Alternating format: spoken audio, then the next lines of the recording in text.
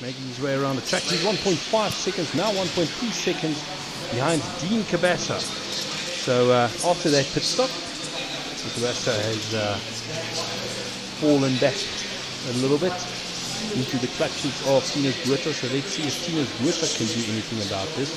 1.5 seconds behind, now 1.6. Or will it be a case of Dean Cabasa being able to stretch his leg and open up a little bit of a gap? Cameron, so you say you'll be alone in the car from 11 p.m. until 2 o'clock in the morning. So are you preparing yourself for a little 3-hour stint?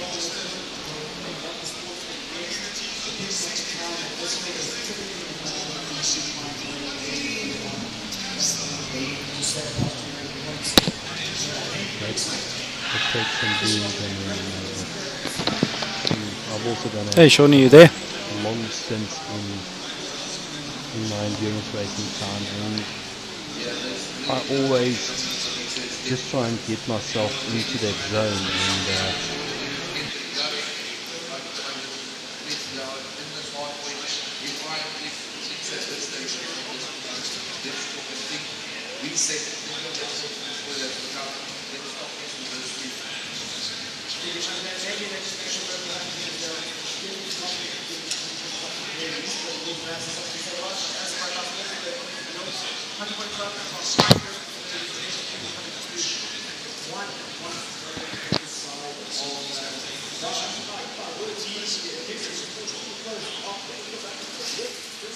Ik moet zeggen, ik kan zien die wielen komen nou af, jong. Cool, gooi hem.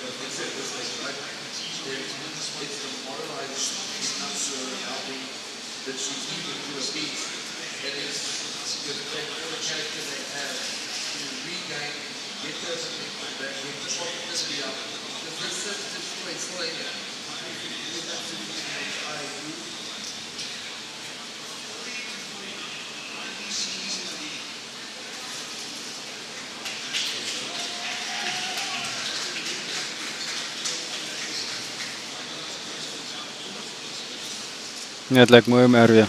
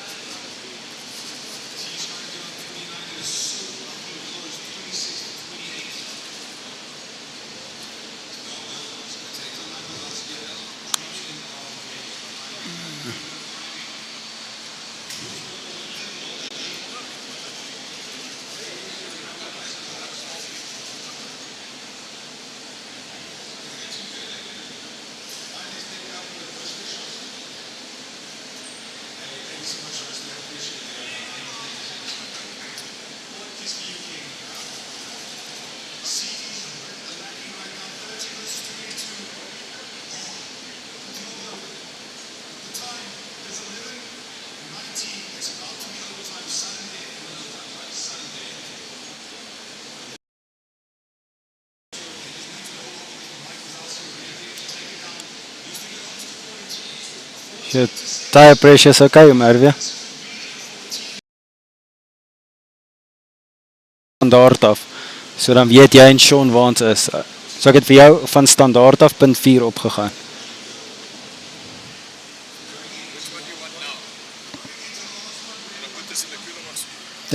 Yes please.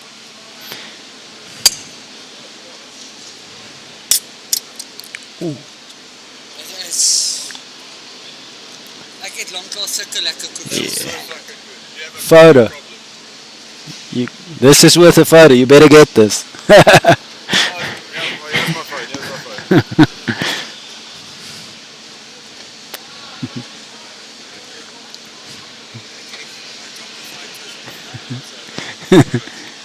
That's how we do it.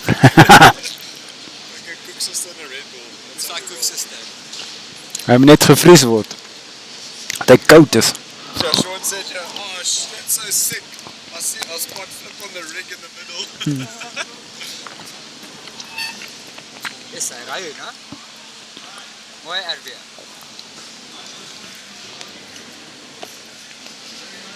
Put this in the cooler box. Sorry, RW.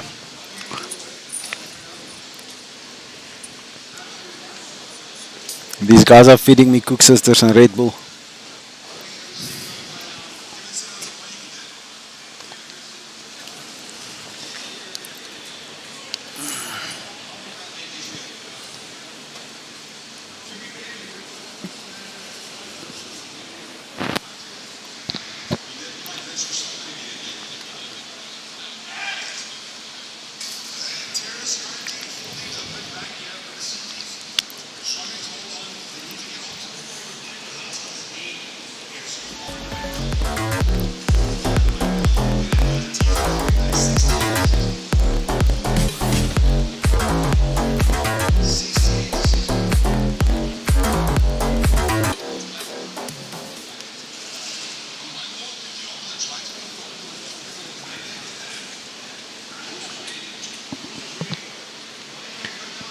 Erwek gaan jy 'n bietjie los. Ek wil gou net op die streaming PC iets gaan regmaak.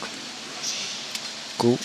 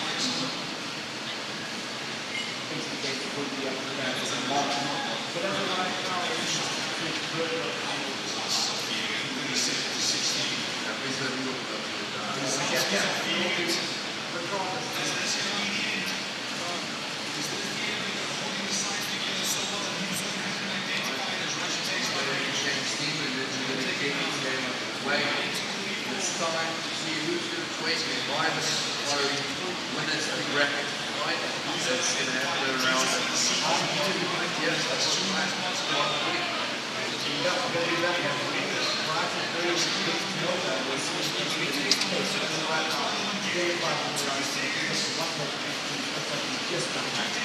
Here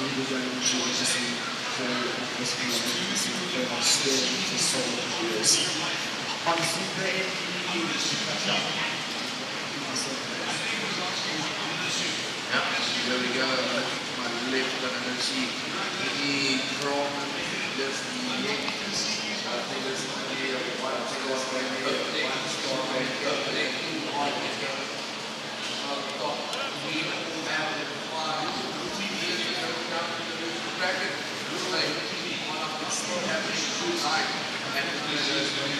The guaranteed top 10 little face button. 9.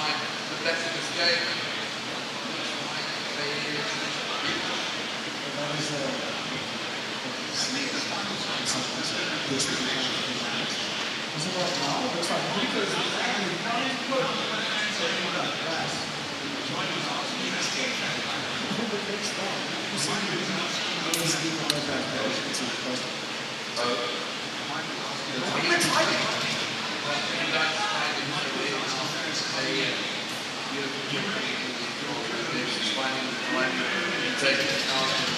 Trying to hit back, trying to get through those windows, just one play and other more is different with the big outside.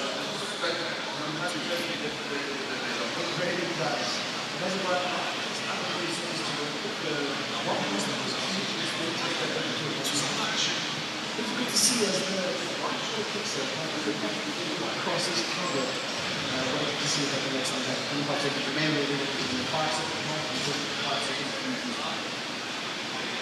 We'll see now what the Dotto will decide to do and how Nixers will counter that as it's equal. What is that? It's nothing further in the bomb shot down. So just like that, clean sweep and mixer. Not a single lost play for the open across the side of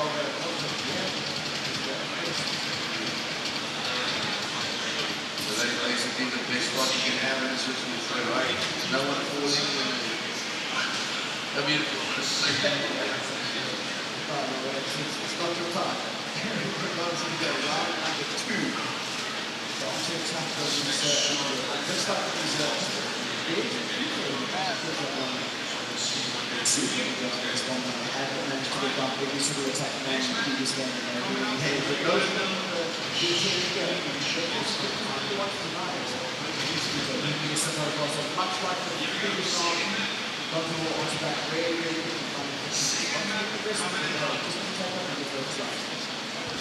It's just everyone knows the traditional game is right, but it's exactly what Foster did. Jy gaan mooi.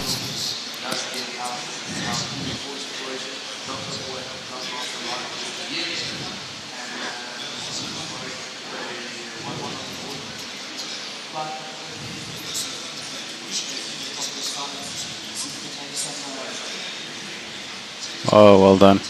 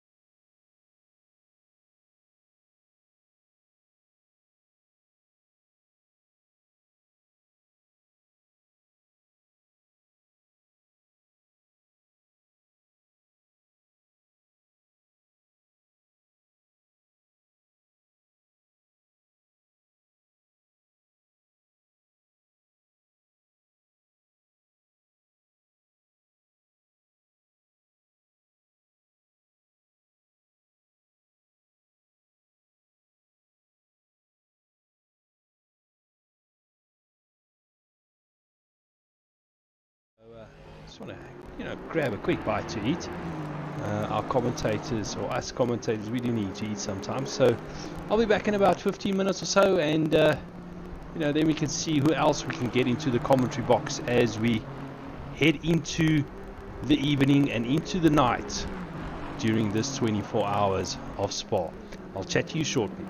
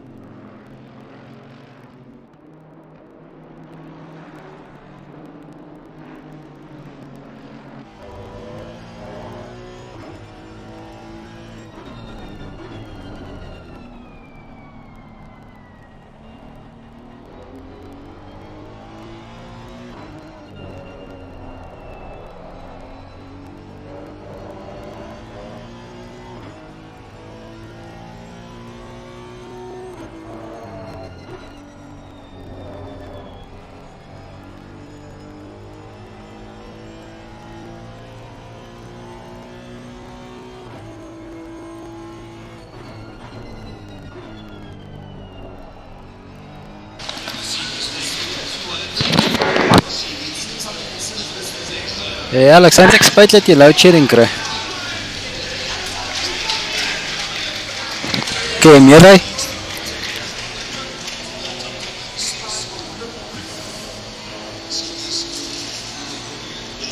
Hey Shawnee.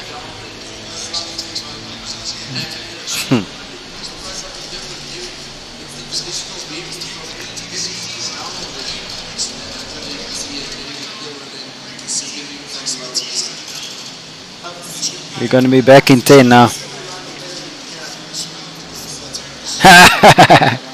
Lekker, lekker.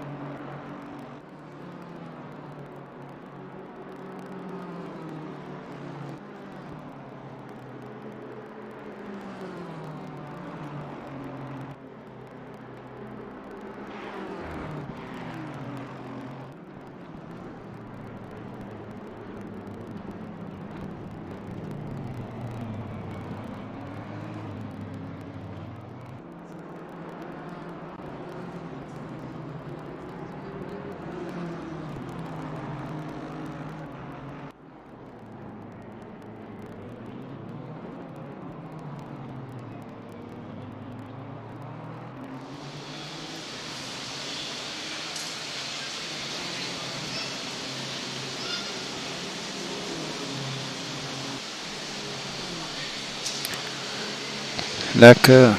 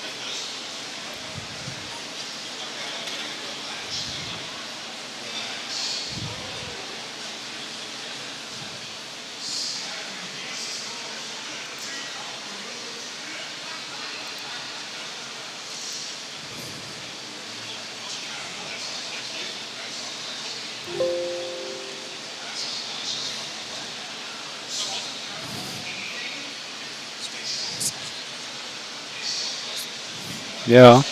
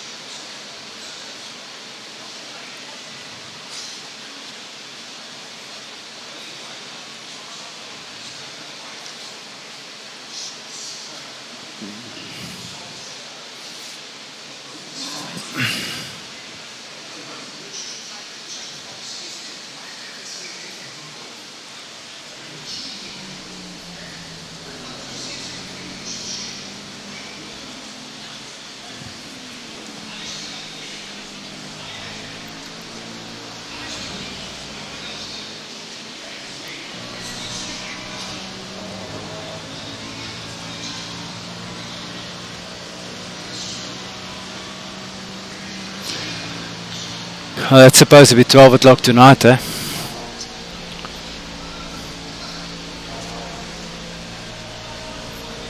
Once. Yeah, there's no restriction on it, so halfway through, I think is the best. Okay, so I'm back. Let's quickly have a look at what comments we've got on the YouTube. Inoxia saying, go Matthijs Brits, car number 231. So let's quickly have a look at car number 231. Okay, Sean, so you're going to take the car. I'm going to be off for a while. And we head over. Lekker. Currently driven by Mr. Musa. I'm going to stay till 4. We look back on So when the two of us the finish, rear wing of then the I'm done. Summer band lagging. Yeah. That's our, if I'm not mistaken, that is our learner driver, Aston Martin. That is indeed. So currently sitting in 8th place. In Noxia, I am not entirely buying that whole learner driver thing. So let's see how this pans out in the learner driver Aston Martin. Then we also have It's the Joker asking if I want some company in the commentary booth. Well, more than welcome to head over to the interview room, and I'll keep an eye out for that, and pull you over into the commentary box, and we can have a little bit of a chat and discuss the racing that's been going on to date. But in first place, still Luke Addison.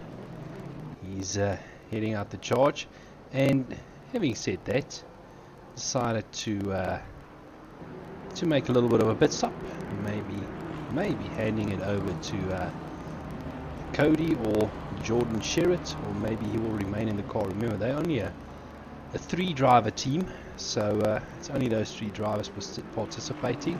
Second place, also a 3-driver team, if I'm not mistaken. Yes, Dino Kier driving with Ruan van der Walt and Vincent Nell. So they still battling it out there in second place, and trying everything they can to close down that gap, and also heading into the pits. So let's see if Dean is going to do a driver swap. Currently actually driving very slowly, and almost coming to a stop in the pit lane. Have they run out of fuel? That is interesting. Having a look at a little bit of a rear view from Flip van Sale's car, and if it is indeed Flip driving the car, because we spoke to them a little bit earlier, so if it is indeed Flip in that luxury time racing car that is still driving out there, but Dean or Kia, I think he had to tow back to pits, and at this stage that has dropped him down to 4th place. So I think he actually ran out of fuel and had to tow back to the pits. So as things stand now, Sean Stradum and the guys from Logistical Nightmare Racing, his teammates at this stage, Ryan Barrington-Smith, Paul Venter, Sean Buck, Sean Skitter, Alex Moore, I think they are definitely, most probably, happy with this second position at the moment. 3rd place, JW Falskink in the blue Mercedes. He's trying to make up ground to Sean Stradum, currently 42 seconds behind, and trying to close down that gap. If we look further down the field, closest battle we got at this stage is Ruan van der Westhuizen. He's currently 5.4 seconds behind Essie Esterhuizen. So I assume Essie is not gonna join me in the commentary box during this stint. So, but he's also told us a lot of stories about how he is their slowest driver. So let's see how the slowest driver of this team can take the fight to the likes of Ruan van der Westhuizen, who's trying to hunt him down. But this is the only real battle that is under, call it 10 seconds. But Dino Kier still in the pits, so this is turning out to be quite a lengthy pit stop for Dean, and it'll have to remain to be seen if there's more positions to be lost, because Mr. Ryan Ottens, he's not that far behind. He's making his way up to the bus stop chicane, and Dino Kier got going. I think he got going just in time. Ryan, he's not made it to the bus stop chicane yet, so I think 4th place for Dean is safe at this stage. And speaking about Ryan Ottens, he's got SC Esterase and trying to close that gap of 17.6 seconds. So let's see how that little battle goes.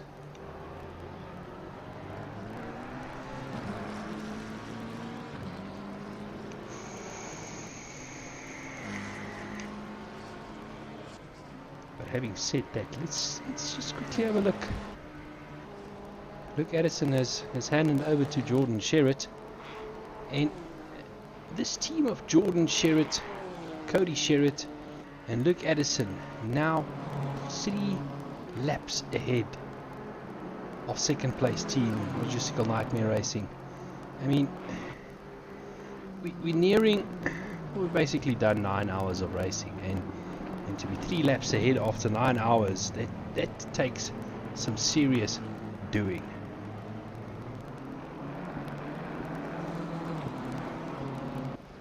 Quickly having a look at Gavin Scruton. He's back behind the wheel of the Kariba Networks car, also one of our sponsors. So as we're heading into the darkness, that's just something I want to chat about. It's 9 o'clock, 6 minutes past 9 sim time, and it doesn't really seem to be getting dark all that quickly. So you know, though the guys have switched on their headlights, we can see the slight reflection of the headlights on the tarmac. None of them, I think, really has turned on the enduro lighting that they will need for the full darkness, so to speak.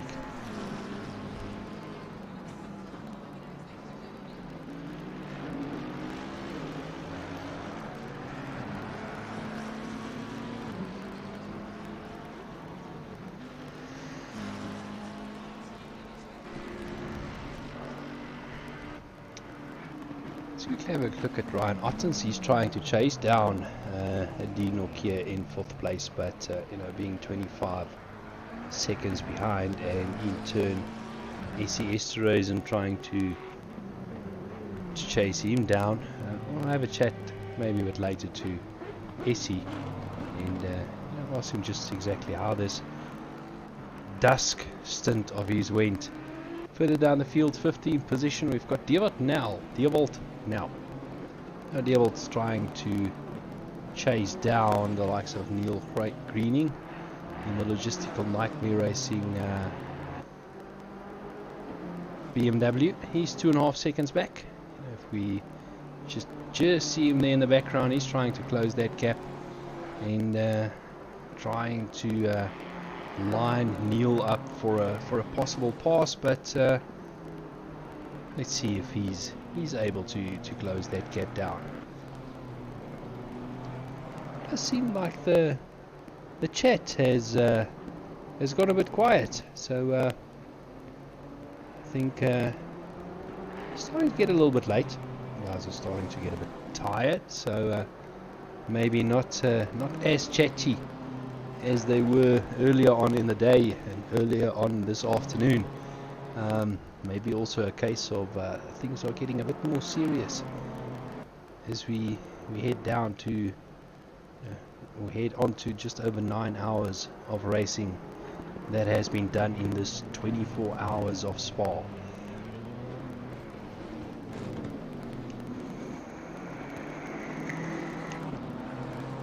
See Dewald now. He's definitely catching up to Neil Greening, now only 1 second behind, so he's definitely starting to creep up into that passing zone. Definitely already in a slipstream type of situation. 0.7, 0.8 as they go through rAge and up to Radion onto the Camel Straight. Let's see what Dewald can do. Vietier, thanks that you're still there. I suppose you're also keeping an eye on the race to see who's doing what. But Dewald, he's deciding to, you know, just stay behind Neil, not force the pass, and you know, just putting that little bit of a pressure on and trying to maybe force a mistake. Well, let's keep with this little battle and see how it turns out. Oh, so Essie's going for gold. That's good.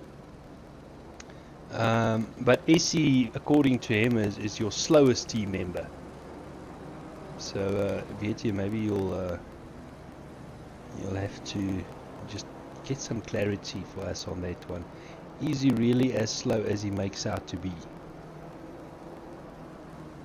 So Dewald now all over the back of Neil. You know, he's definitely letting him know he's there, and having a look on the inside, then the outside, but just keeping it close, trying to get into that slipstream as they start getting onto the power for this fast sweeping section of Spa. And he's going to try and stay in that slipstream, possibly just lining up for a pass into the bus stop chicane.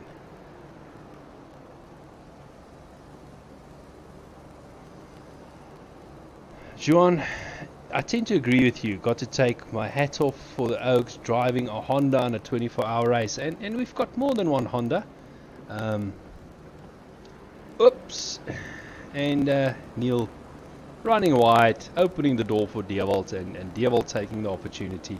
You know, leaders, they're in a Honda, and at this stage, you know, they're not doing too badly, seeing that they are 2 laps ahead of the field. And you know, there is still 1 or 2 other Hondas across the field that they're sticking around, but I kind of know what you're talking about, because our last endurance race on ACC was in the Honda, and I want to be honest, we didn't see the end. Dylan Hall from Sarko, still here, being told to eat and go to sleep. Well, you know, maybe you should just listen to your teammates a bit and freshen yourself up. I think your stint is in 3 hours, a little under 3 hours time. So I take it from the discussion on the chat that the Audi is also not that good.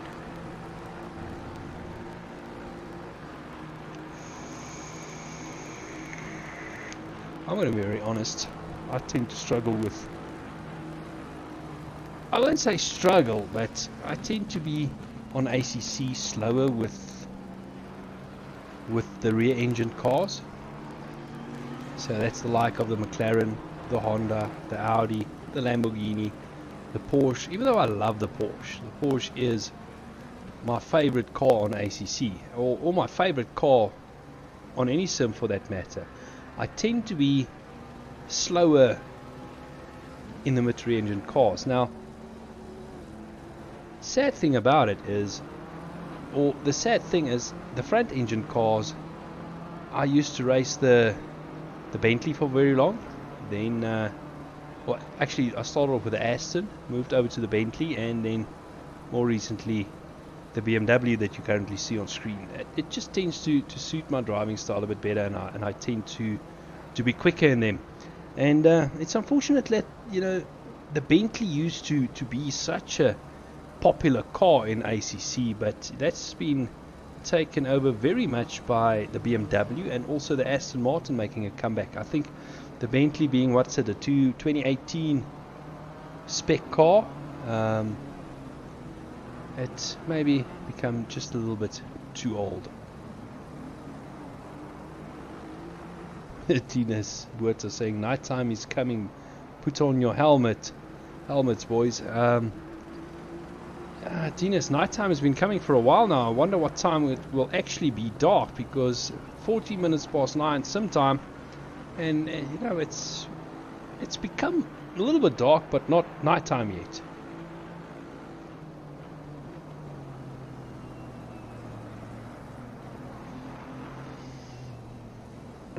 So having a look, we've got a little bit of a battle on our hands. Gavin Scrutron from the Canita Networks racing team, he is still in pursuit of Neil Greeny.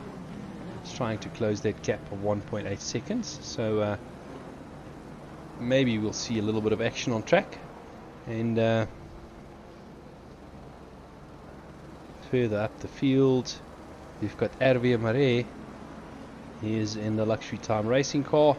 He's trying to chase down Hansi Mayberg. 4.5 seconds up the road from him. She's just going to stick with this Gavin Struton battle with Neil Greening for a little while longer.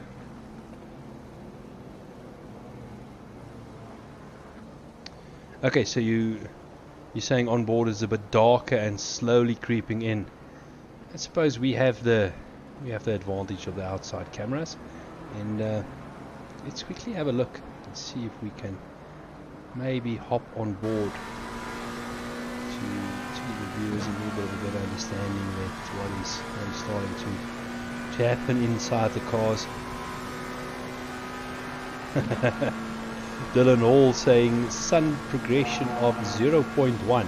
Well, maybe that's it. Maybe, by 6 o'clock tomorrow morning we'll have some darkness just before sunrise. Know a couple of drivers that won't mind that it's getting dark this late, but also a couple of other drivers that they prefer the nighttime driving. Oh, thanks Dylan for the inside info. Dylan say that they are going to pit, so we can hop over to Hervé. And no Dylan, you're not pitting, you're carrying on for another lap.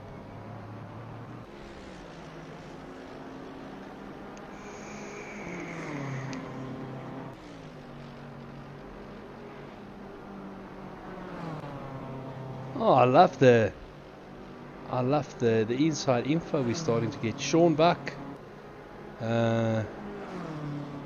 saying that our second place guys, Sean Stradom and team, will be pitting soon, so we will be seeing this BMW. Don't know how accurate your info is, but and then Dylan saying 2 laps. Tinus Buerta saying that their car only started getting stable now. And Smith saying team tactics there. Yeah, we'll see how accurate their tactics are. So let's keep an eye on the logistical nightmare racing BMW, and see if they will actually pit soon. Well, not this lap. Carrying on for another one, and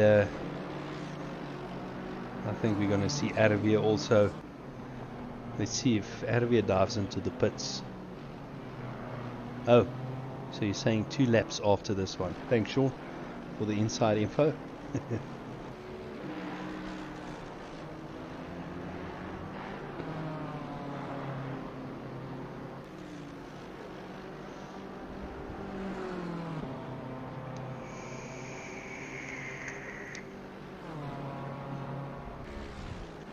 So let's keep a little eye on the logistical nightmare racing BMW. But Sean, at this stage, the guys from LTR, they are doing an absolutely awesome job. I think, the whole team, the likes of Sean Stradom and Paul and Ryan and Sean. How many Seans are you, Mr. Sean Buck? Because in your team you've got Sean Skitter, Sean Buck, Sean Stradom. So you're a 3 Sean team.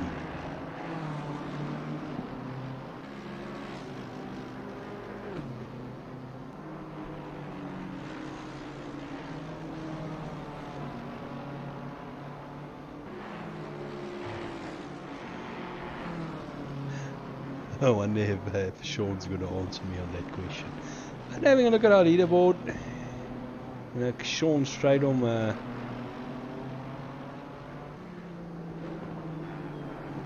8 Seans from Dylan.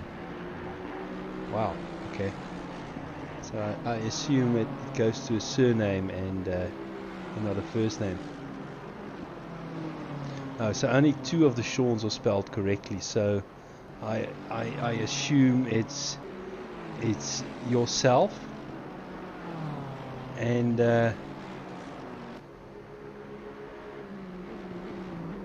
You say two of the Seans.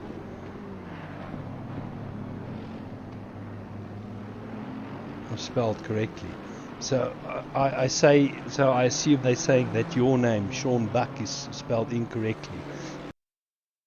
Hawn.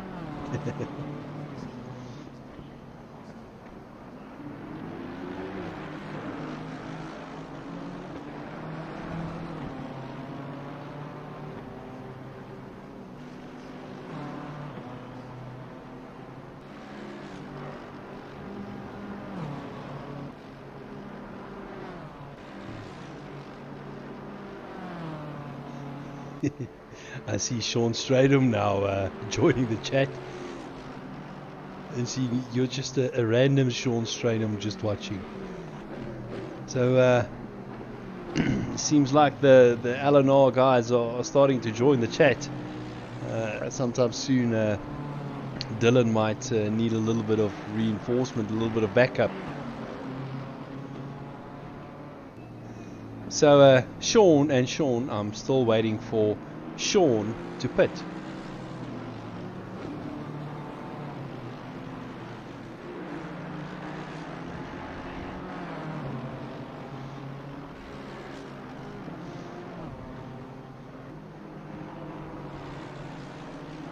Okay, cool.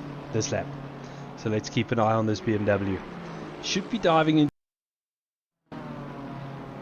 as soon as it reaches the bus stop chicane. Now going through the S's, so still about a third of a lap to go. And we're going to see how accurate the information is. And Dylan saying they're pitting, so RV is coming into the pits, and lo and behold he is. So Dylan, thank you for that inside info, giving away a little bit of strategy. And we're going to hop back to Sean Stradum to see, as he makes his way down to the bus stop chicane, is he going to go straight onto the pits, or is he going to go left for another lap?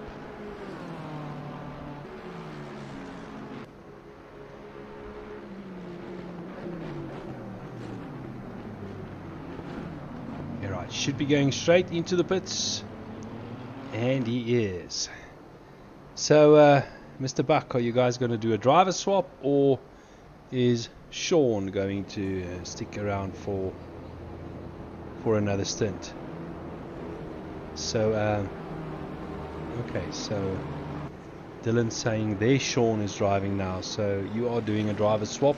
Arvi is going for another Sean, and then maybe Sean from Sarko will be trying to chase down Sean from LTR. Okay, so one of the Seans will be driving. Cool. That can be anyone. So I'm waiting. So Sean Stradum still in the car. So one of the Seans will be driving. Cool. Let's quickly have a look further down.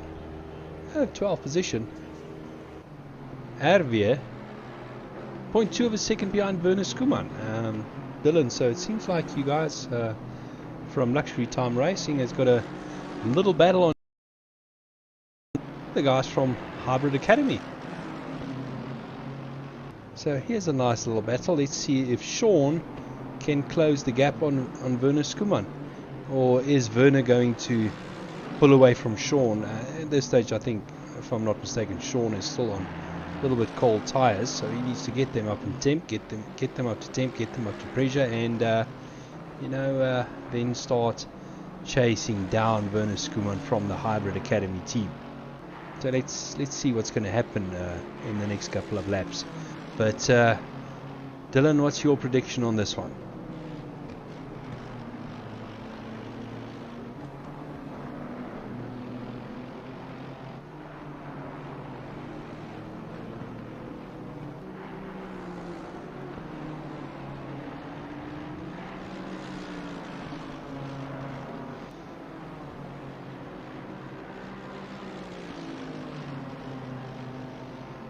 Dave ZA says my toes are freezing.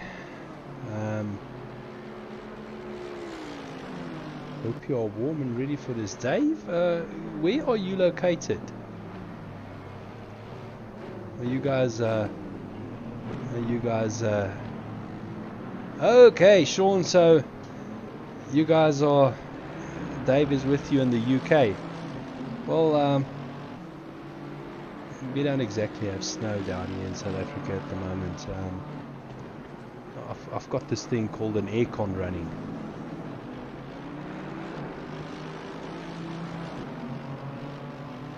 So, Sean from Luxury Time Racing, still setting his sights on the likes of Werner Skuman. As Dean Cabasa put it, they made up a position. But let's see if Sean can chase down Werner Skuman and maybe make a pass on him.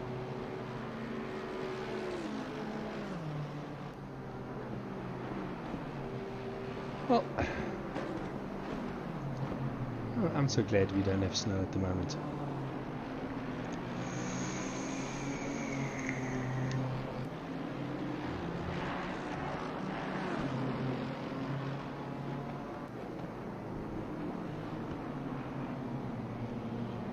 Sean says they had fog and snow the whole day. Sounds interesting.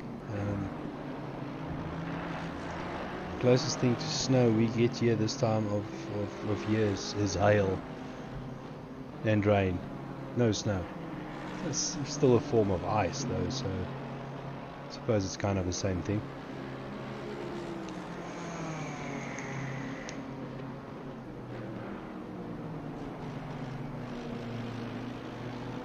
Yeah, Sean says makes it fun for driving. I can imagine, yeah.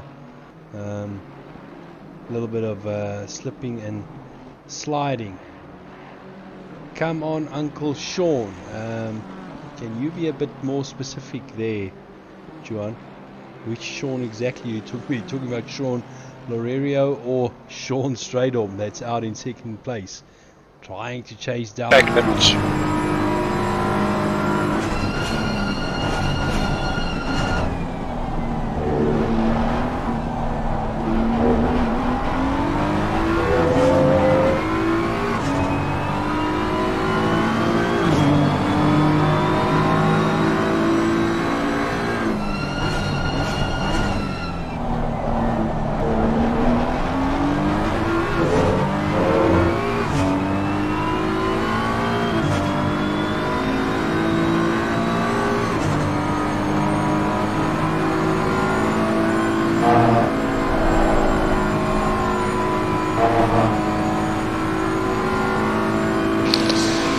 How are you doing, Sean, buddy? Everything's looking good. Lekker. Going like a Bowie. Hey, lekker, ja. Wat dan erge, man. Eindslip. Proper stint geweest.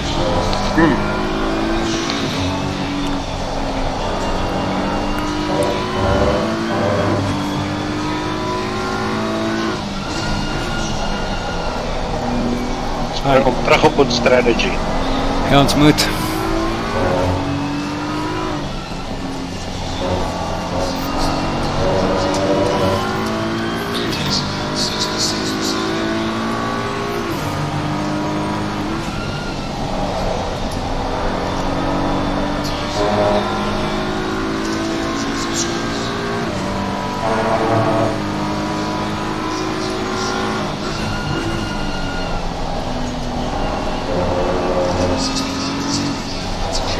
Okay, Sean, I'm keeping an eye on the computer screen, so if anything happens, I'll be here.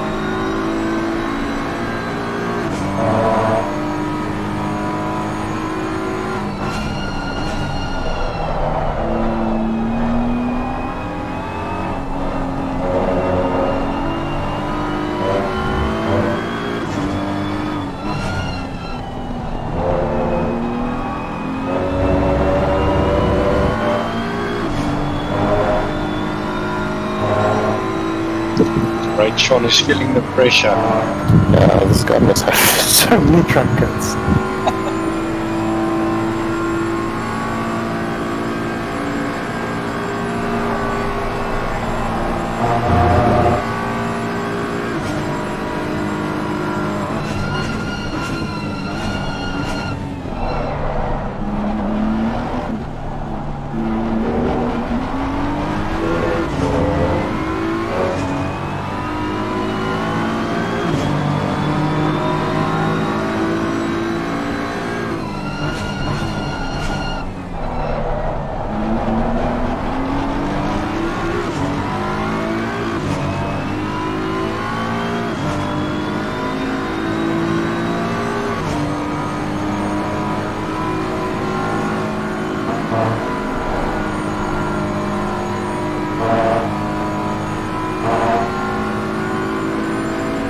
Yeah, I wasn't gonna sit on his tail going through a rouge.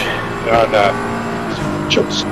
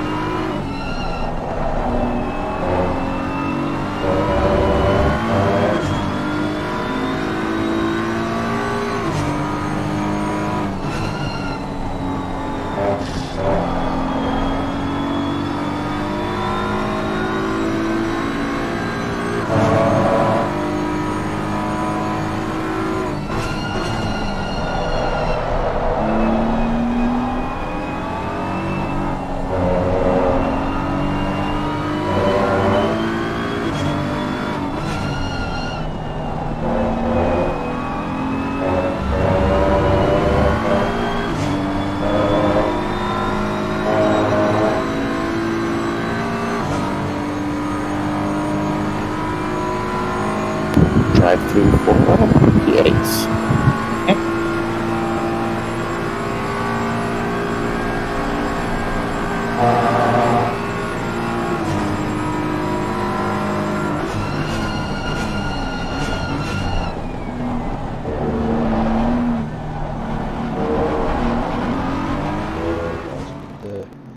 The engine being mounted behind the front wheels. Not exactly purely a front engine car, but I'm not going to argue that one.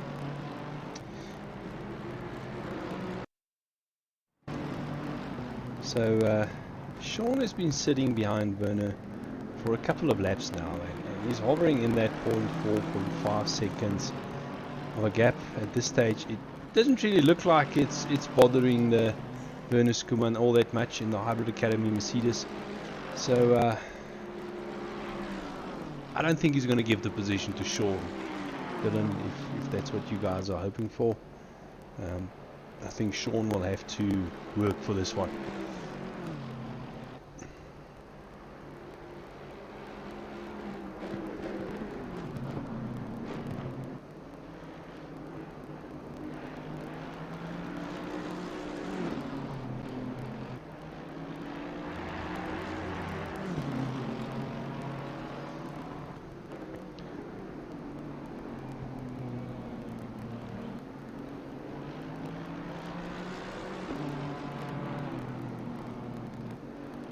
Thanks, Tristan, for letting us know. Saying that Daniel has got quite some drive from back home from the track, and maybe we'll make an appearance later. Maybe tomorrow. You know, some teams do mix it up that you know, some of the drivers only make an appearance in the later race. Highly possible in a 24-hour race, where, you know, some of the drivers might only join us tomorrow. There's no limit in the amount of driving that the drivers can do, so it's not a question of they need to split their stints evenly. They can, you know, some of the drivers can do a lot more driving than others, and in situations like we have, where some of the drivers have been involved in real world racing today, only making it back home or to a venue that they are racing later on in the day. So you know, some of them, like Dylan, also is only gonna, Dylan, I believe your stint starts at 12. I believe they told you to go and sleep, and you keep on sending messages on the YouTube. Yep, absolutely agree with you. No point in Sean doing something stupid. So at this stage, you know, I think he's quite happily sitting behind Werner, and if it's not costing you guys too much time, you know, why risk it? Although we see him just, you know, putting his nose in there. He's a lot closer to Werner at this stage. So let's see if we can get some action down the Camel Straight. We go through rAge, up Radion, and now he needs to sit in that slipstream. Werner not hanging back. He's absolutely flat out in that Mercedes. So how's the top end difference between the Mercedes and the BMW? Sean's sitting in the slipstream but not really gaining. So at this stage, deciding to not make the pass.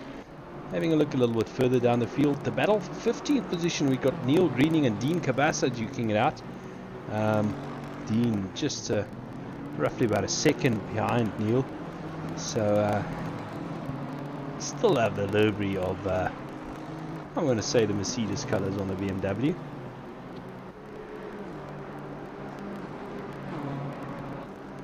And let's keep a little eye on this battle, as you know, Sean is still 0.4. If a pass looks imminent there and I see that delta time dropping of Sean, then I'll switch over to them. But at this stage, just looking at Dean, 0.3, 0.2, closing up right behind Neil Greening. So back up to BMWs. Okay, Sean. Out.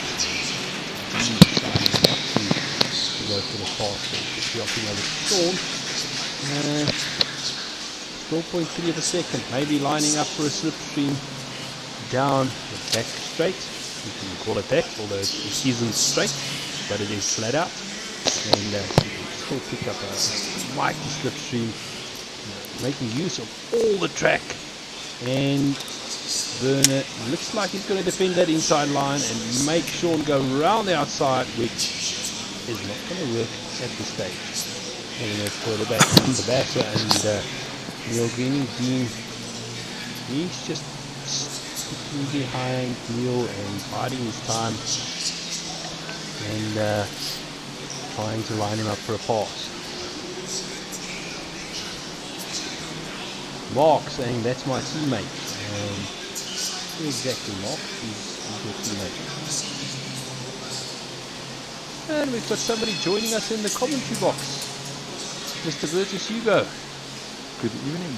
Bertus, how are you doing? I am as well as you can do with all the load shedding happening. I'm almost halfway through my last stint for the day. So. I've had my last stint for the day, and you know, as we spoke earlier, we've broken up the stream in so that it suits the load shedding, so to speak. Yeah, I see we're still showing part 2, but we're actually on part 4. I know. It's fine. We'll fix it afterwards. I know. No, we did notice that. Yeah, no, that's all good. We'll fix it afterwards. Can you perhaps share your oh, sorry. your Yeah. stream. You know what? I've been alone so long in the commentary box that I've kind of forgotten about it. No, it's cool. I thought I'll join you quickly because I know it's been a long stint. You've been doing a longer stint than any of the drivers so far. Yeah, we're gonna see if we're gonna take okay. it through to 12 o'clock. It should have given me about it? say 10.5 hours of commentary. Okay. What? Looking at Broer, the stream, today on Kleinhans says lekker would have been brood. easy. Lekker julle almal.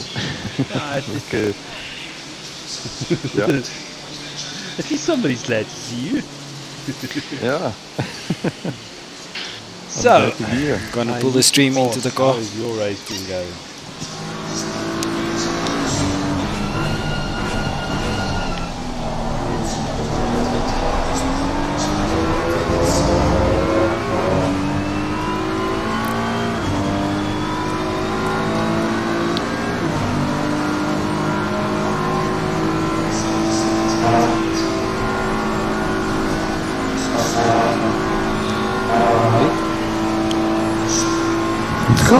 Cool, don't worry.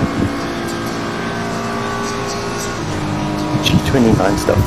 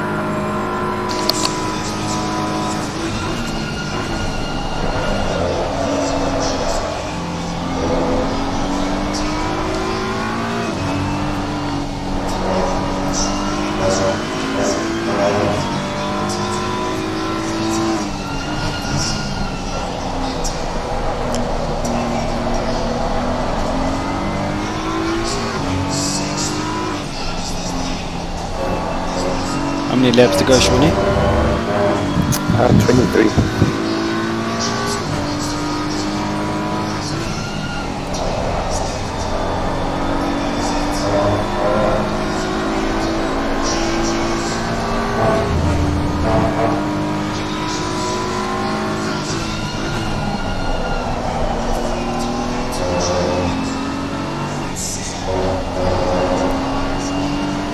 RW is hier nog hier.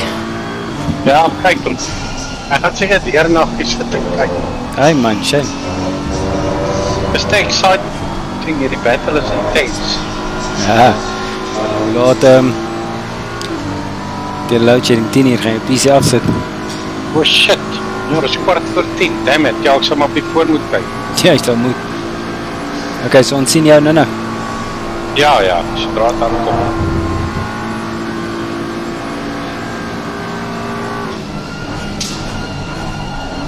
Terwyl ek julle twee het, ek het vir Dylan verduidelik maar hoe ons dit doen vandag, want Dylan sal so 3 uur se kant wakker word. Okay. So help my as julle wakker is. Okay. Myself and Sean's going to be all from 4.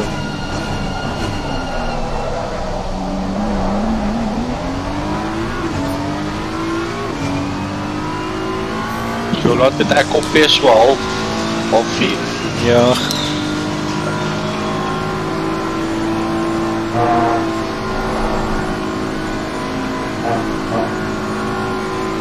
Herweg, dink dan kan jy en Dylan, kyk Dylan sal so 3 uur se kant wakker wees.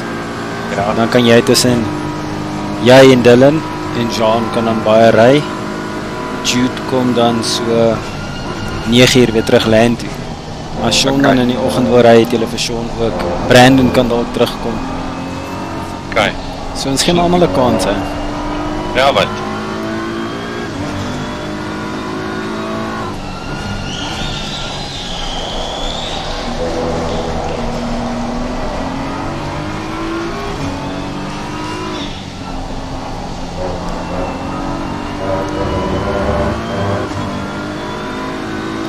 Also need to give Etienne another one.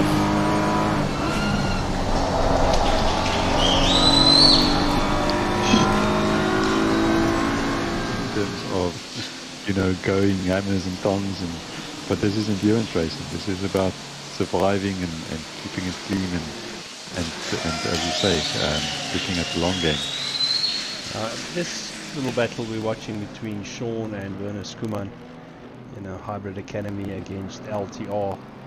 This has been going on for a fair amount of laps, but Sean doesn't look like he's putting in that much effort to get past Werner. It almost looks like he's just happy, picking up that slipstream from that Mercedes and pulling him along. So we'll have to see if Sean's going to try and get past the Mercedes anytime soon. Yeah, I'm not sure, if he's being held up or if he's just happy to maybe save a bit of fuel, just tuck in and try and maybe go for the overcut once. I don't know what the strategies are like, but yeah, I mean, if you can save a bit of fuel, save a bit of tires behind the car, and then maybe go for the overcut or something like that. But usually drivers are not very keen on tucking in behind. But if you're on similar pace and maybe it's just a bit of a strategy play. Save a bit of fuel, go for 2 or 3 laps longer, and then see if you can go an overcut or something. Yeah, I mean, he mentioned it earlier. Nancy says they're on a slow lap, slow map, so that's interesting. So they might not necessarily go flat out at this stage. So it's nice, at the beginning of the race, I tried getting information from the teams and nobody wanted to share, but now with we are 10 hours into this race almost, and now they're starting to share. So Hybrid Academy on a fuel saving run here, so they're also trying to stretch their legs, and that actually says a lot. So they're still keeping in front of LTR at this stage, even if they're on a fuel saving map. Well, it's getting closer. They must be. Oh, there we go. Sean's gonna look on the inside. No, tried to go around the outside, but didn't make it stick on the inside. So maybe somebody saw that comment of Hansi and has told Sean, listen, go for it. While they're on a slower map. Yeah. No, that's also, I mean, that's something we spoke about in our team and something we considered is is trying to stretch your stints as far as you can. So if you go on a slower map and you save some fuel, you can maybe extend your stint by 10 or 15 minutes, and you know, 10, 15 minutes per stint over 24 hours. That can easily save you maybe 2 or 3 pit stops. So that's another strategy to try and follow. And there's just always that trade-off of how much lap time you lose versus time in the pits. So you know, it doesn't. It's a scenario of it doesn't help you going on a slower map to save a pit stop, but you lose 80 seconds by doing so, where you only would have lost 75 seconds by doing that pit stop. Yeah, but I think a lot of the teams have done their long runs and maybe did some calculations. No, they won't. So who knows? So, but I mean, I think that it is an option at Spa with the pit lane, which is the N1 infinite. to Cape Town. That's like driving from my house to your house on the N1. That's through the Karoo, all those kind of things. Robert Wentworth says hi, Bertus. Hey, Robert. Thanks for the support. Thanks to all the viewers. I see we've had good interaction so far. So thanks to everyone joining in. Now it does look like Sean did get past Werner, and I think we might have missed that because he's all of a sudden 6 seconds in front of Venus Kuman. And while we were watching this, a little bit of contact. This little battle between Jan-Rey Botha and Dewald now. Jan-Rey just letting Dewald know, you know, just keep it clean. We're in this for the long run. So maybe Hansi says with a bump, yes. So okay. Slight bit of contact that resulted Venus Kuman to drop back a little bit. Hansi, hopefully you guys don't have damage on the car. Can't really see anything at this stage on that Hybrid Academy pink Mercedes. So hopefully they can carry on their merry way.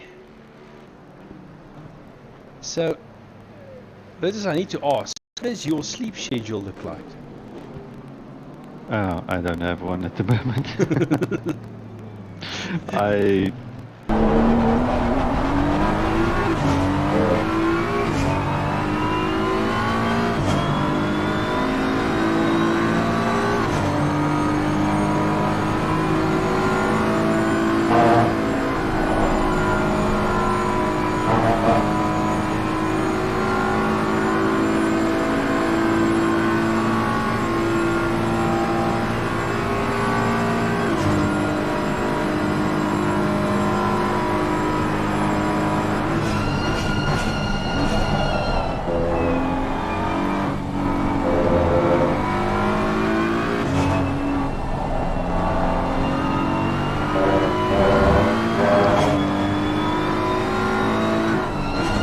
He turned in and you went a bit deep, so racing incident. I'll go with your judgment and we'll see. Yeah, no, look, he could have stayed wide, but he came in. And you were also a bit wider. So, yeah. You should have given you space. Yeah, it's good. Just focus, go.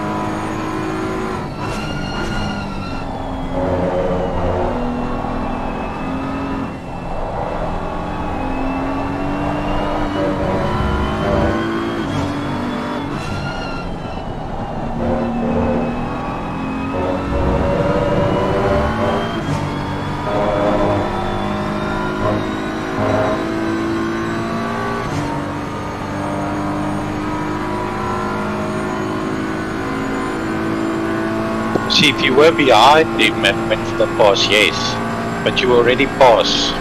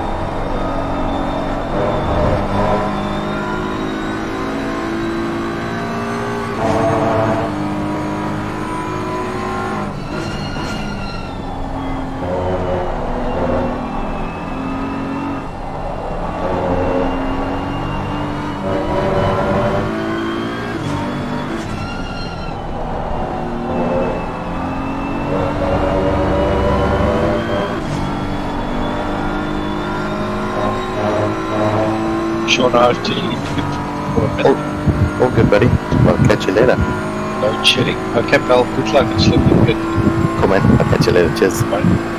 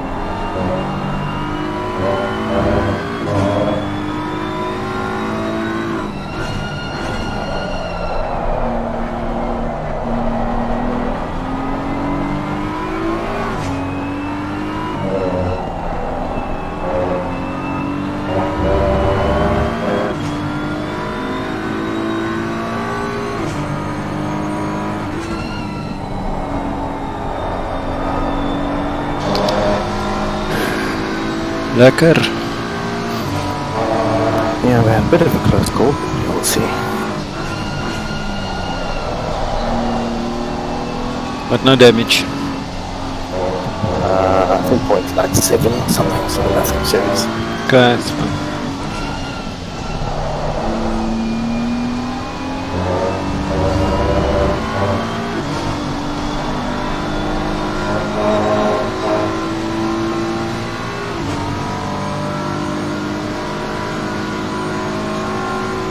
Yeah, we haven't got a penalty yet, so I'm guessing it's fine. But I was next to him on the inside, so he'd taken it.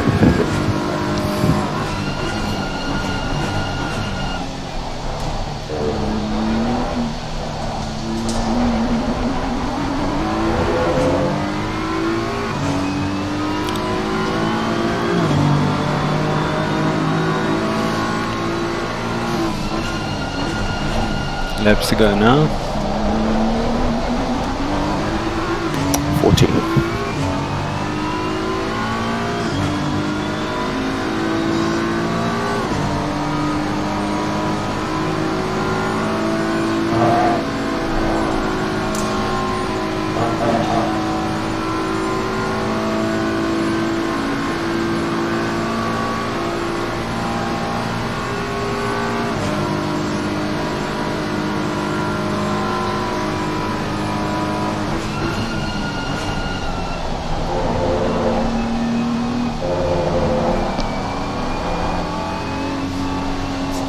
Ha! What?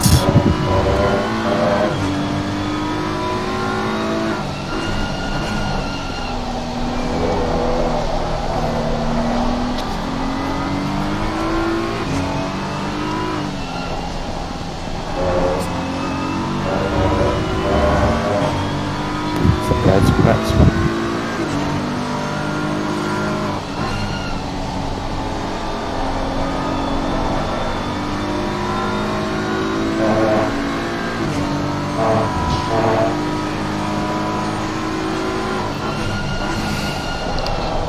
Okay, I'm just gonna stand up straight. Yo. Okay, so that's, we only can take it the next pit stop, eh? Yeah.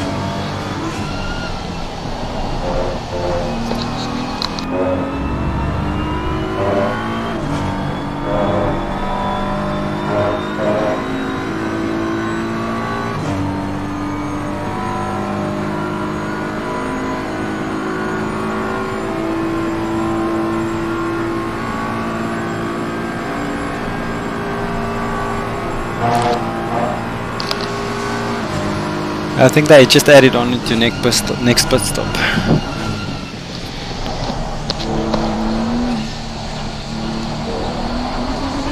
Yeah, no, I think so. Should be fine.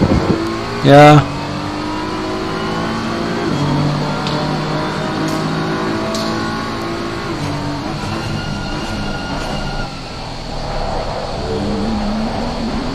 Expect nothing less.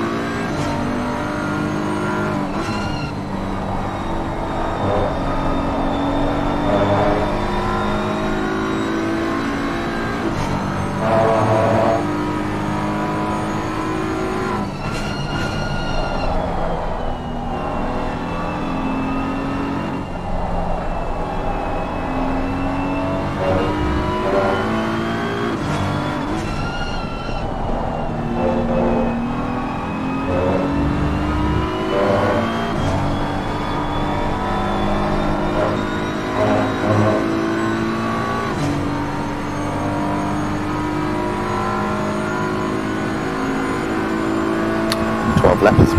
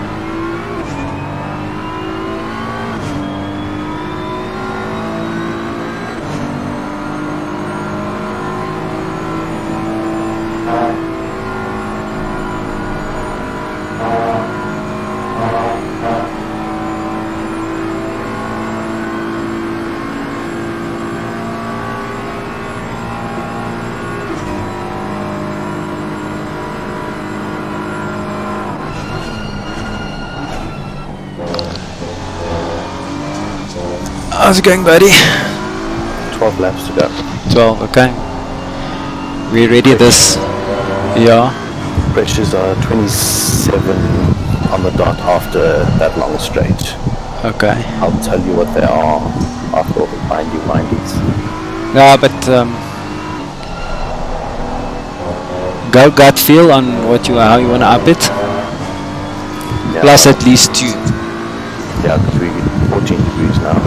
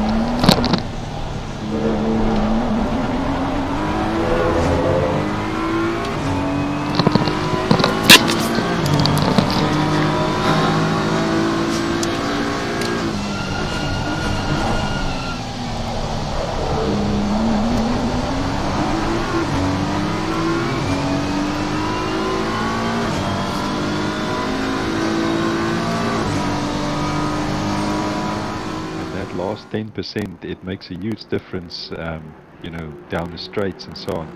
So yeah, so that for me that was a mechanical failure kind of thing. I had to go into the pits. It took me 3 minutes to try and figure out how to fix it. I went out, still not fixed. I went back into the pits for another minute and a half, and then eventually I got it right. So that's 4.5 minutes that I lost in the race. Cost me, I think, 2 or 3 laps, and in the end, I mean, I just tried to finish the race, but that to me is like a mechanical failure. It was my pedals, my hardware. I don't know how it happened, but for some reason it just didn't register the full throttle. So that's a mechanical failure. Now, for me, but yeah. just out of interest, do you ever see ACC adopting similar damage models like other sims where you can actually hurt the engine if you hit that ref limiter too many times? Or, you know, we've seen sims that you know you can break a suspension because you hit curbs too hard too many times. You can actually rupture a fuel tank. And what we see also is if you sit too closely behind the car in front of you, your engine temperature can actually go up. Do you ever see ACC adopting something like that or not? I know you can over rev your engine, but it and then you lose a bit of power, but that takes a lot of over revving. So I don't know. I think every sim has got its own strengths and weaknesses and certain things that they do. And I think, I mean, you can, if you compare the damage between your ACC and iRacing, for instance. I did a 24-hour race on iRacing with a couple of the gentlemen in this race, some of our opponents, and it was also a Spa 24-hour. And I remember we had some difficulty at the start of the race, but then we came back.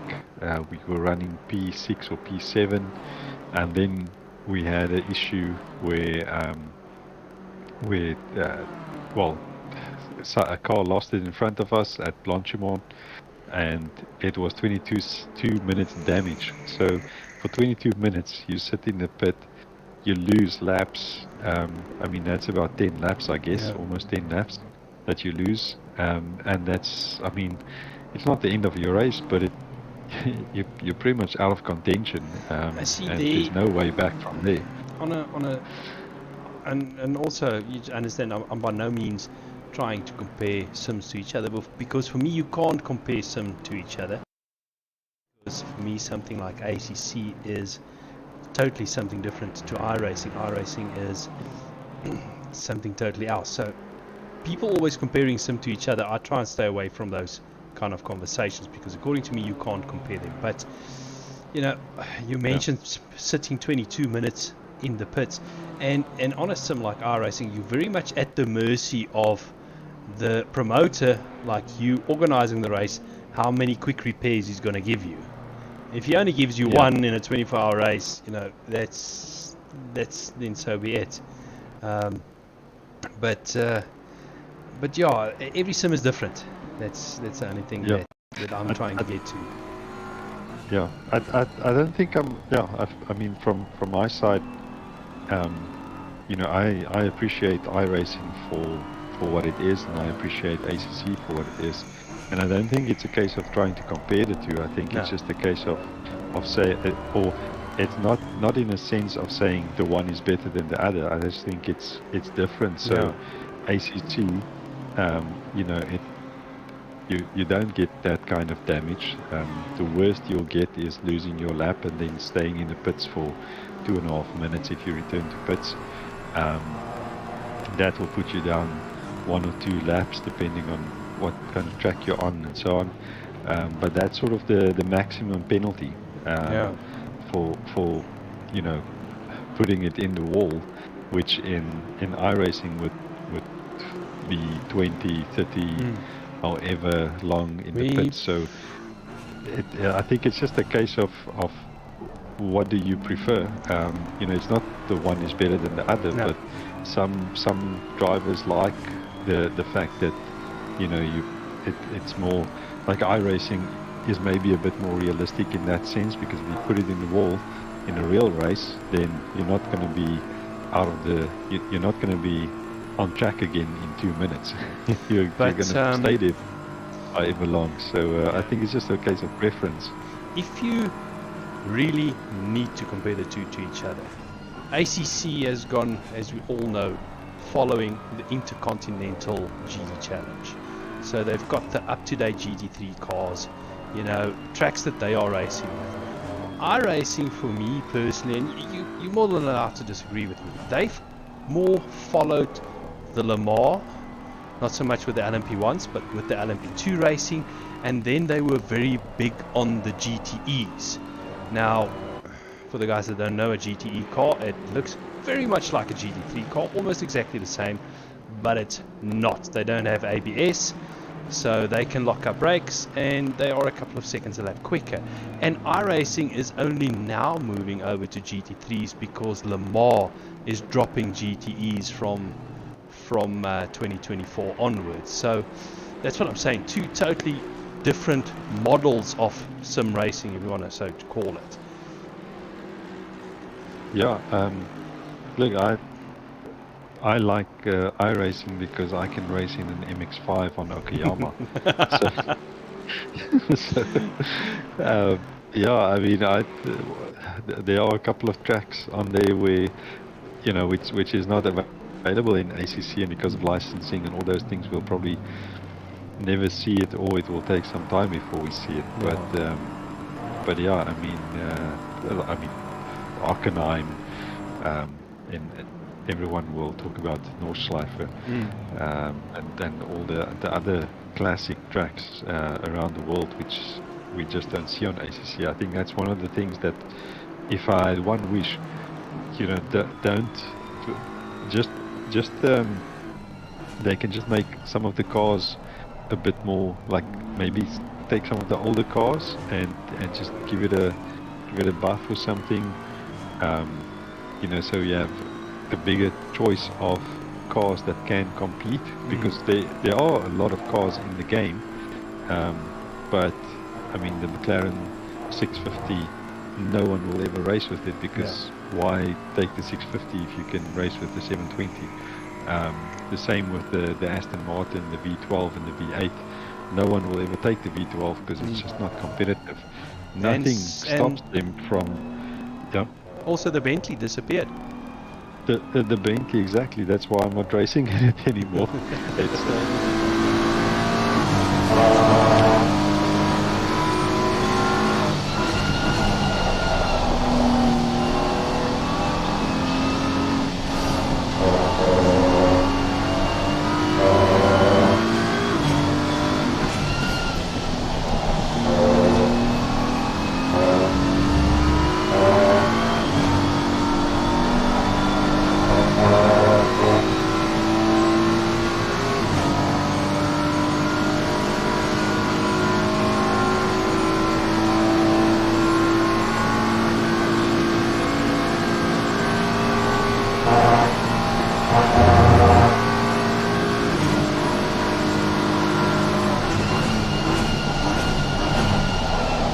I think the way it's going to work out is Etienne now for one, then I'm in, you in, I'm in again, and then yeah, I think that's it for us then. Okay, so you guys are going to do a double stint on that gear, hey? Should be fine. You know what we must do in anyway, we need to do brake. Oh, yes, we do. And that's it. At least a minute extra stop. It would have been ideal. I think 12 is still going to be the best time. Yeah, but it's going to be, I mean, just because it must be going to be dead at the end. Well, there's an hour 40 left. There's one stint left before we must do it on 12. So it's basically Etienne's stint. Okay. See, it's 13 hours 40 to go. A stint is 1 hour 40 if it's a full stint. So theoretically, if we do 140, we do brakes now. Otherwise, I'll do it after my stint. Okay, you decide. Well, do you feel a difference yet? This thing's still braking pretty good. It's more the driving skill right now that's a problem.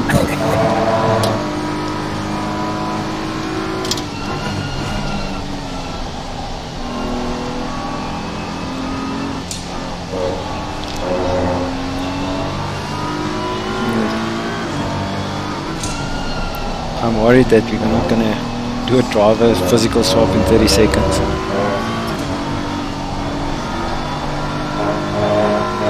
Shouldn't be too bad, but yeah. Just jump it, boys, jump it. Yeah, we'll jump it.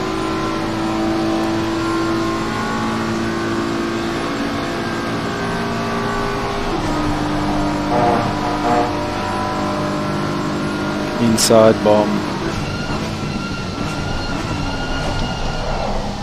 Yeah, called it. Yes, absolutely. What's that? Well done.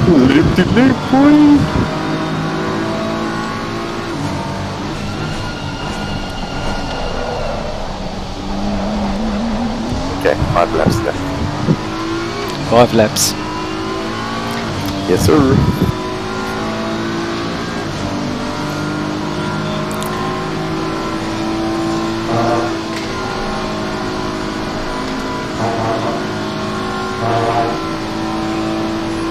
I'm going to give the mic to the next driver. Enjoy, Sean. Well done.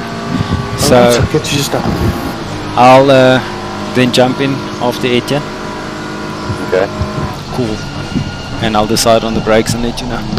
Okay, Buddy. so I'm not going to change brakes for this next pit stop, eh? No, it's too early. Ideally, we do it after Etienne. Okay, cool. Sounds good. Lekker man. Bye. Cheers.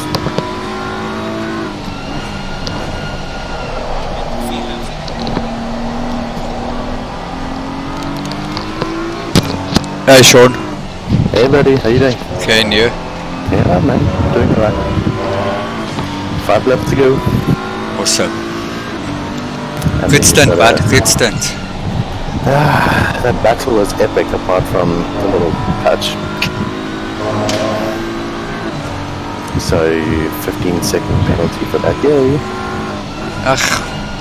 It's all good, bud. Better than me driving into the wall. You know, I wasn't going to say anything. Slow, drive into the wall. Yes, why you got me in the team? You should kick me, man. Are you having a good time? There you go. Yeah, That's always. what it's about. That's what it's about. Yeah, no, car feels good. Your pressures should be sorted. Awesome.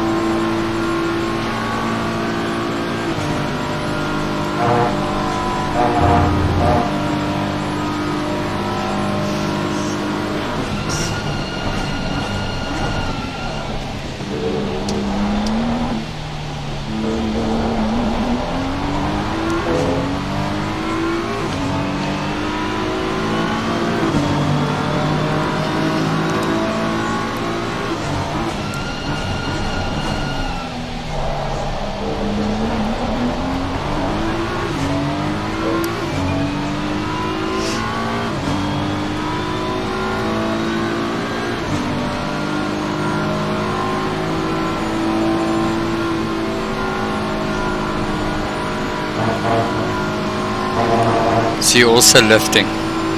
Yeah, no, definitely. We pretty much all lift ever so slightly.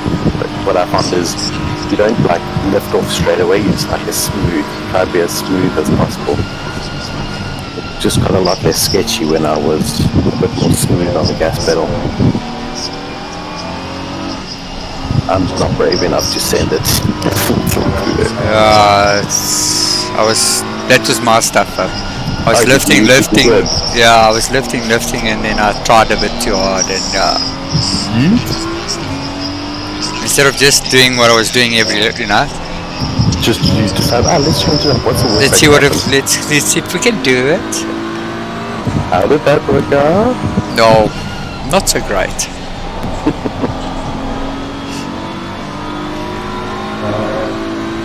Problem with this track is you can't afford any damage. No, and to get a pit stop takes forever. Yeah.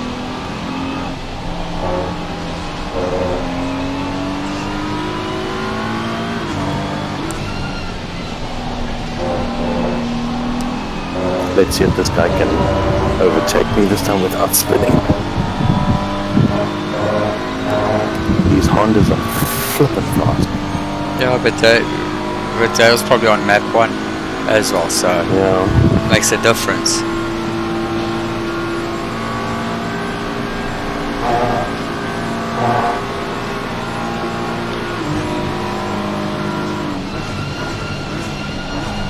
It's coming.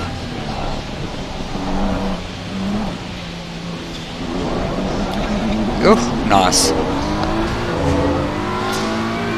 I wanted to flash him just for the fun of it. Okay, Yeah. 4 laps to go. Yeah.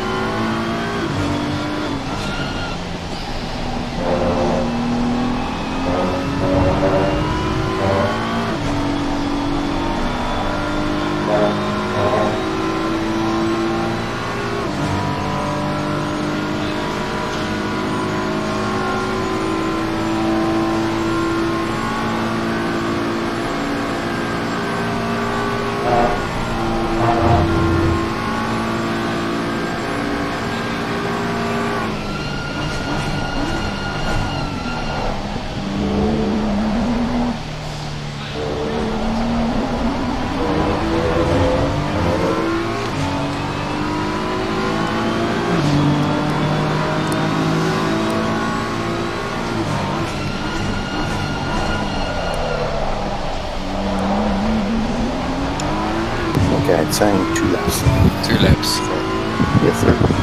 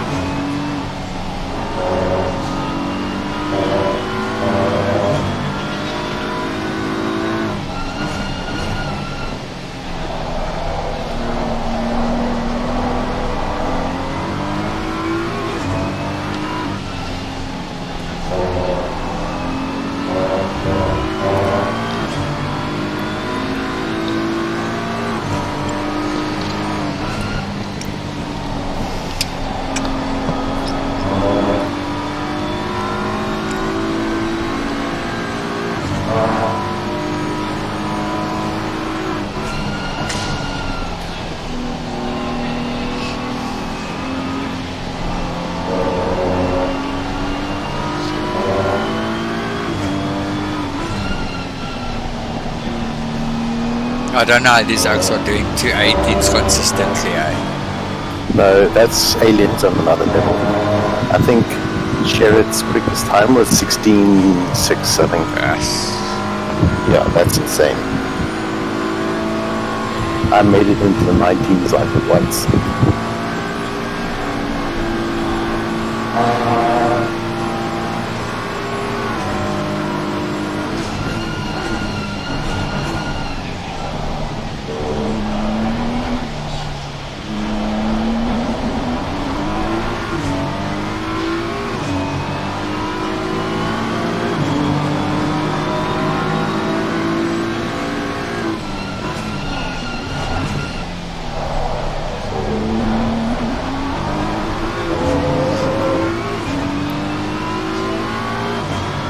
I'm just gonna have to see what the fuel's like at the end of this lap, but either this one or one more. Cool.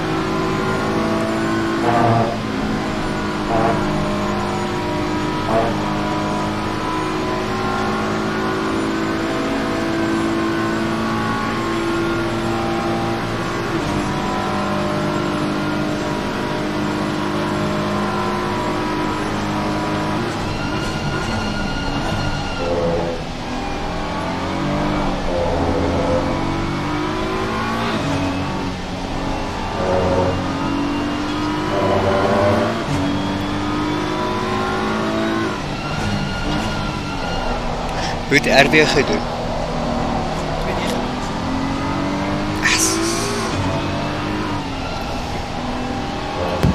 They killed it.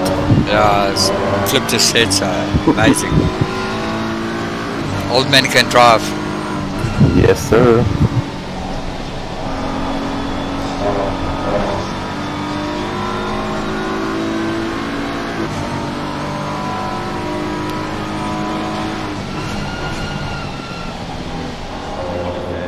Say for better simply at the moment.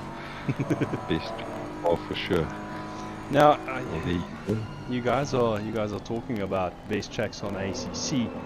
I'll have to think about that one on ACC. Sure. I think I'll have to go for Bathurst. It's Okay. just up and Well, down the that's mountain. also a classic.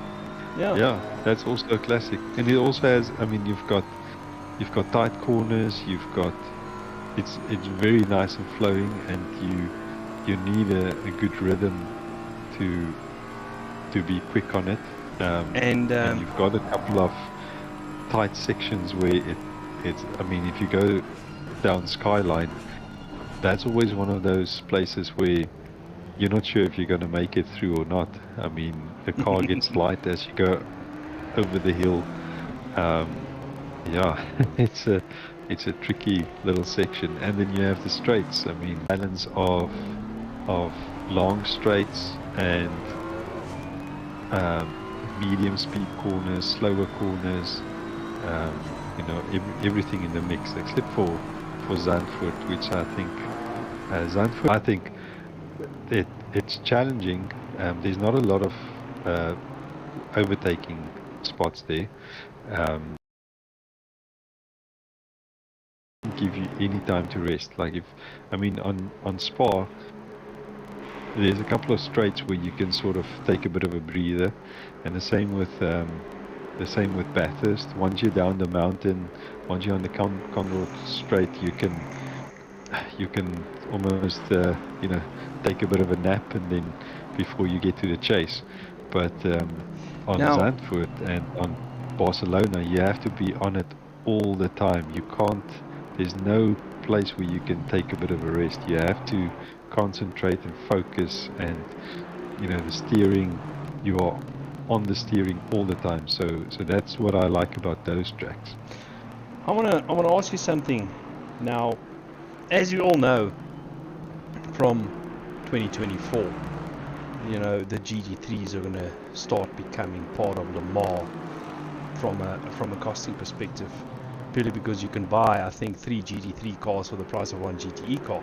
Do you think that will influence something like ACC to bring some of those more iconic tracks to ACC, like Le Mans, the Circuit de la Sarthe, to be made available to race?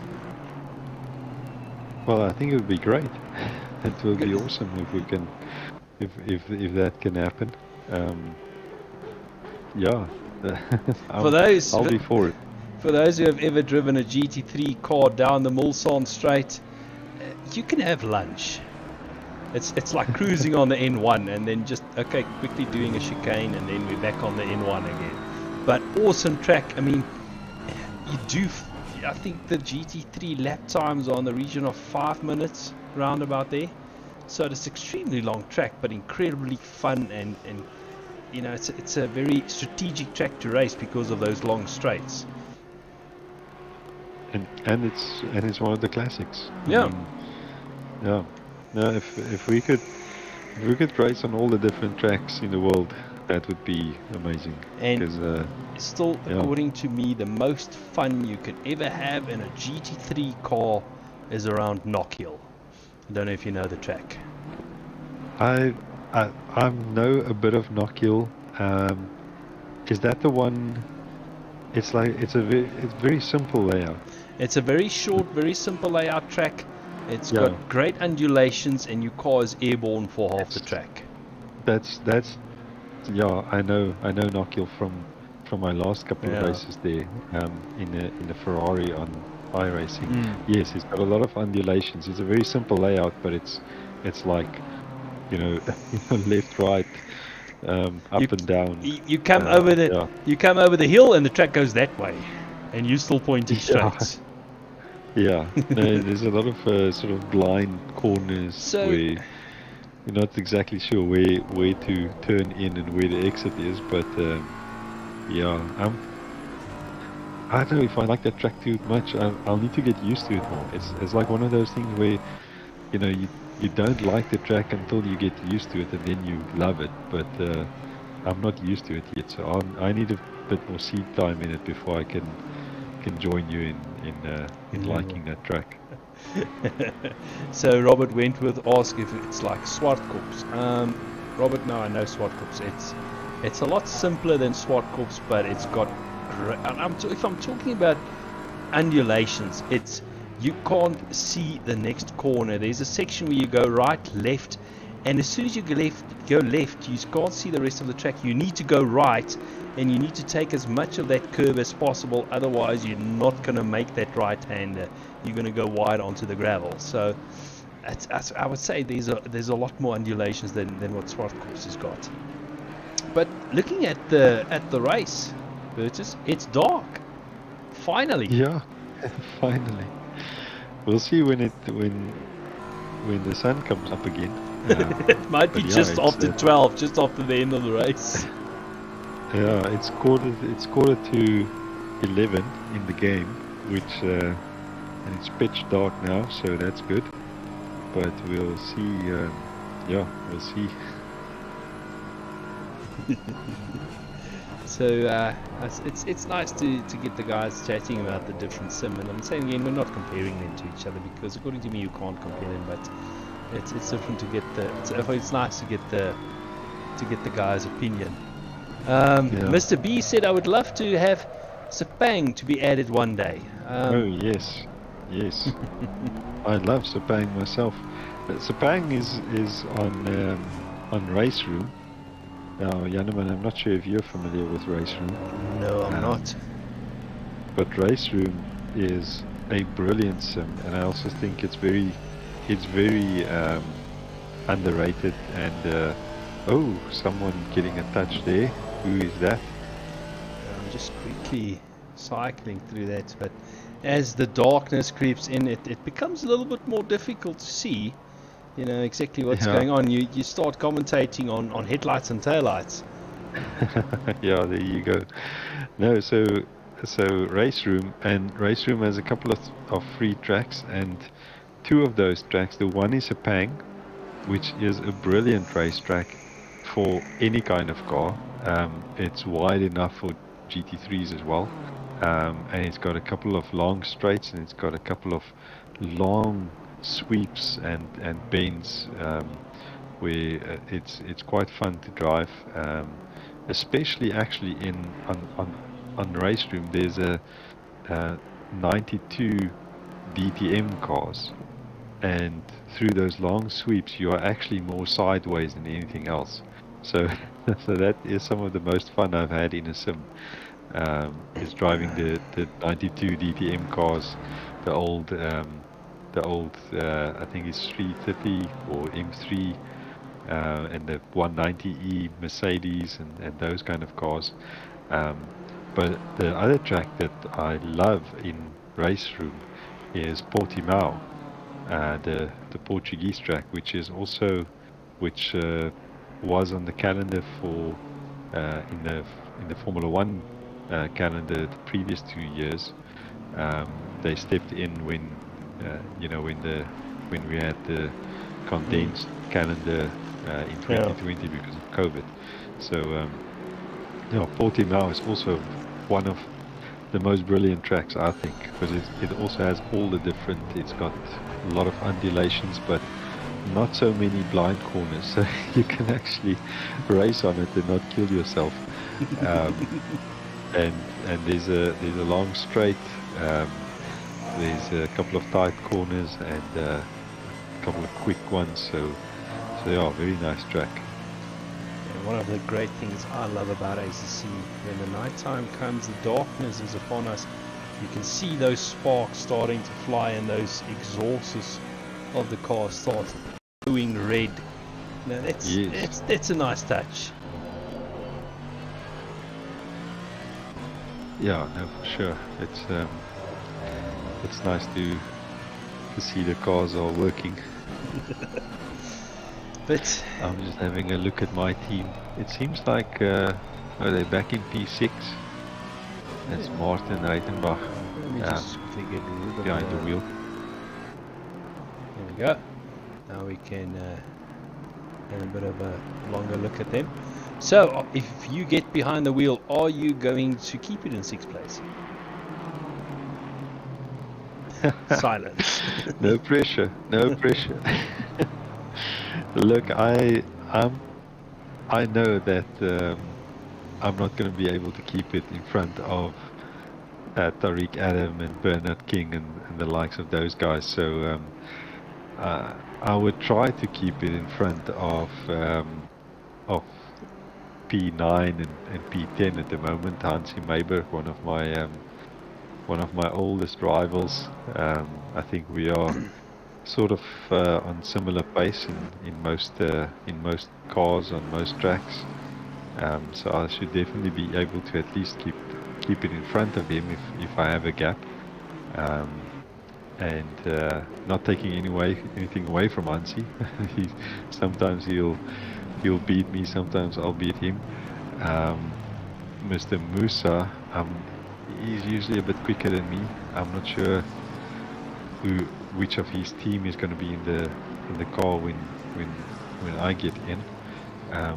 So yeah, I think if I can because I'm gonna do 3 stints. So if I can keep it to P8, you know, towards the end of my stints, then I'll be happy. So if I can not drop more than 2 positions, then personally I'll be happy. But obviously, you know, if I can, yeah, if I can stay to P6, yeah, who knows? That would be like a win for me personally.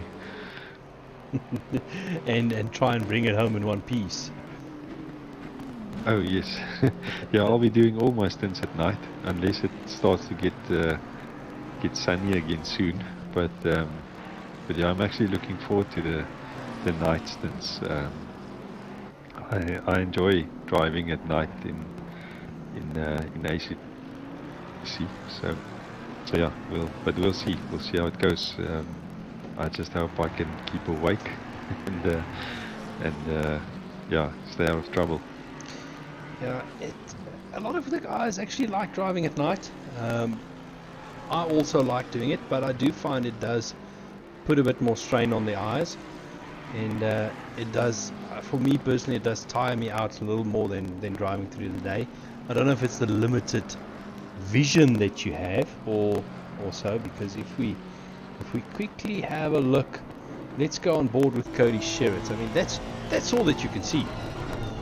Yeah. So your vision is, or your view out of the car is not the best that it can be. Yeah, I think what makes it tricky is if there's an incident in front of you and cars are sideways or parked across the track. That's the thing that I'm scared of, especially when you come through Oru's and there might be a car standing in the middle of the Camel Straight somewhere. It's already a challenge when it's bright and sunny to evade certain cars at certain positions, because you're on the limit. The car is fully loaded, so to pull out of you know, out of your racing line is a challenge, and so that's my kind of the thing I'm scared of, or coming around the bend at Blanchimont just before the bus stop. If there's a car, you know, sideways there and you can't see it quick enough, then you're in trouble. So those are the challenges that I'm not too fond of. But for the rest, you know, just racing, that's cool. But you mentioned the likes of Tariq Adams and maybe not being able to keep in front of him. I don't think you're gonna have to worry about Tariq at this stage. Tariq is only 3.3 seconds behind Martin, so I think, you know, you guys are going to leave it to Martin to worry about Tariq and keeping him behind. Yeah, no, Martin, he can manage himself. He's done brilliantly so far. He did our opening stint and he kept it clean. He made up a position. Yeah, he's very quick. And then Jean Leroux, he did this, I think, the second stint, and then he did a double stint after that. And he is, at the moment, he should be on a plane on his way to Washington in the US. So Sure, okay. So yeah, commitment there to help us out for a couple of hours and then jumping on a plane. So yeah, safe travels to Jean. I hope we see him soon. He should be back, I think, in a week or so. But yeah, we'll let him know where we finished, and hopefully he gets good news when he gets back into yeah, when he lands and gets his notifications. Yeah, hopping back to Tariq Adams. Tariq Adams now only 1.3 seconds behind Martin Rotenbach. So you know, I hope the guys are sending the message to Martin, telling him to hurry up, or are you going to let Tariq pass and not let him influence your race? Is he not one of the cars you're racing during the course of the night? I don't think we are racing them. No, I think they. Yeah, I mean it's Tariq, it's Ottens, it's Radloff. Yeah, I think they. Martin. I don't think Martin will put up too much of a fight. Let's see. I think he'll just let him go and get on with it. No use in spoiling the lap times, yeah. So Tariq having a little bit of a look, but deciding not to stick his nose in there. He's just going to follow Martin through, and let's see what he does with the double right-hander. Both of them running a bit wide there, flirting with those track limits. So looking on the inside, nope. So Tariq also, having the sense of he's also keeping the long game in mind, and that no use in trying to force the overtake. Yeah, I think he'll probably try and stick to Martin and then hope for a slip down Blanchimont. Oh, there's a bit of a move. A little bit of a side-by-side action there. And there we go. Well, overtake done. And I think Martin didn't defend too much there. Yeah, I think. I mean it's like we said earlier.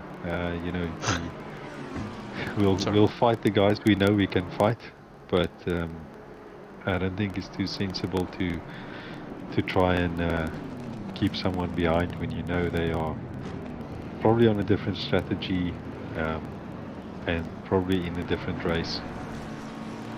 Now with what we see a lot in these races, the real action is going to come with, I would say, normally about 2 hours to go.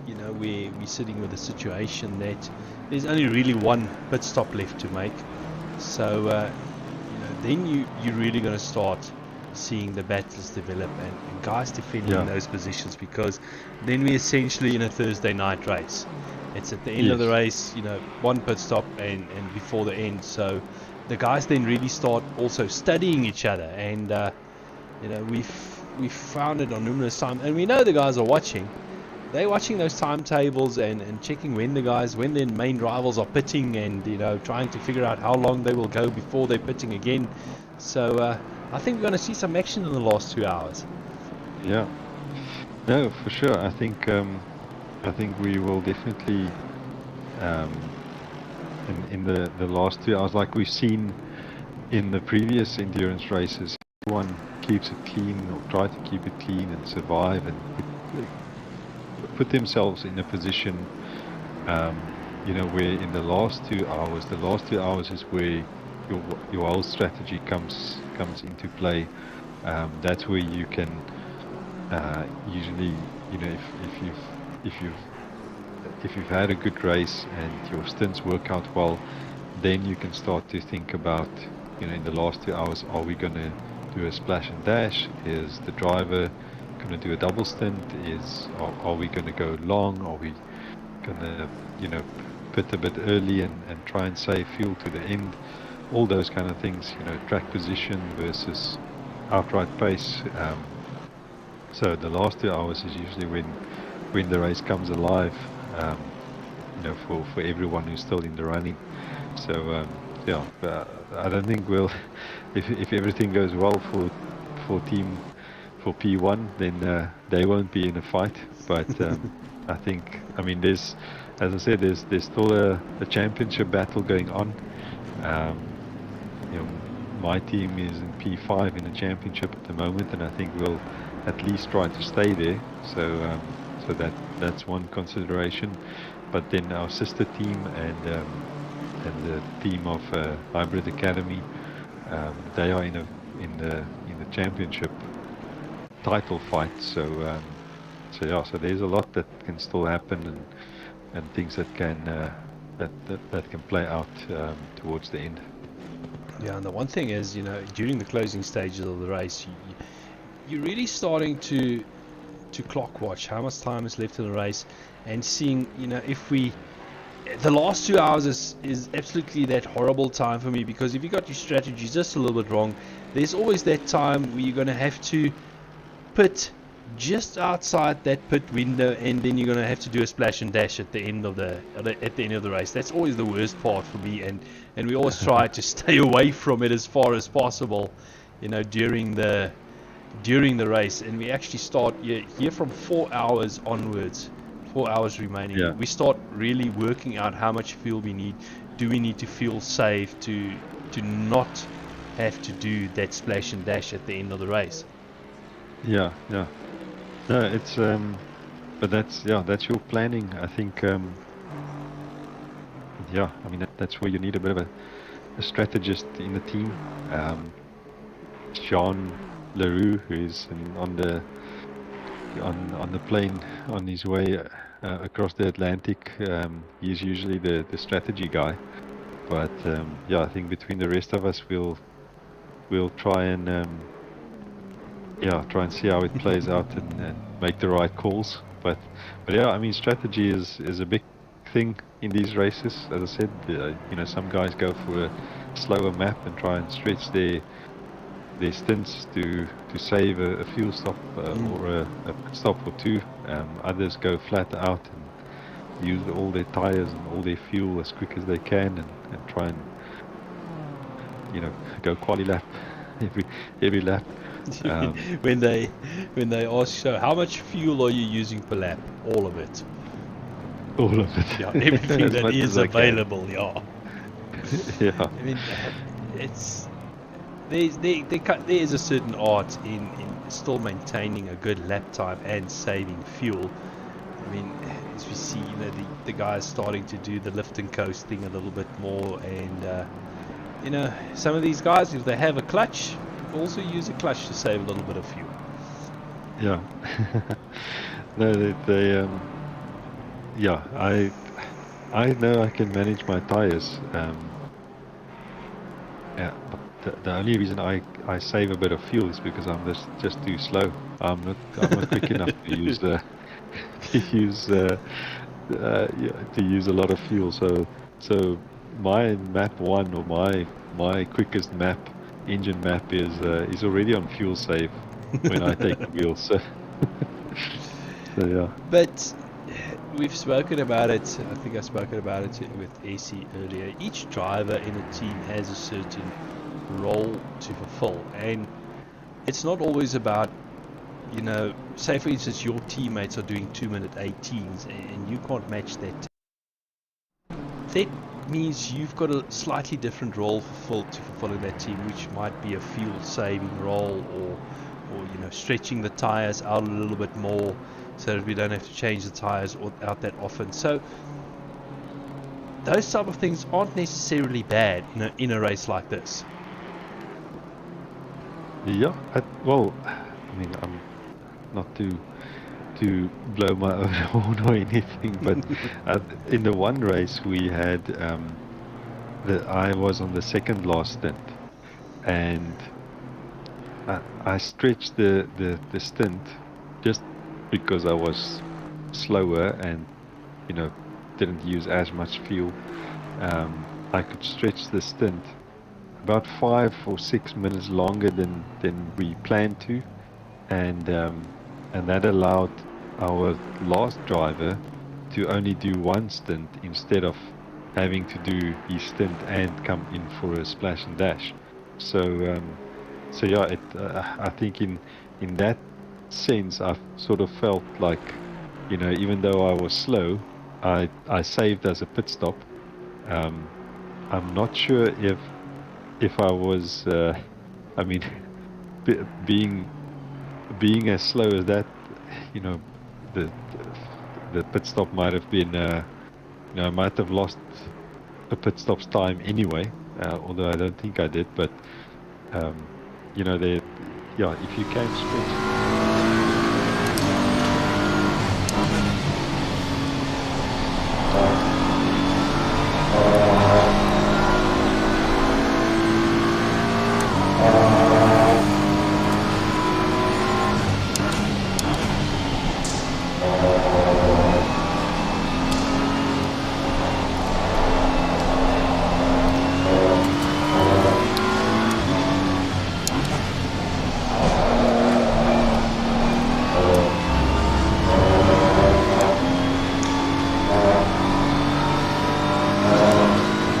can't get that flat out that corner. Lifting a bit. So you can just go a bit wider into that, over that curve, and then as you're turning in, you should pull it forward, and that should drag the nose across.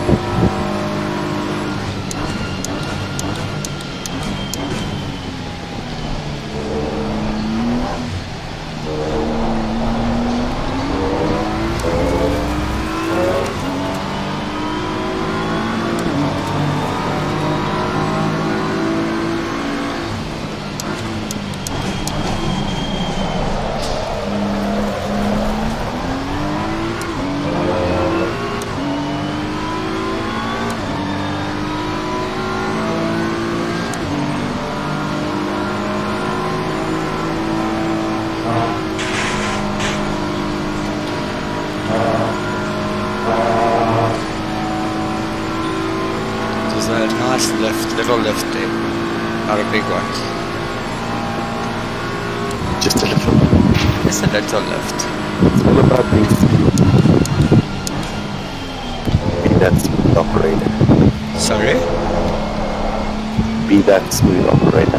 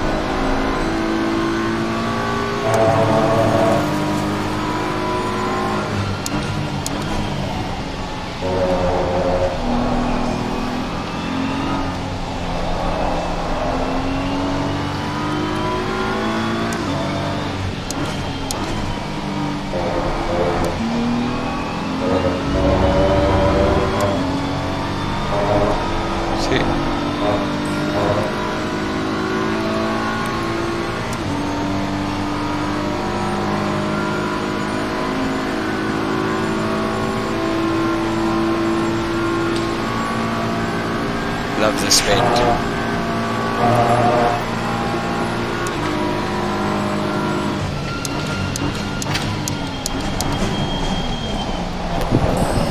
But I'm just writing down, trying to appeal my incident. You're breaking up there? I'm just trying to appeal my incident just now, so sorry if I don't reply straight away. Ah, okay.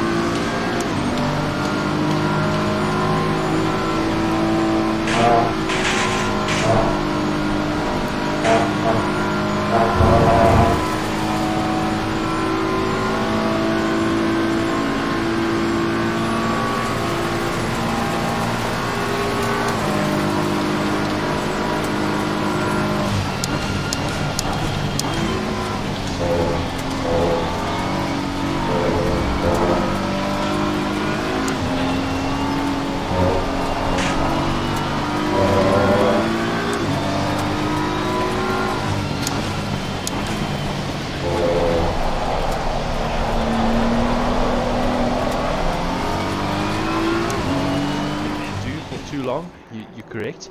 Yeah. And you know, if you can get yourself out of that situation as quickly as possible, then you know, it's always the best thing to do. But you know, as you said, sprint races where it's, you know, hard racing start to finish, you know, after 45 minutes of racing, those tires are done on those cars. Where in a longer endurance race like this, you know, if you look after your tires, especially in the cooler temperatures like they're driving now at night time, it is actually quite very possible to double stint the tires and drive 2 or so hours on a set of tires. Yeah, 2 hours is going to be a bit of a challenge. on we're always HC mad. tires. We're always mad enough to try it. I think you can. I mean, I'm not sure. I can't say that I've done a 2 hour stint on the same tires. yeah, I think just you know, unless you do some kind of you know, unless you have a, um, a very quick splash and dash, then doing a splash and dash, you know, to fill up your tank, it's going to take 25 seconds probably. To do a driver swap is going to take 30 seconds. I just don't think in ACC it, because you refuel at the same time when you change tires, and if you have to fill up to a full tank to do a proper double stint, you know, you probably yeah, you're not going to save much time by not taking tires. So yeah, so I think in most cases guys will just take tires I'm as now far as they can. I'm now going to be the one that's going to put Reginald in the spotlight. Reginald, welcome to the commentary box. Reginald doesn't want to speak to us. Wait, there's something wrong. Wait, you can't hear me. We Hello? can hear you. Oh. Hello. How's it going, guys? Fine, and you? Oh, cool, man. Jassy, we had a rough start on this one. So we hit a bug on the initial starts. Didn't even notice that. Didn't even know this bug existed. So we selected our setup, and it doesn't change. Well, when you select the setup, it changes the name. So it doesn't do that, and we didn't notice that it didn't do the setup change, and we went out racing on a default setup. Oh no. Yeah, and then to make things worse, so we're like, okay, we're fine with that. To make things worse, we have an inverter here supposed to carry out everybody through the little changeovers when they switch over to generator and everything. But yeah, it went into an error state when we had load shedding.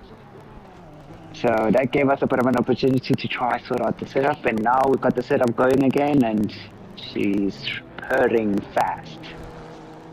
Oh no.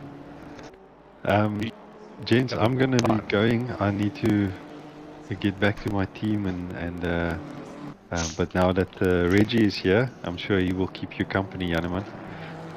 Thanks for the chat.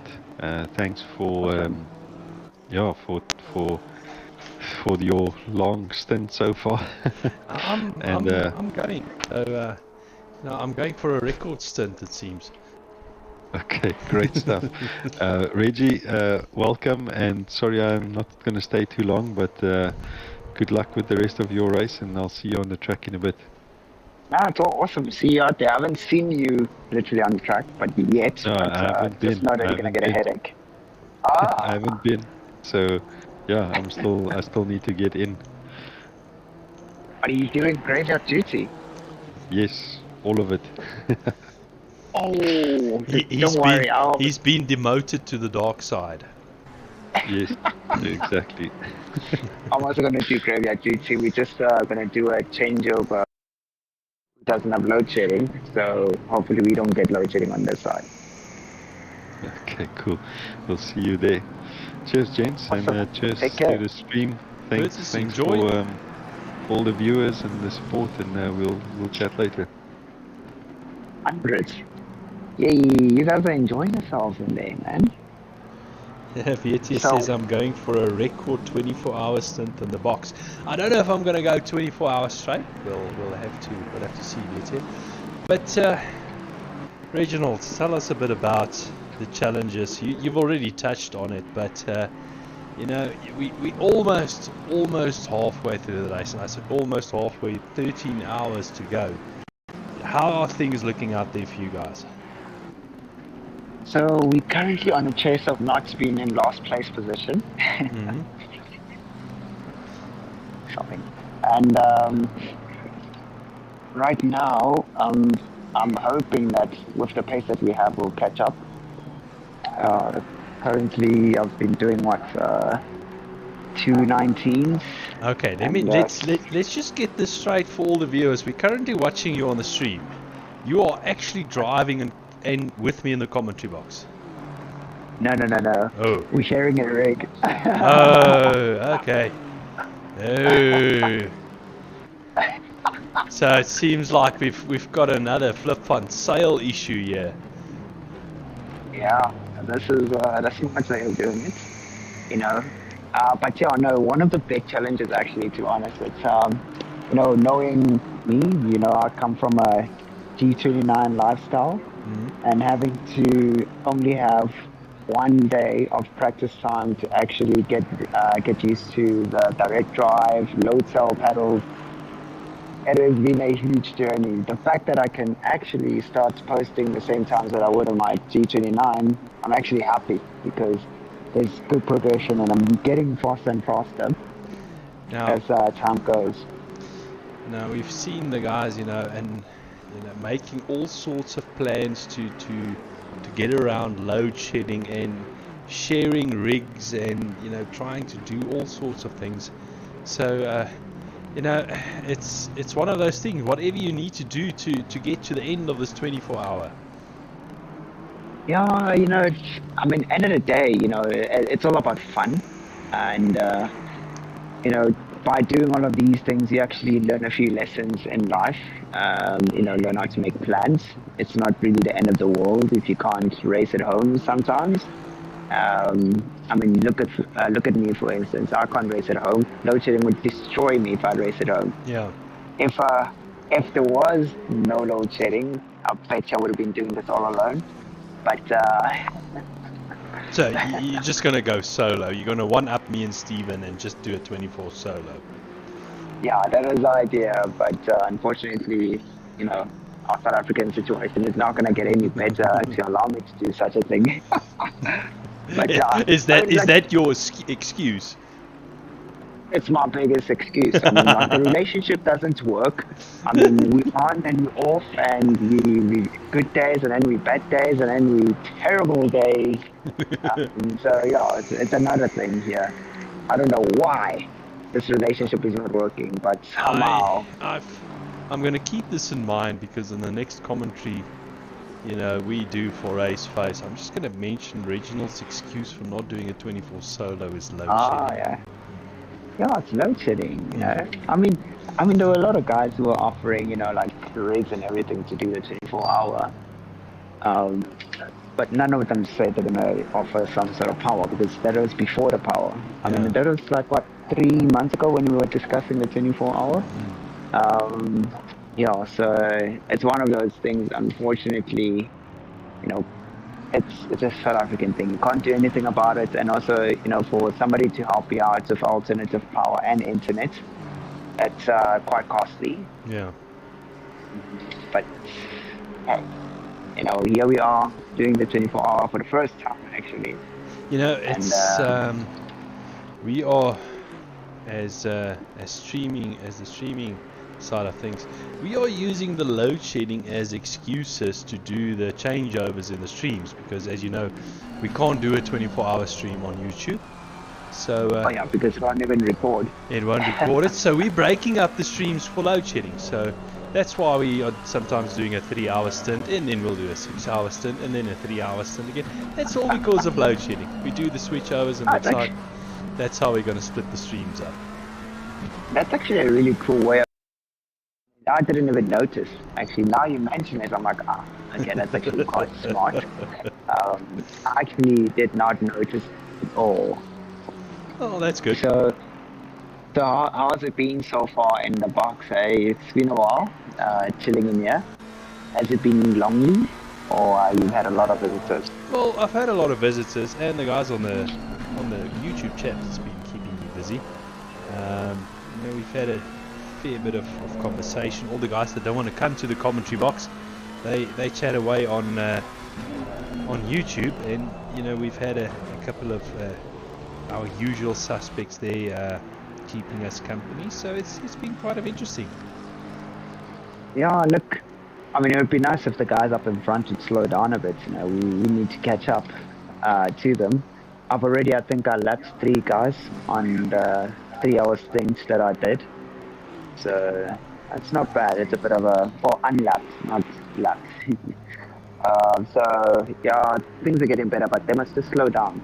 It would be nice to actually have a bit of a lick of dice with some of these guys. Now, Reginald, if I'm not mistaken, you just mentioned you did a 3-hour stint. You are one of our crazy people like me and Steven also that are not afraid to do the 4, 5, 6-hour stints out there. And I remember, was it you speaking a while ago what goes into doing a 6-hour stint? Oh yeah, 100%. Well, that was for the 8-hour. The 6-hour, a 6-hour stint. Almost, I can't say almost everyone, but half of our people that we know can do a 6-hour on their own. But the 8 hours is a totally different one. That extra 2 hours, it does make a huge difference. But I did mention the preparation, like days before you get into it, how you prepare yourself to do the actual long 8 hours. And to be honest with you, it is super easy. There isn't a special diet needed. I mean, okay, not really. Okay, when I mean special diets, I mean like, you don't have to go to you just don't have to go to the doctor to actually prepare. You just have to avoid certain kinds of food before you get to that day of racing. Because the thing is, I mean, like a person like me, I love sweet stuff and everything. That spikes up your energy. But before, like days before that time of the race, I had to pretty much be almost completely off anything that's got sugar, because your body to run at a bit of a stable energy level without any big spikes. And your body shouldn't expect any spikes anytime soon, because I mean, if you love sweets like I do, it knows that just do a small little craving just for a spike, and this guy's gonna definitely eat it. Just remind him. And even before the race, I mean, if you're gonna do 8 hours all on your own, you don't have time to really have a break. So what you do is you eat 2 hours before the race, and you make sure you release anything that's not supposed to be in your body, like number 1 or number 2. You make sure it's all emptied out. Most cases, you don't really empty out before that time. But I mean, if you get a bit of an incident where you have to be in the pits for more than 30 seconds, it's more than enough to actually go take a leak. I can do a leak within the 30 seconds, but most people think it's impossible. It's not impossible. I mean, literally quick dash to the toilet, drop, take a bit of water, clean up, and then just wipe your hands on your clothing, and that's all good. I mean, you don't need the towel. You just wipe your hands as you go towards the rig, unless if you just want to take the towel with you to the rig. That's perfectly fine. It's an option thing. Or should I say preference thing. But when you're racing, you want to keep yourself hydrated, because hydration is so important for your focus levels. If you start dehydrating, especially for those people who perspire quite a lot, you start dehydrating, it's gonna go all wrong. So you want to keep hydrated, but it doesn't mean like just drink a lot of water, just sips of water. So your body knows that, okay, I'm receiving water all the time, just sips and sips and sips, and you don't even have to finish the 2-liter bottle during that 8 hours. I think I only got halfway with my bottle of water. So there's just other things obviously to it. Obviously preparing your setup, which is a lot of people should be able to ace it by now, and also deciding how you're gonna ace your race. Just more to do with your strat also, because if you get a real good strat, you can actually have like a slow pace and still manage to get yourself into a decent positioning with a good strat. When I mean slow, I'm not meaning like 5 seconds slower, but I mean like at least a second and a half or a second slower. Then that's okay. You can do a strat and it will still work out well. Yes. I mean, there are people out there who would go to they just removed 2 pits from the whole entire enduro. Yeah. And obviously during this whole entire 24 hours, and we do know that there are a few of those people who are actually currently doing that. I mean, I've seen the pace of some of these drivers. It's questionable to say. Well, I'm going to be honest with you. Hybrid Academy has admitted to us earlier that they are running a slower map on the car. So, there are a couple of guys out there doing a bit of fuel saving, trying to stretch out those fuel tanks as far as they can go, as you say, to save that 1 or 2 pit stops, or in a case like this, even 3 pit stops during the course of the race. Yeah, look, it's a good idea if you got a decent pace. So if you're going to do that, you should at least be, as I've said, 1 or 1.5 seconds slower from, the general pace on the field. Then it'll definitely work. But if it's a little bit, lower than that, then it's going to backfire. Yeah, it's not really worth it. You might as well just race on full tilt. Yeah, it's always that trade-off of lap time versus time spent in the pits. How much are you losing out on track? That is the point. You might as well do the pit stop and carry on. Yeah, so look, I'm wishing them the best of luck with their strat. I'm not saying it's wrong. I don't know what lap times they're doing. I went past one of them, I think, at some point, but hey, whatever makes a Boeing 4747 just, quiet and fly, they must let it rip, eh? They must let it rip. I don't want to say anything, because I don't know. If it works, it works. If it doesn't work, it doesn't work. But I'm sure they got it all calculated, and they definitely know what to do. So, yeah. And at what time can we expect you back in the car? I should be back in the car at 2 a.m. in the morning. Yeah. Oh, that's a true graveyard shift.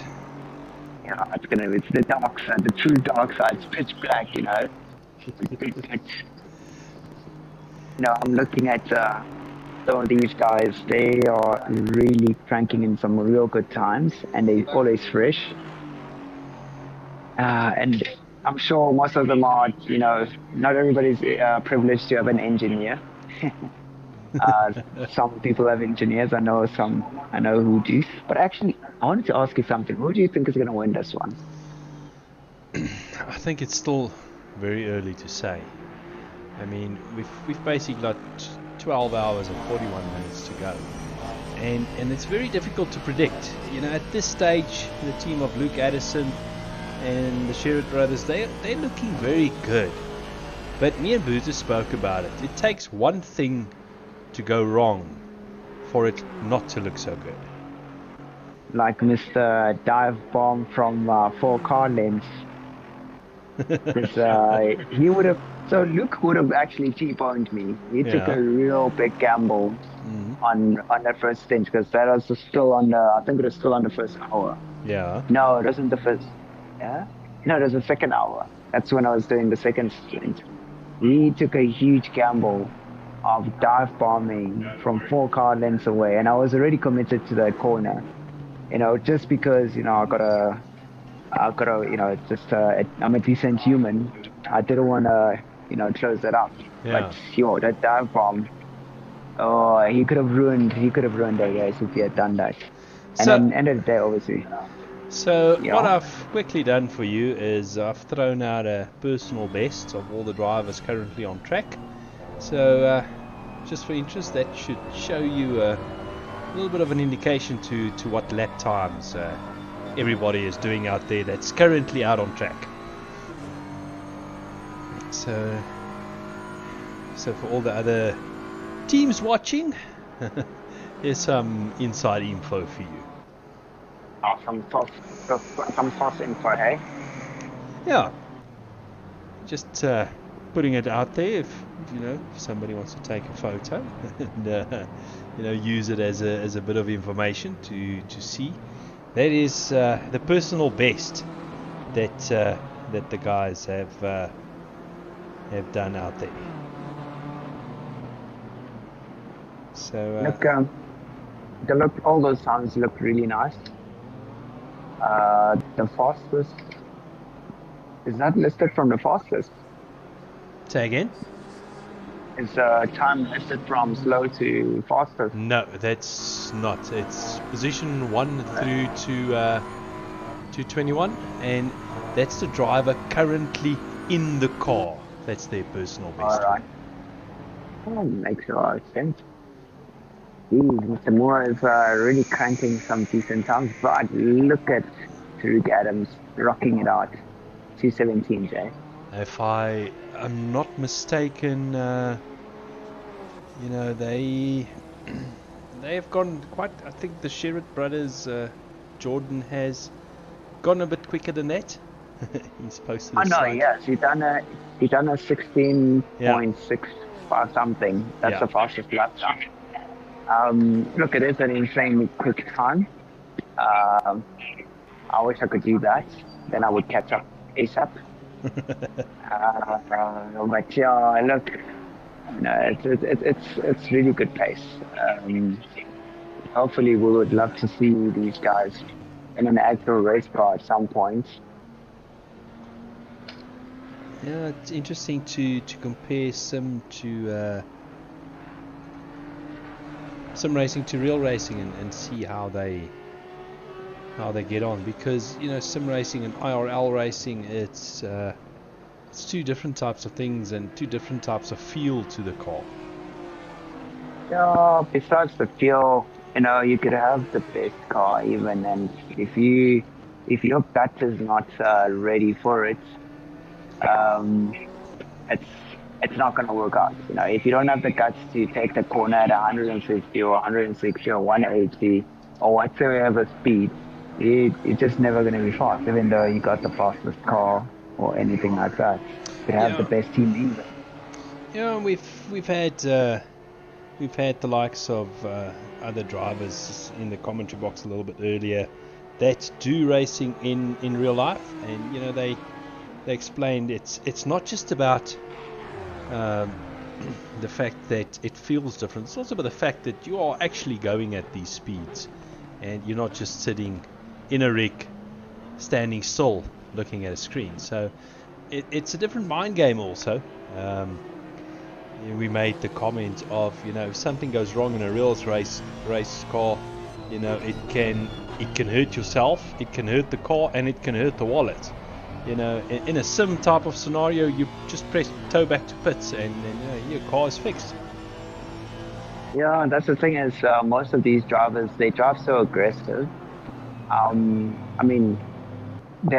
could say they drive in an unreal way where they know that there aren't any consequences really to what they do.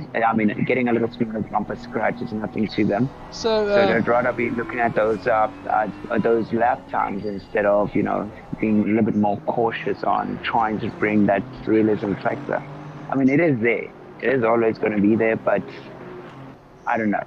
It just feels like they've gotten into a state of they don't really care.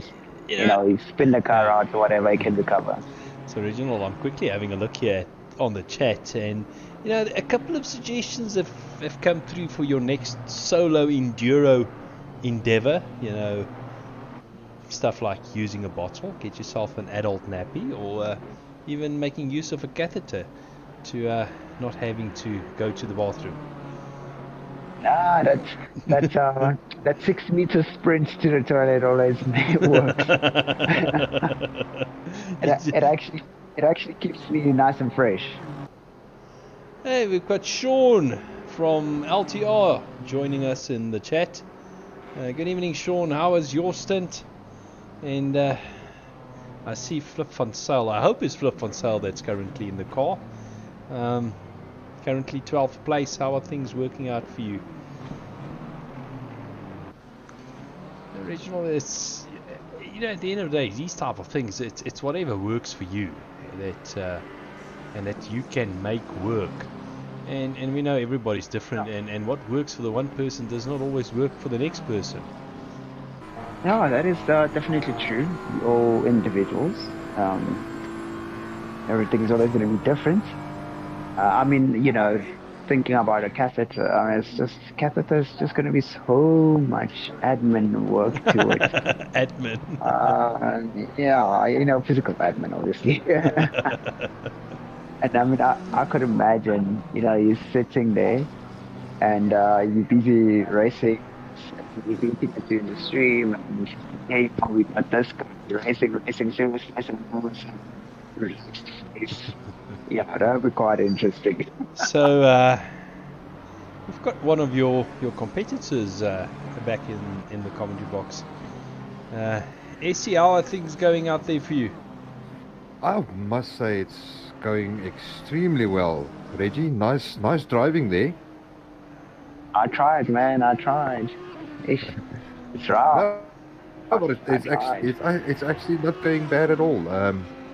We've been keeping some steady pace, and Henry's back in the car, so yeah, we're quite happy where we are currently. Yeah, you guys are doing an exceptionally great job there up in front, eh? I'm impressed. Real good stuff. No, the guys are really very, very enthusiastic, enjoying it a lot. And we're almost halfway, guys. Almost. Yeah, just Almost. 32 minutes to go. And then we're halfway. Still a lot of things that can happen, eh? Yeah, look, I'm not wishing anyone any bad luck, but I'm just wishing anyone out there a bit of drive-through lessons and, I don't know, just Dora the Explorer moments. I mean, kick up a little bit of dust. It always looks cool at night. Have you seen those lights when they spin a roo like a UFO? I love the sight of that. Already, where are you guys currently? We currently at the Expo Center, so we had raced. Oh, okay. Yeah, so that's the top three guys are racing at rAge. So that's Tariq Adams, Christopher Radloff, and Ron Otten stay here, and we have our own rig on the other side, where we, the Hawks rig, where we are actually racing on.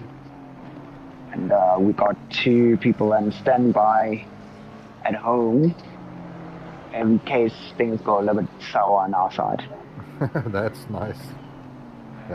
Well, how's the atmosphere there at rAge this year? Look, it's my first time at rAge, so I can't really say much. It's all cool so far.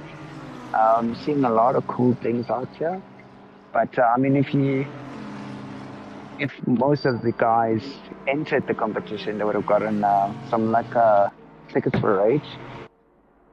If they'd entered the competition on the Sim to Real stream. Oh, okay. I'm too far away, so there's no way that I would have been able to make Aww. Yeah. You know what we'll do is sometime it. Must maybe do a we'll... rAge in the Cape. What? A rAge in the Cape, dude? Yeah, a Cape rAge. That'll be awesome. I don't know, eh? Yeah, we'll have like Bonteheuvel briefcases all over. I mean, I'm sure it would be really cool. I mean, there's a whole lot of people who would support it there in the Cape. I definitely think so. Yeah, so Maybe something to consider. yeah, I think. Well, look, I mean, if maybe the organizers of rAge would hear this, I'm sure they would. I mean, they moved from the Dome or what? Yeah, I think it was the Dome, something like that, to the Gallagher Convention Center. So it's a bit of a smaller place, but still a nice place to be in, I feel, compared to the Dome. But yeah, look, as it is, the atmosphere is it's decent. Oh, that's good. From my perspective, it's decent. It's not what I always thought it would be. I was expecting a whole lot more crazier costumes. Obviously, seeing a few pictures from Comic-Con, I was expecting something similar. But obviously, they are definitely different. But yeah, we are about to go into load shedding in the next 30 minutes, and we're hoping that the inverter does not die again.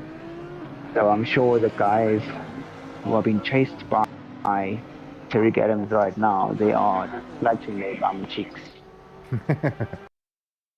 Yeah, because that's the only reason why these guys were actually, all the way back. It's because when the inverter was supposed to hold the load, it tripped, and yeah,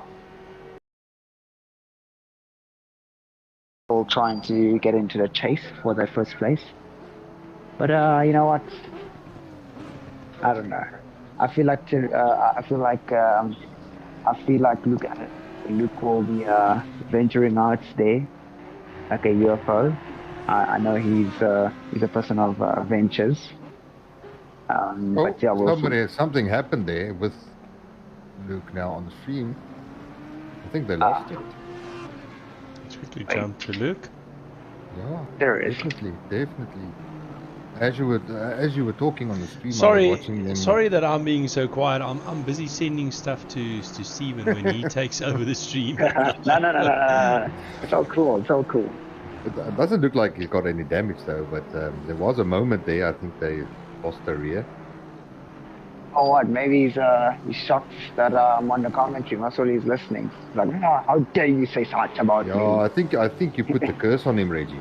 Oh, commentator's curse. Yeah, you put the commentator's curse on him. You gotta use that special effects sauce, Yeah, as Reggie was talking, my teammate was letting him pass on the straight, and then all of a sudden you just see a Honda with his backside to the wrong side of the track. I did say it's your fault, Reggie. All is great. Make sure to tell them it's your. We could try it again. Just another style or two. Just a little bit of Hogwarts to say. What is it called? Or something like that. Oh man. He's gonna need a couple of spins to make up that 10 minutes. Yeah, look, it is quite an interesting gap between the two teams. It's gonna be a long shot, but you know what? There's a lot of fun into this because if you don't try it out, what's the use of actually racing? Yeah. Definitely. So yeah. So I know the guys are trying their best to try recover as much as they can, but hopefully they will be able to recover.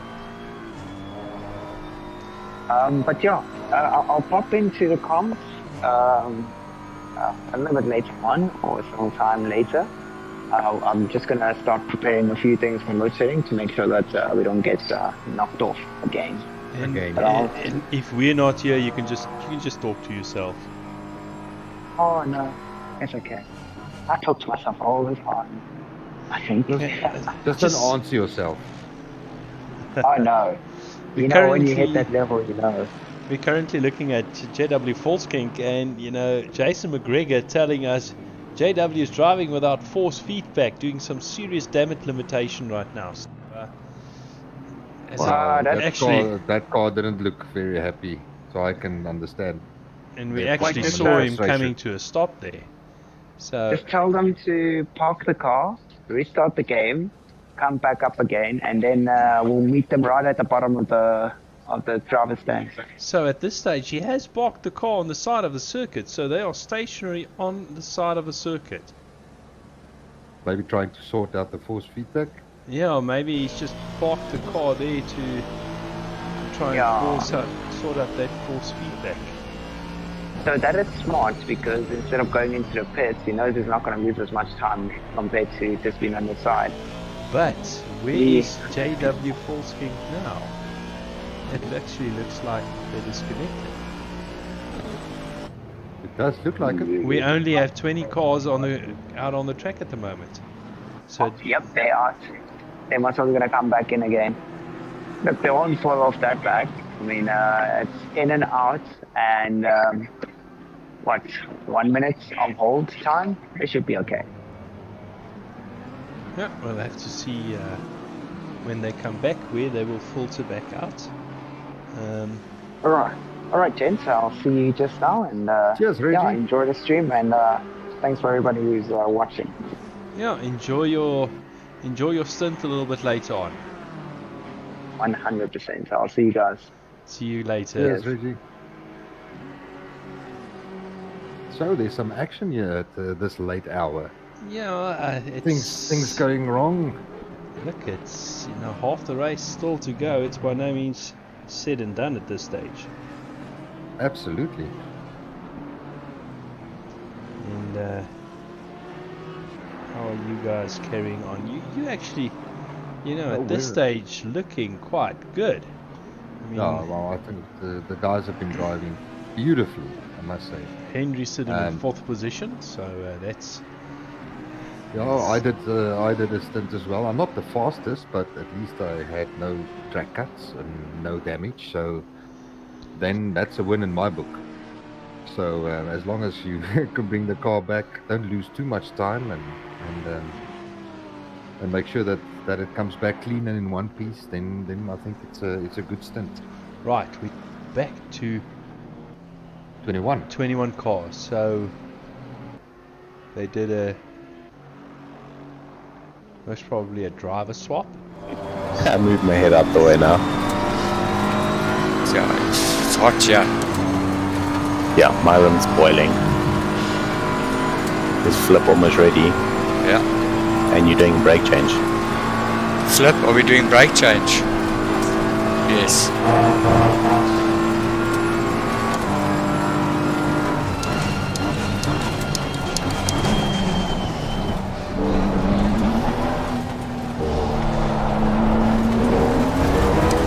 Okay, let him through. Yeah.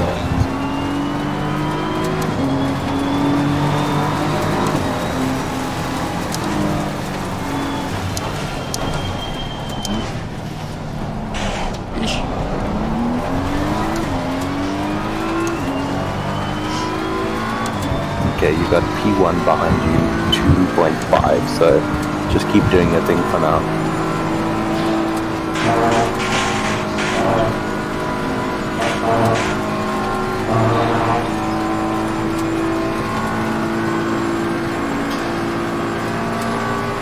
Seven laps, 25 liters.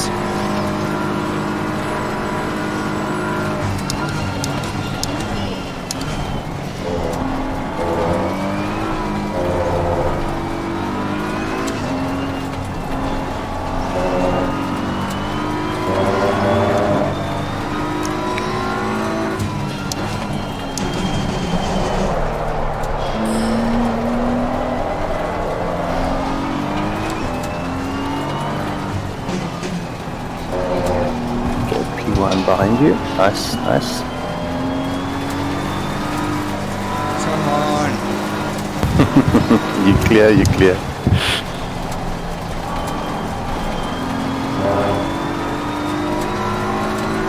The thing is, they're forcing me to go off track where all the marbles are sitting. Yeah, I know.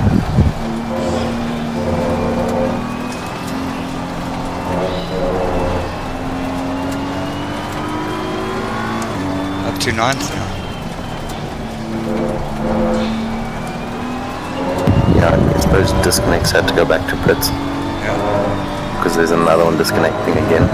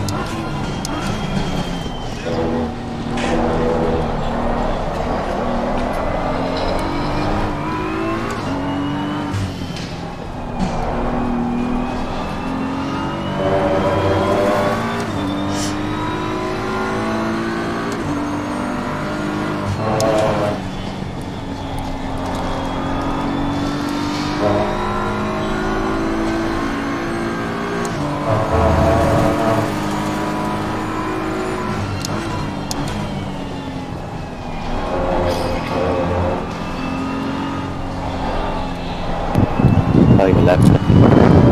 5. Yeah, so car 789 is out, driver 1 has load shedding, so they're gone. Pity. Yep.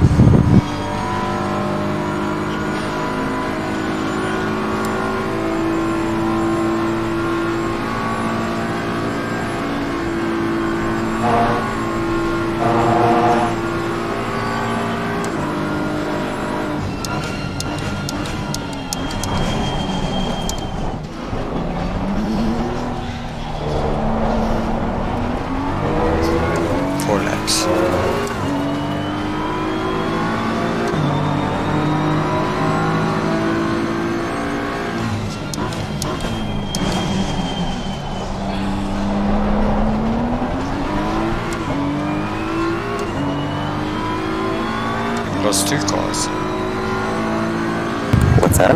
So there's 2 cars gone now. Yeah. I don't know what happened to the other one. We top 10, so I'm not arguing. Definitely not.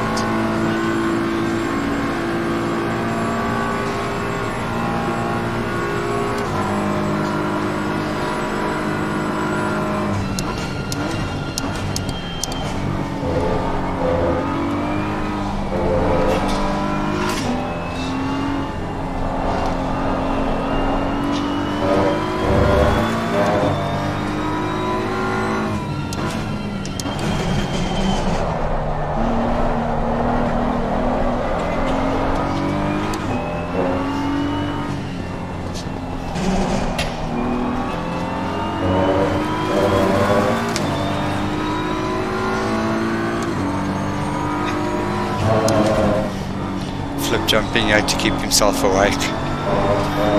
What's that? Flip is jumping up and down now to keep himself awake. Tell him to go for a little jog. No, you can't jog. Yes, come in the car now. He can run around the land center quickly. He's getting his blood circulation going, getting ready. 3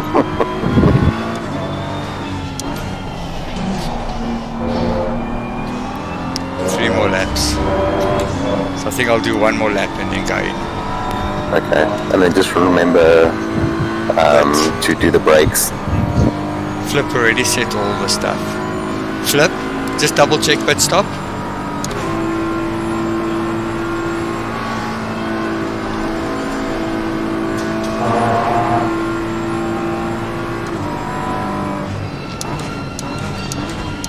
I like this mechanic behind next to me, he does everything for me. All I have to do is drive into pit stops, press pit limit and drive. There you go, that's nice, that's what a team's for. Yeah.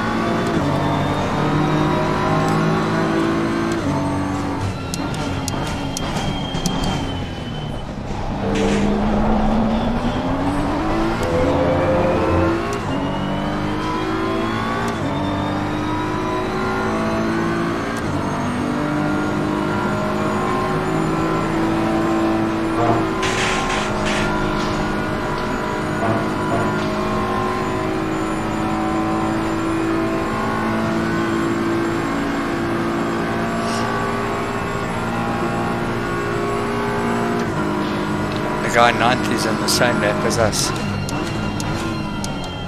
Ach, 8. And 14 seconds ahead.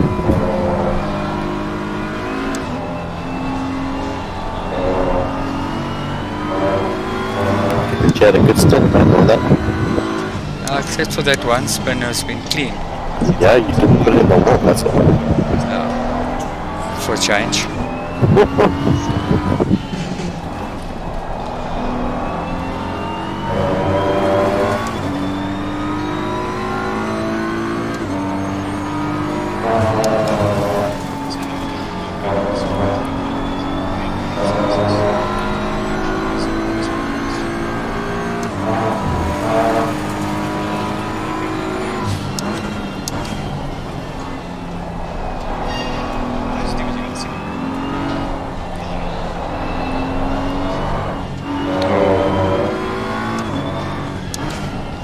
that was close. Yeah, I'm going into pits now. Just make sure you put on that pit limiter way before. Yeah, no, I'd rather crawl in and lose it. 100%.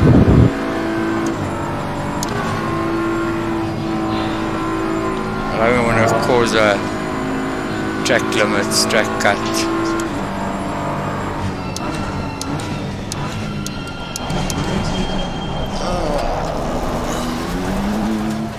Flip is jy reg?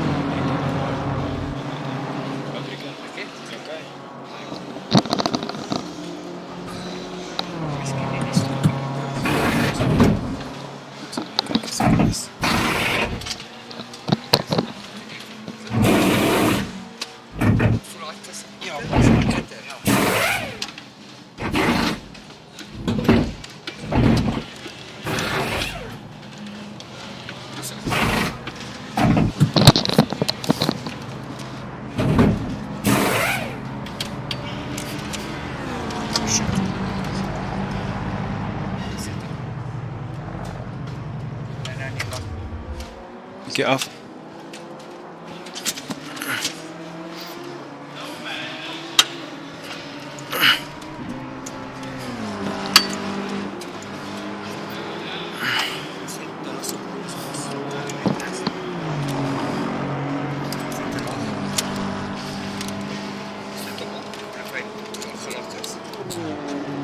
Shit, hy het nie gelok nie.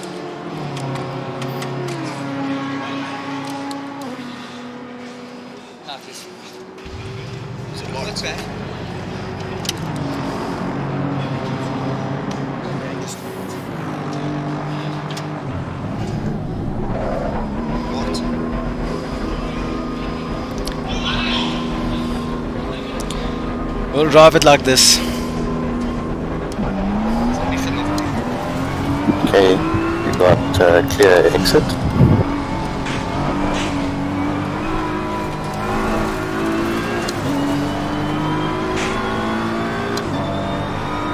Thanks, Shawnee.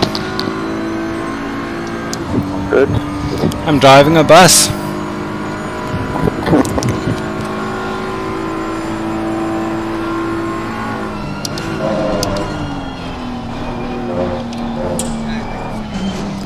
Yeah, you got a ton of space, so just get comfy.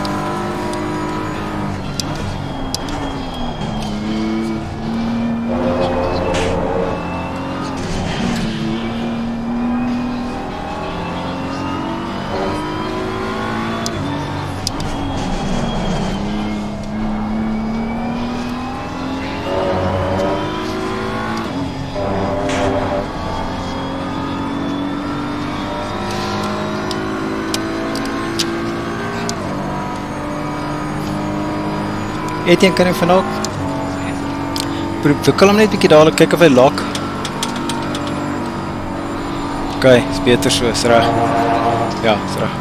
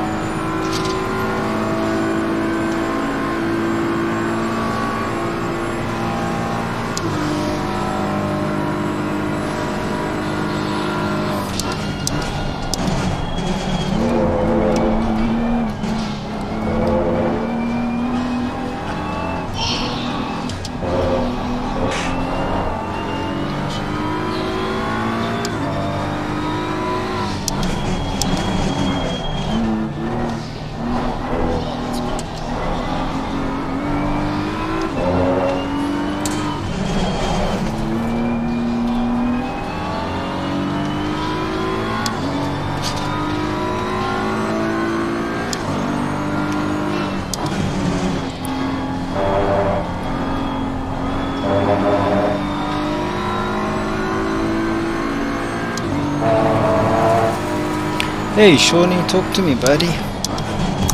Well, apparently the admin password for the race face servers have been leaked, so they're warning people with race bans or lifetime bans from race face. So that's kind of funny. And in other news, Meghan Markle. No. Like, wow. Let me just check when you go out with pits if you suddenly have like restrictors and ballast and stuff. Yes, what the hell's happening? If you get extra boost, hey. So news on this side is, so we had to do a physical driver swap. Yeah, that seemed a bit long. Yeah, well, we also did pads, so.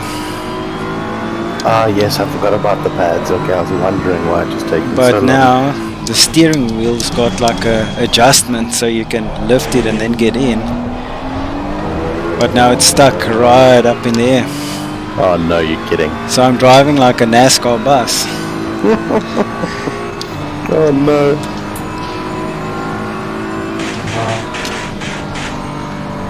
The fun things.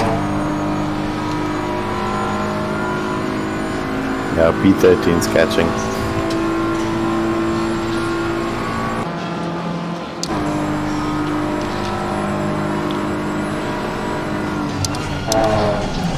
But the guy behind is doing 19, so...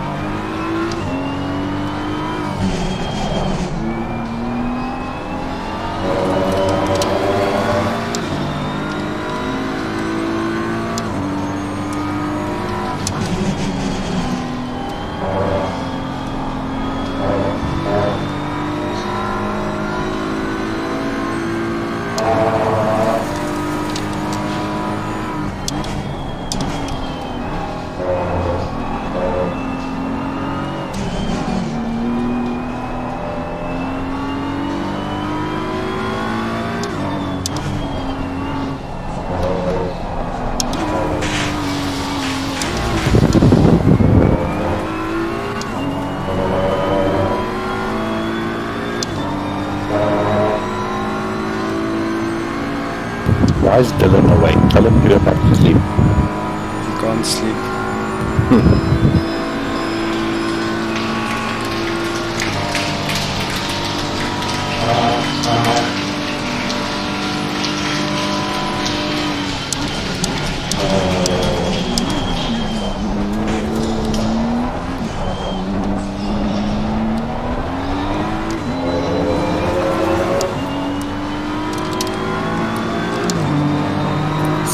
disconnected.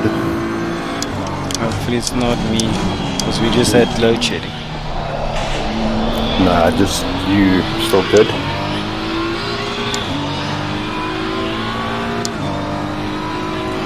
Shit. Oh, must come on quickly.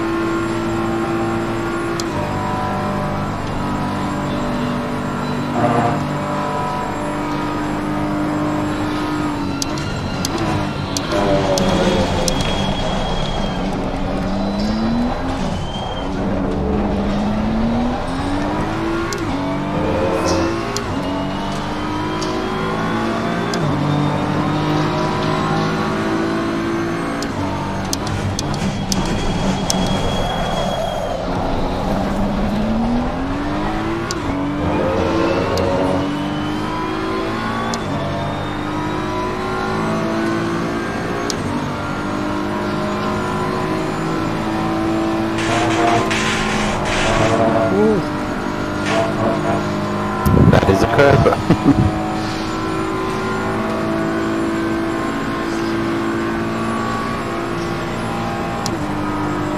Okay, fuck that. Now I need to race.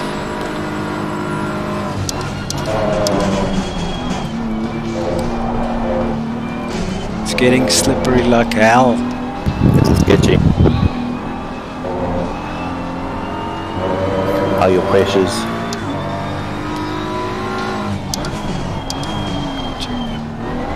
A little bit low.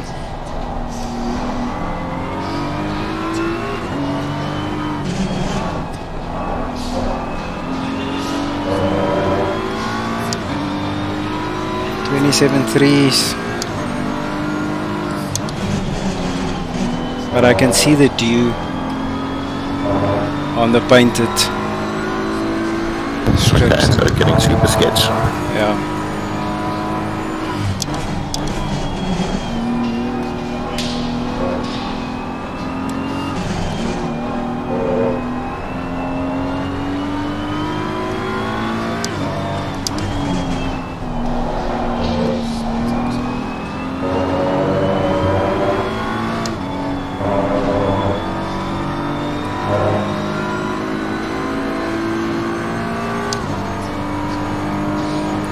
Come on, hell.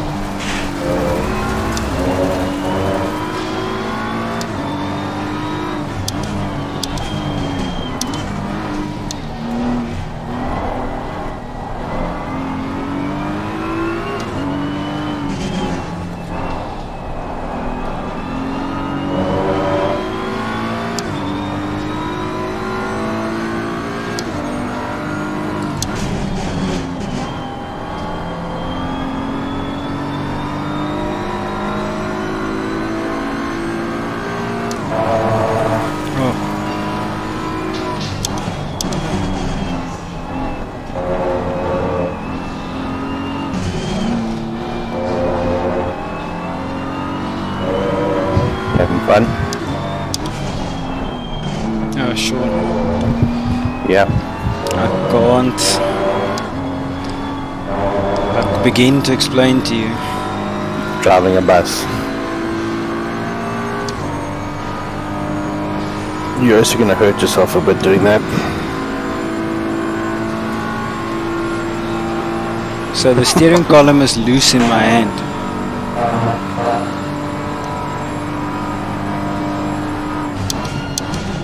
And there's nothing you can do.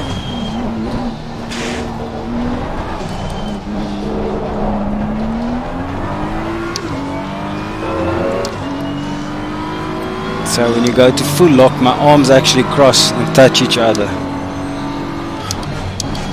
You're gonna have a sore back after that. Oh, add that to my legs, my kidneys. That was already sore. But this is fun, eh? We just have to finish, boys. It's a plan, buddy. It's a plan.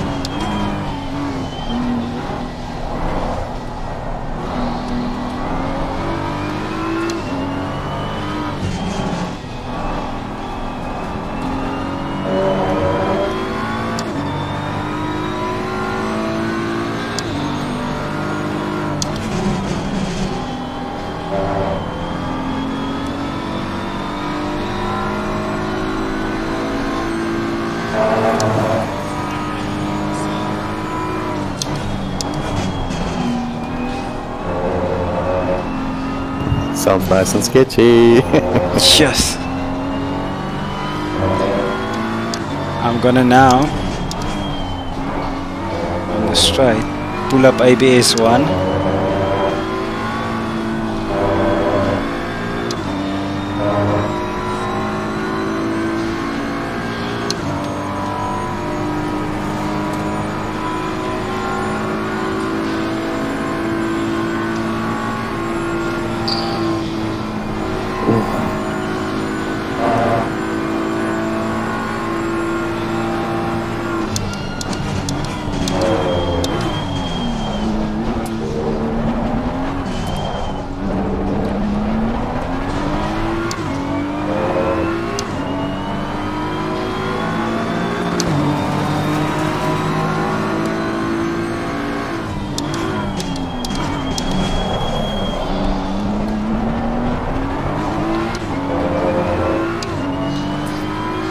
So Sean, because it's a little bit slippier, I've upped ABS 1 and then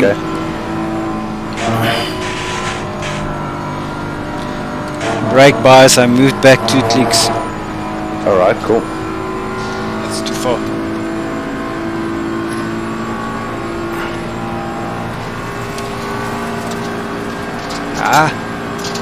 Okay, better. That's better. Dylan, the man, just fixed the rig almost. Nice. I like it. Good, Dylan. Now I'm back in a Formula 1.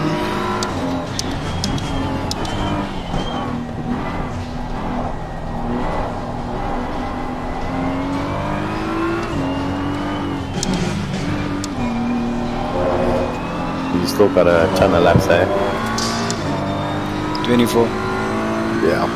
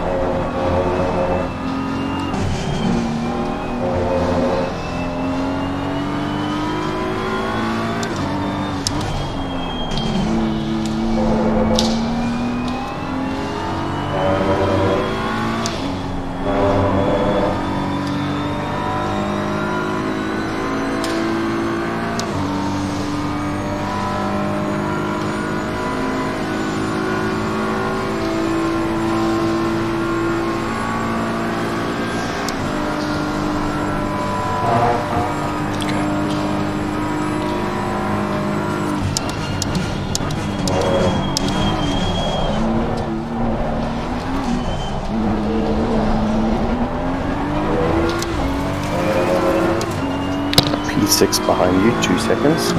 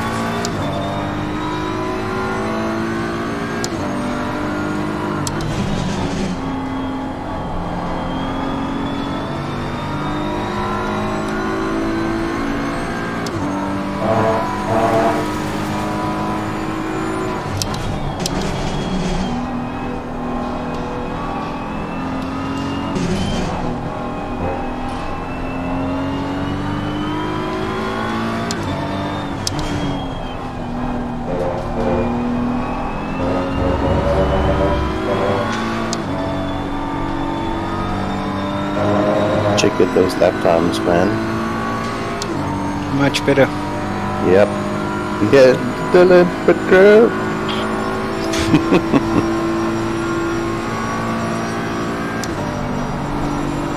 Yeah, you just go and pretend to sleep there, buddy.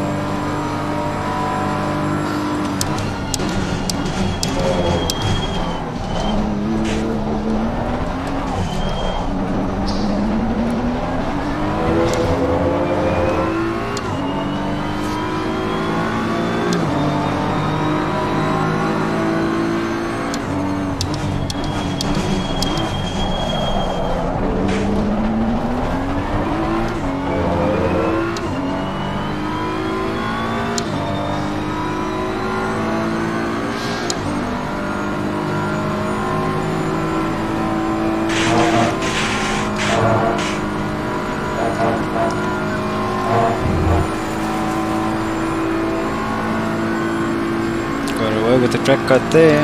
Yeah, I was wondering.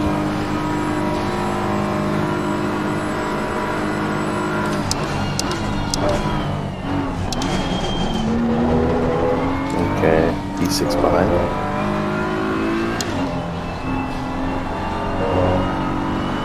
Dylan, I think you need to go tune those gents. Yeah, dude.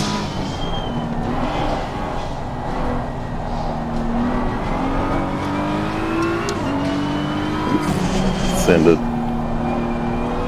Okay, let this boy go through.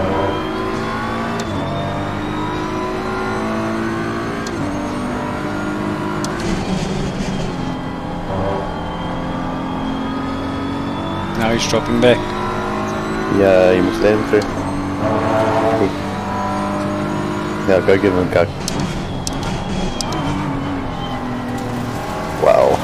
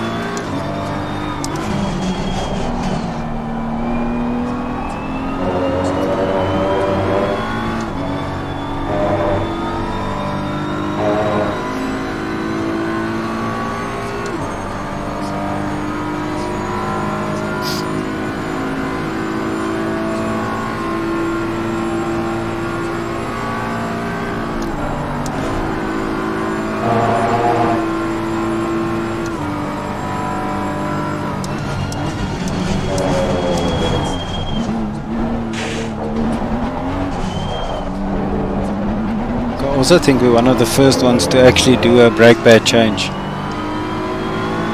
I would think so. I'm not too sure if there's an indication of that. The brakes feel solid. Yeah, that's fine.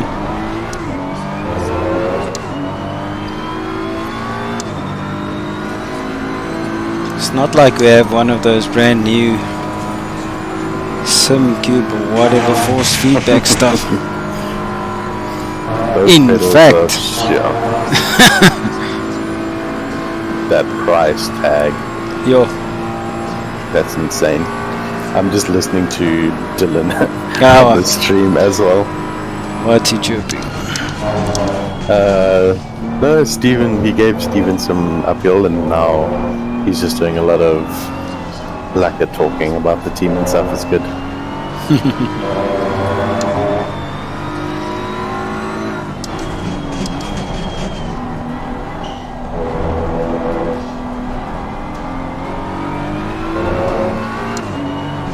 Oh, got that.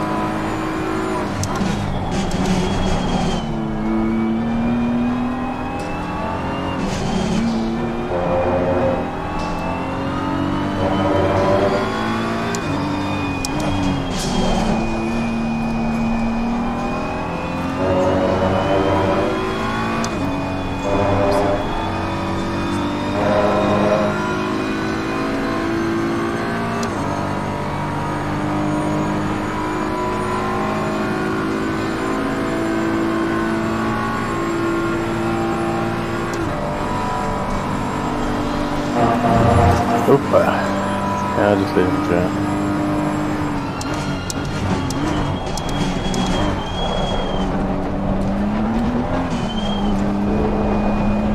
Yes. Let him through, buddy. Oh well. In a rouge. You never make it easy for anybody.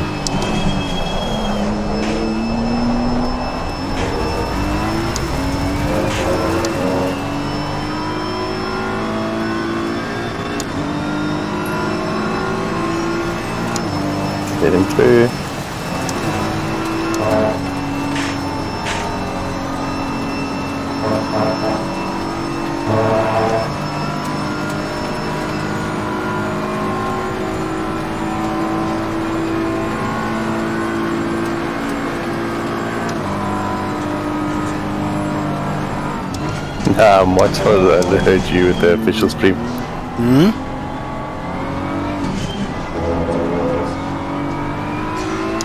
P3. I know. I heard. I was watching the official stream.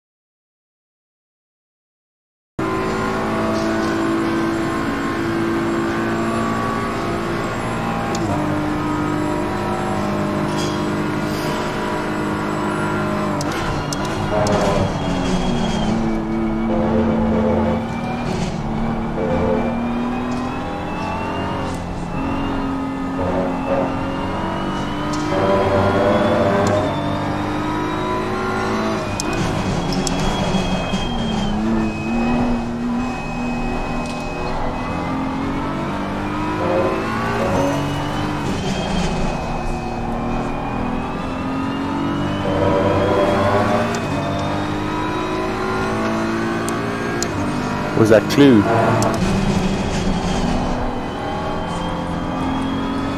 That did what? Watch that video again. Hmm?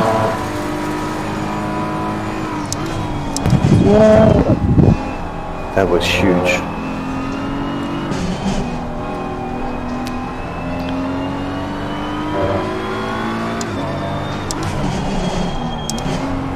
And he was P9.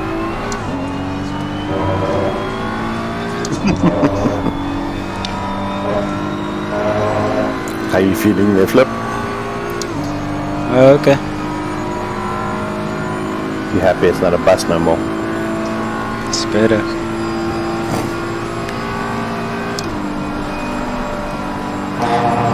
You can come and have some fun now. It seems like you're having all of it, dude. Yes. How many laps to go? 16. Okay. Our pressure's okay. I went up from standard, 1 bar. Rears are perfect, I think. You can go up 1.1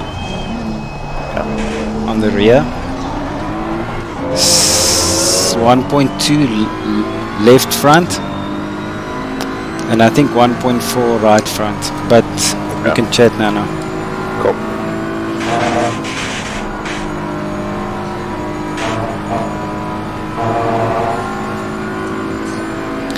See, I'm happy my There lap. we go.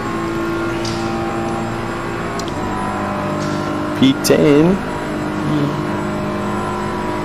No, I'm happy my lap time's improved from the previous stint and the conditions is worse. Yeah, no, for sure. that first stint you just battle to put it together, but you're getting better.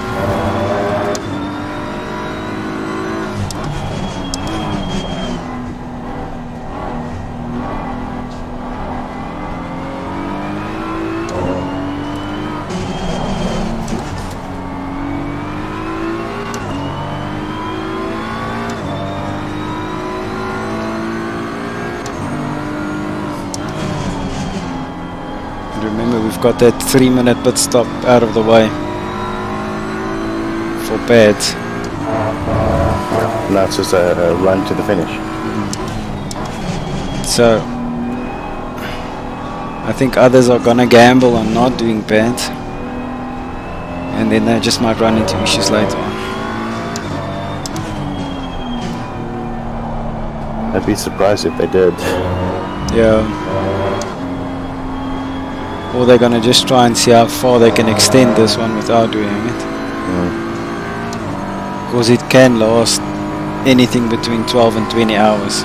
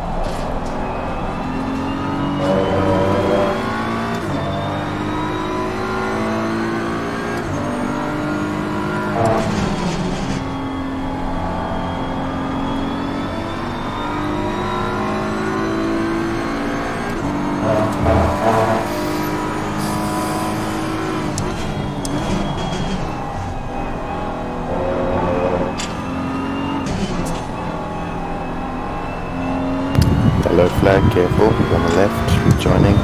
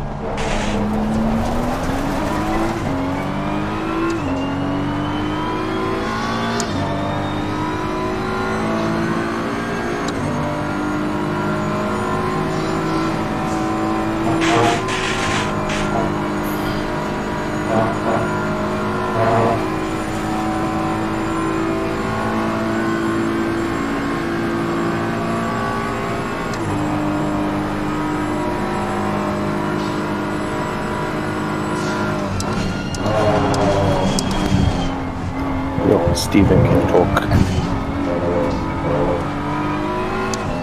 Yeah, I found his thing, eh?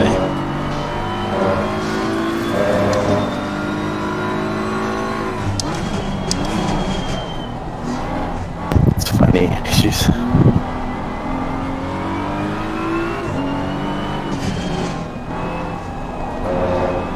I haven't heard anyone else speak in the last 10 minutes.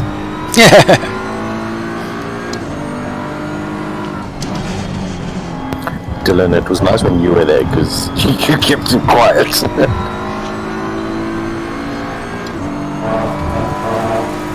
I had to turn the audio down on my stream for this chat.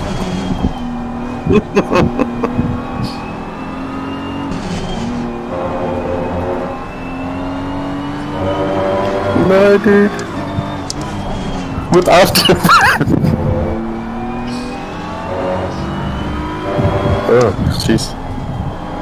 Like, we're not even talking about the race anymore.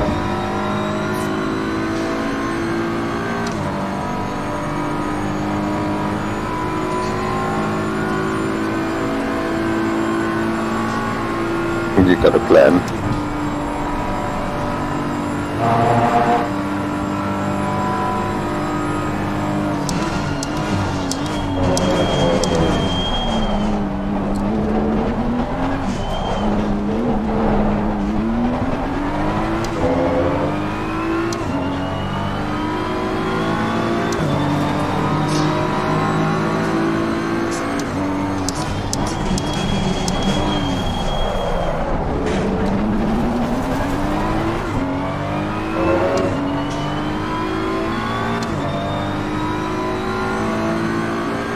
He's in the zone.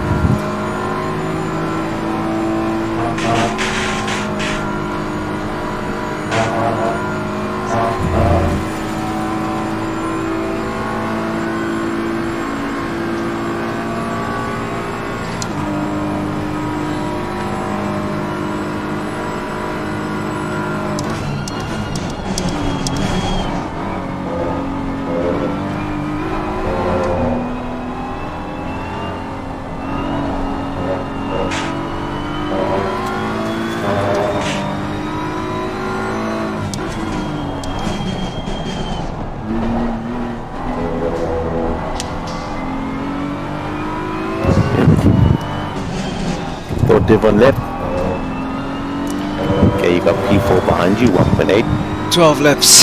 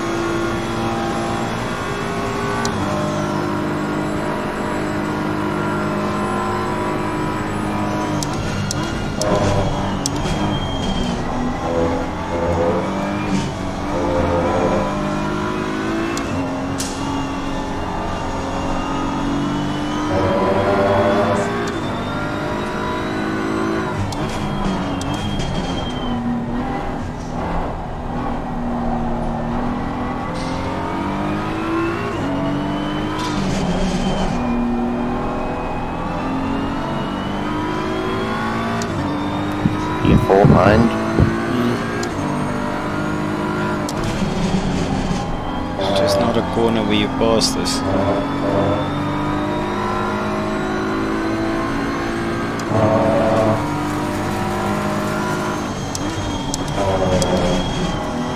Oh, careful. Yes. Saw that.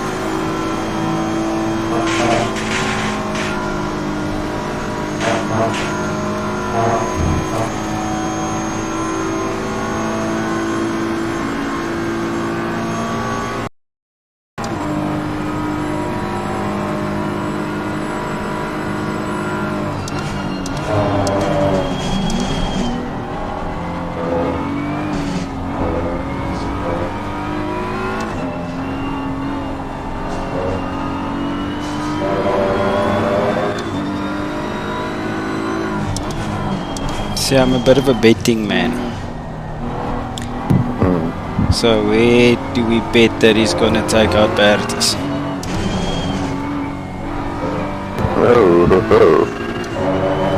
But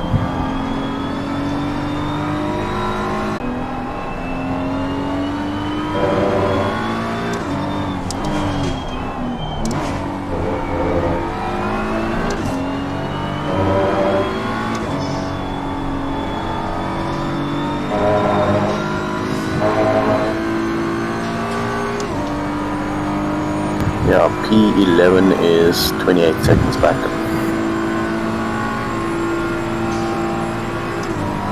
catch you.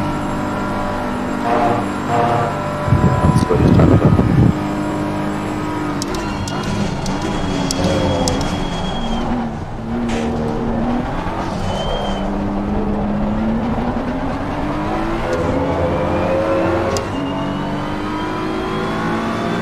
He's doing 224s. Yeah, so am I.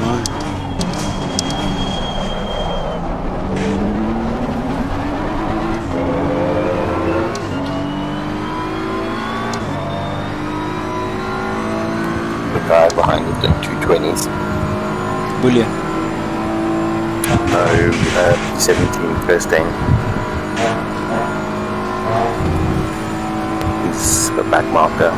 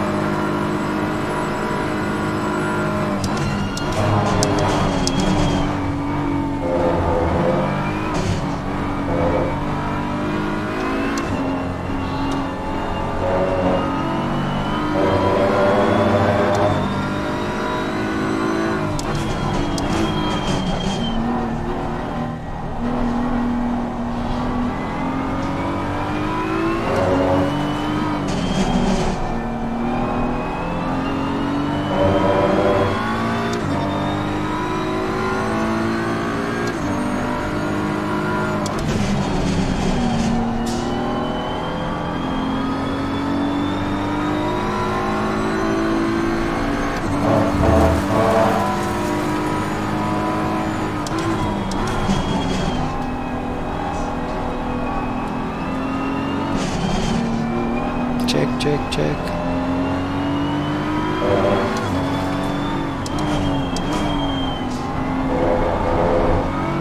Good job.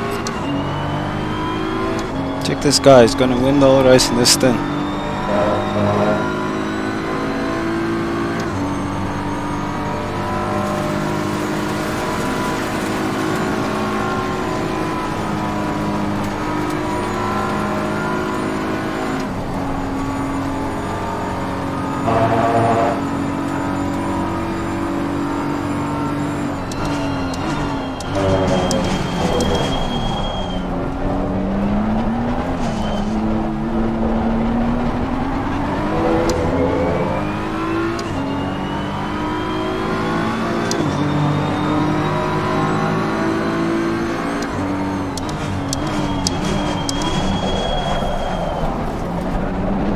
Jack, did you go for my pit stop quick?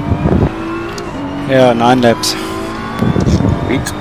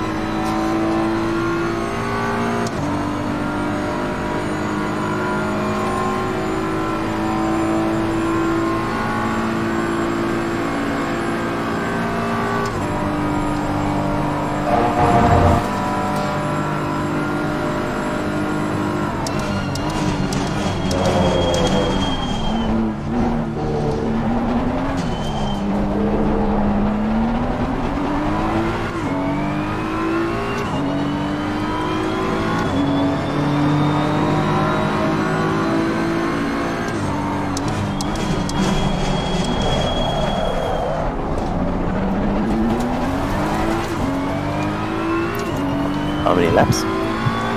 5. Okay, 10 minutes-ish.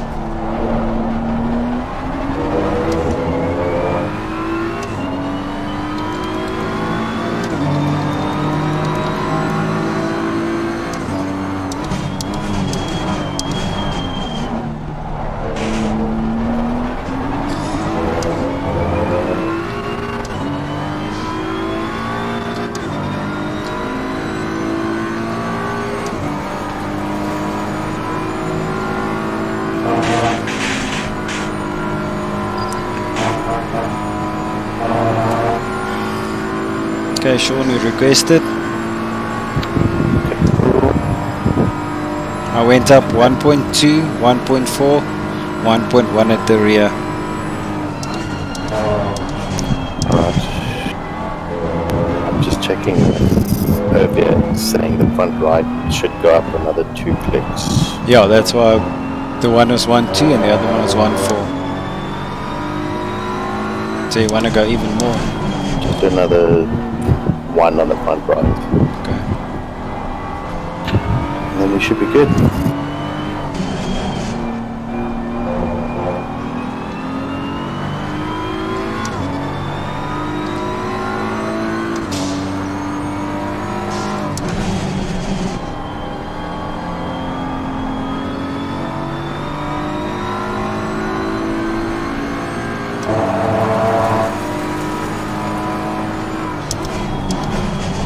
Okay, so one more after this one.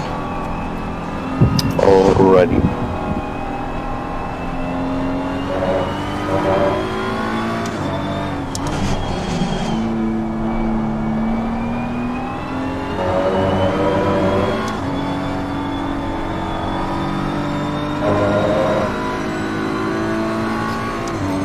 Dylan is walking around here like a zombie.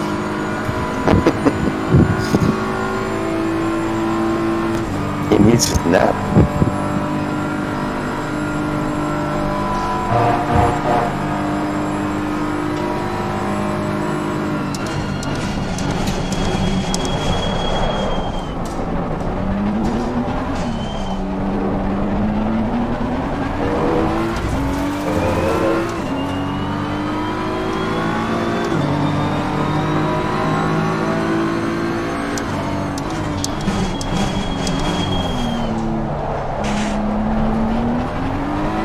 Nothing from Brandon yet.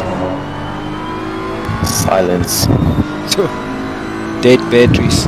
Yeah, I don't think he's had good fun that side. All the build up.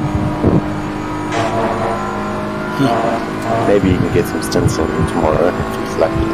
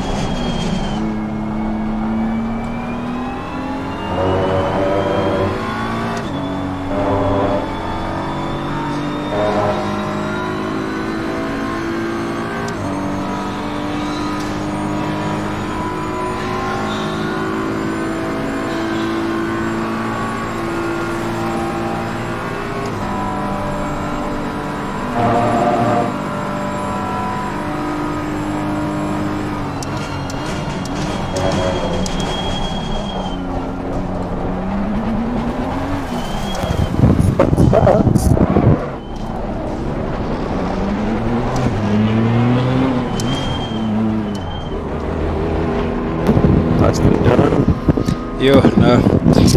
Happy as I'm not. Check on your way out, it's slippery, eh? Okay. A bit of a interesting start with the bus, but it's not bad. Yeah. Mechanic Dylan saved the day.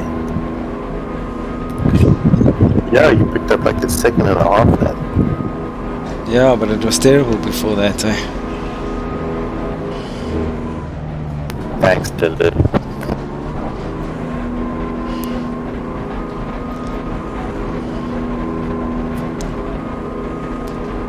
Okay, buddy. Sean is requested.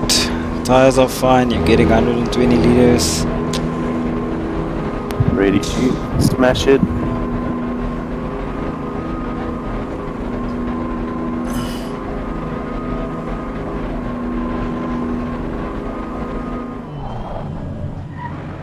Nicely done. Way up. Yes, this auto is slow, eh? Ignition on. Yeah. I'll try and start it 5 seconds to go. Just try to start it at 3. Have it. It's working. 3. Yeah. 2.999. Okay, it's 10. 8, 7, 6, 5, 4, 3, start. Go, buddy. Perfect on Monday. Cool. Good job, man. I'm gonna go for pit stop. Cool.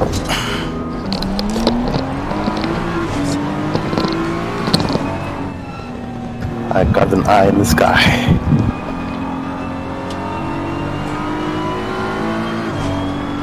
Yo, now it's proper lonely on the track.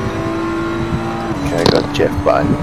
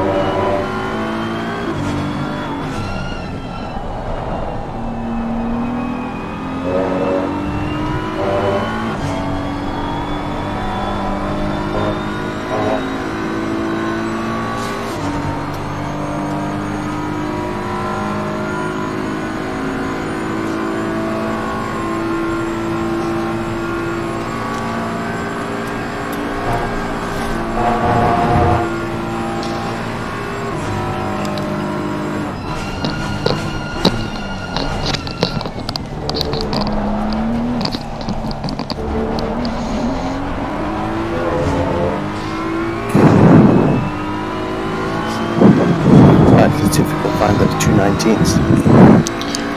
In your own time, dude, in your own time. I want that time to be now. Just pull it out.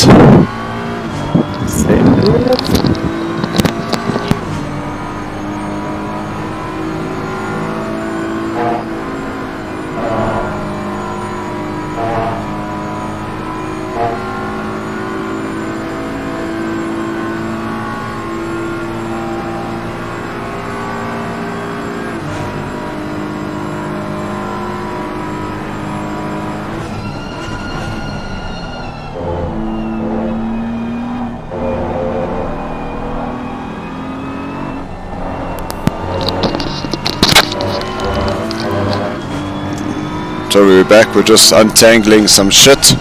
Cool. Flip's just gonna go and do a bit of a walk, so I'll play your back up for now. Sounds good. Oh, I'll have a cook, sister, please. Right, dankie.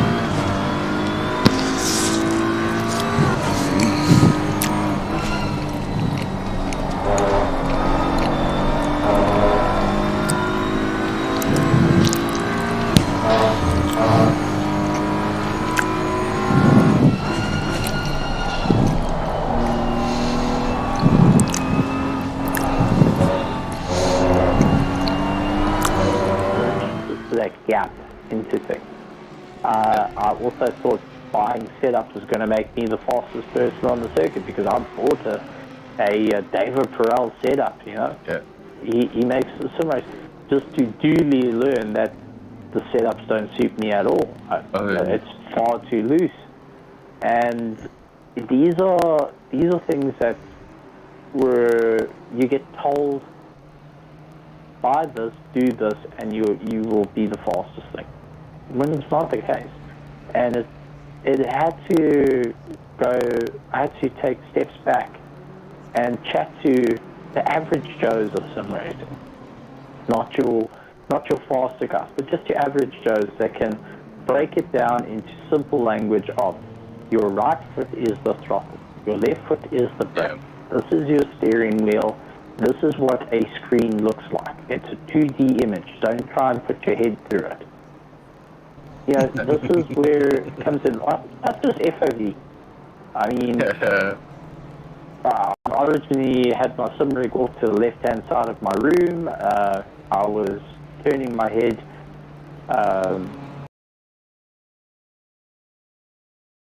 at a 50-degree angle, and I was sitting about 2 meters away from my screen, which is miles away, and you're not getting the right perspective. And I actually got stopped and said, whoa, listen, rather put the screen closer to you because you're going to have a better time. It's going to work a little bit better.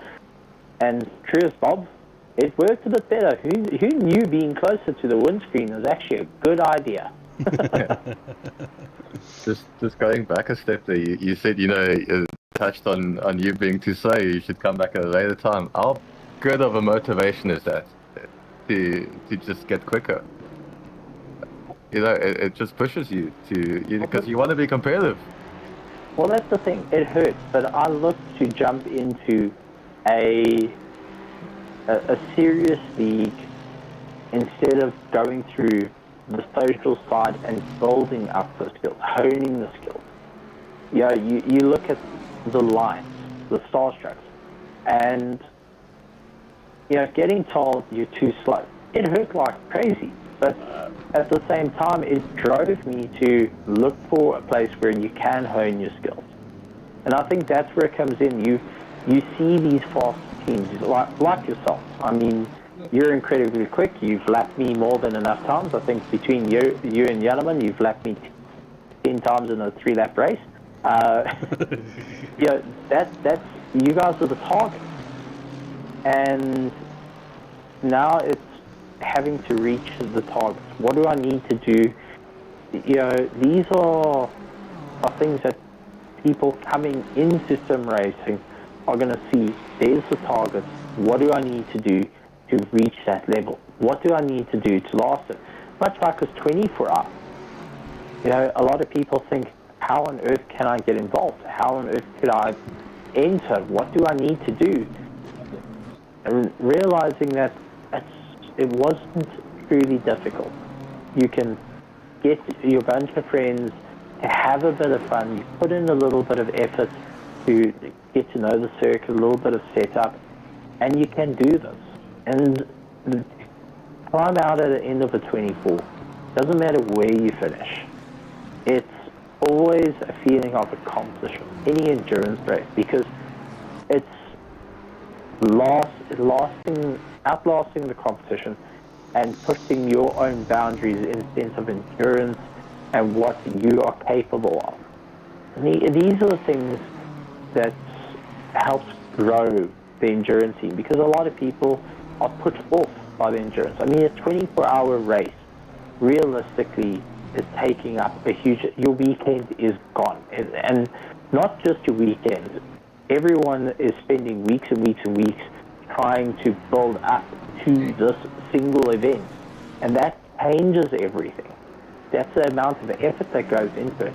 But you don't have to go and spend every day of the week to do it. If you can take an hour, every second day or so, just to dial in the car a little bit, dial in yourself, get a little bit more practice, maybe set yourself some hot laps, go onto the practice servers with other cars, drive against them, see what your setups are, capable of. See what we can do if you get put offline, or if you have to put someone else offline. This is the different things. You can only get so far in hot lapping. Going and putting yourself against a competition where servers are accessible. That is true. That goes and helps develop. I mean, and in the in the world of sim racing, Stephen, we've seen it so many times where you put a guy on a hot lap server and they are blindingly fast on their own, but put them in a race with other cars around them and they immediately, they fall off the bus. They're nowhere because they can't race with the other cars because they've only been hot lapping the whole time. And it has its place, but it drives you to do it. And as going back onto the question, is whatever failure or you get told, you can't think of a failure. It's a bump in the road. It's a going over a sausage curve. It's gonna hurt. Don't get me wrong. It's gonna bounce you. But you're always going to pull yourself in the right direction and you're going to give it another go. You're going to motivate yourself to get that little bit quicker, to get that little bit more consistent, to dial in that car a little bit more, hone your driving skill and just your driving skill, because no one's ever the same. No one's got the exact same driving ability. It doesn't matter if you have two of the fastest guys that seem like they've got the same aggression. Each of them have a different way of moving into a corner. Each of them have a different way of how they get back onto the throttle.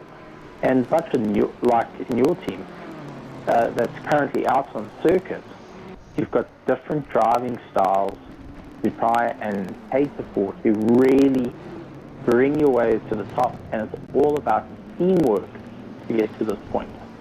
It's actually quite funny because if you just taking our team as an example, not a single one of us, we're all using the same setup, right? Because you're forced into it, but not a single one of us have the exact same tire pressures. Everyone is off by 0.1 on the front right, 0.1 on the back rear. It's just interesting how everyone just makes a different sort of line work into a corner, yet we're all similar paced. Stephen will remember the story. I told it a little bit earlier in the race or in the stream. Me, Stephen, and I don't know if you guys remember Etienne Kleb. We did a 9-hour race together. And Etienne was doing roughly the same pace as me. So we thought my tire pressures would work on Etienne. And within, Stephen, I think it was 3 laps, he was shooting those front tire pressures beyond 37 PSI. He was running at 38, 39s, and then when I tried running your guys' tire pressure, I was riding on the damn rim. So yeah, I mean, it's very interesting how guys running similar pace with different driving styles, what influence that can have on the tire pressures. But and that's where little calculations come into play of how you develop things. And well, you go in with a plan A, you turn on your PC, plan A is already out the door. Yeah. You open Discord, plan B's gone out the door already. You say hello, plan C's gone. By the time you've entered the race and you're going, you're already on plan B1ZF. It's got numbers behind it at this point because it's not the original plan that you had. And by the end of the race, it's not going to be the same because you're going through all different things. You may have something happen to you. You may have gained a little bit more pace. You may have dropped a wheel in the dirt and spun it round. Hurt your tires, used up a little bit more fuel than planned. Changes. That means your tire. The only thing that you can change is your tire pressure, your traction control, your ABS, your brake bias. At this point, everyone's got their own liking of how that needs to be set so they can move their way around a corner And especially with a setup that you're trying to cater for 3, 4, 5, 6 drivers in a team, it's always difficult because you're never going to have that ideal setup that's going to cater for one type of drive style. It's always in these type of racing there is a compromise, and between me and you, Stephen, we normally find a midway point where we can make the car work. Yeah, traction control all the way up because you have things far too loose. Or it's just, take a default setup and drive it just the way it is. Oh no. We've had that. We've had that. We've had an endurance race where everything went wrong and got disconnected. We forgot to load the setup when we were driving a default setup, and at one stage we pretty much were certain we were driving a diesel Aston Martin. No, we didn't think that. A certain M&R admin called. I'm not going to name anyone, but it may be that Mencham that was behind the wheel, and it landed up with Yannon and I racing as hard as we can after I think it was the 6th default setup we went through all sorts of weird and wonderful. You wouldn't believe how these GT3 cars can be as stiff as can be, or they can be as springy as gelatin. But after slugging it out, then switching over to his drivers and getting what was essentially our fastest driver in, landed up being the Achilles heel. And this is the thing about endurance racing, is you've got to put trust in your teammates to be able to carry all your work to the end. Yeah. Whatever you're going to do, you're going to be handing over that car, you're going to be handing over that work and saying, it's up to you now to make this. Either make this work or don't. That's a lot of pressure. I mean, looking at it now, we're 14 hours in almost, and you get to that point where you mess up, and it's 4 hours of work gone. Yeah. So it's a lot of pressure. Me and Stephen have done. Stephen, I think we've lost count of the amount of endurances we've done together. Anything from 4 hours right up to 24 hours, and me and Stephen being teammates for so long, there's that trust between the two of us where during an endurance race, and it has happened before, I became ill and I can go and sleep for 4 hours until I felt human again, and I come back and I know Stephen is just going to be there, the car's just going to be circulating, and if Stephen is not there, I knew something detrimental went wrong that caused him to stop the race, that would have resulted me in also saying it's time to stop, we can't continue. So it's a huge amount of trust that goes into it, and I sometimes hope Stephen would have the same trust in me. Oh, definitely. There's a patient. This is the thing, it's all about going and trusting your team. Yeah. And even as a driver, while you're focusing, you've got to trust on your team to make the right call when you get into the pit. We actually had a case, and I'm going to lead on to a bit of what happened in real world racing, where a certain team, certain drivers, they had a team supporting them. One race, both their cars ran out of fuel before the end of the race, stopped dead on the track. Boom. That was it. They were at the top end of the field, and next thing, they're out of fuel. And it also had where the team put the wrong amount of lead in. That trust was broken instantly amongst it. And we got down to this race that they were at, and the team was no more. Gone. Because where can you find that recovery point? And I think, you know, if something has to go wrong, something stepped out or the wrong call was made, yes, you're going to be angry. Yes, you're going to be bitter, but you've got to find a point where you can go, it was this race, let's on to the next one of how we can improve.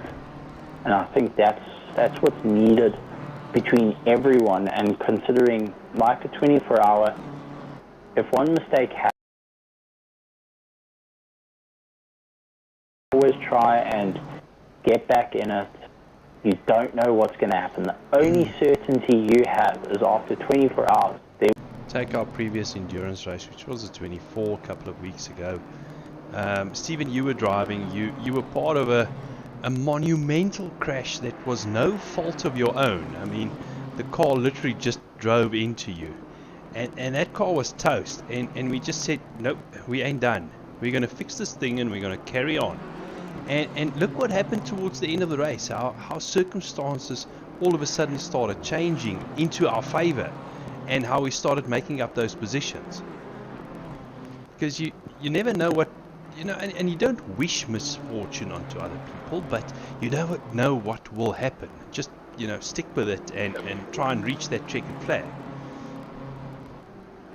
That's the part of the beauty of just the whole endurance format. You know, so much can happen and go wrong, and you can fix mistakes over a period of time if you just keep going. So now, Stephen, take a little.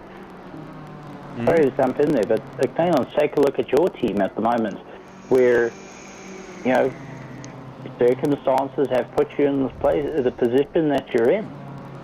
You know, and now it's moving forward, it's going on, and watching your competition and eyeing out your competition and going, they had rough luck. So that gives us an opportunity, whether it's to add a bit of time to, you know, get ahead of guys or get a little bit closer to the cars ahead of you.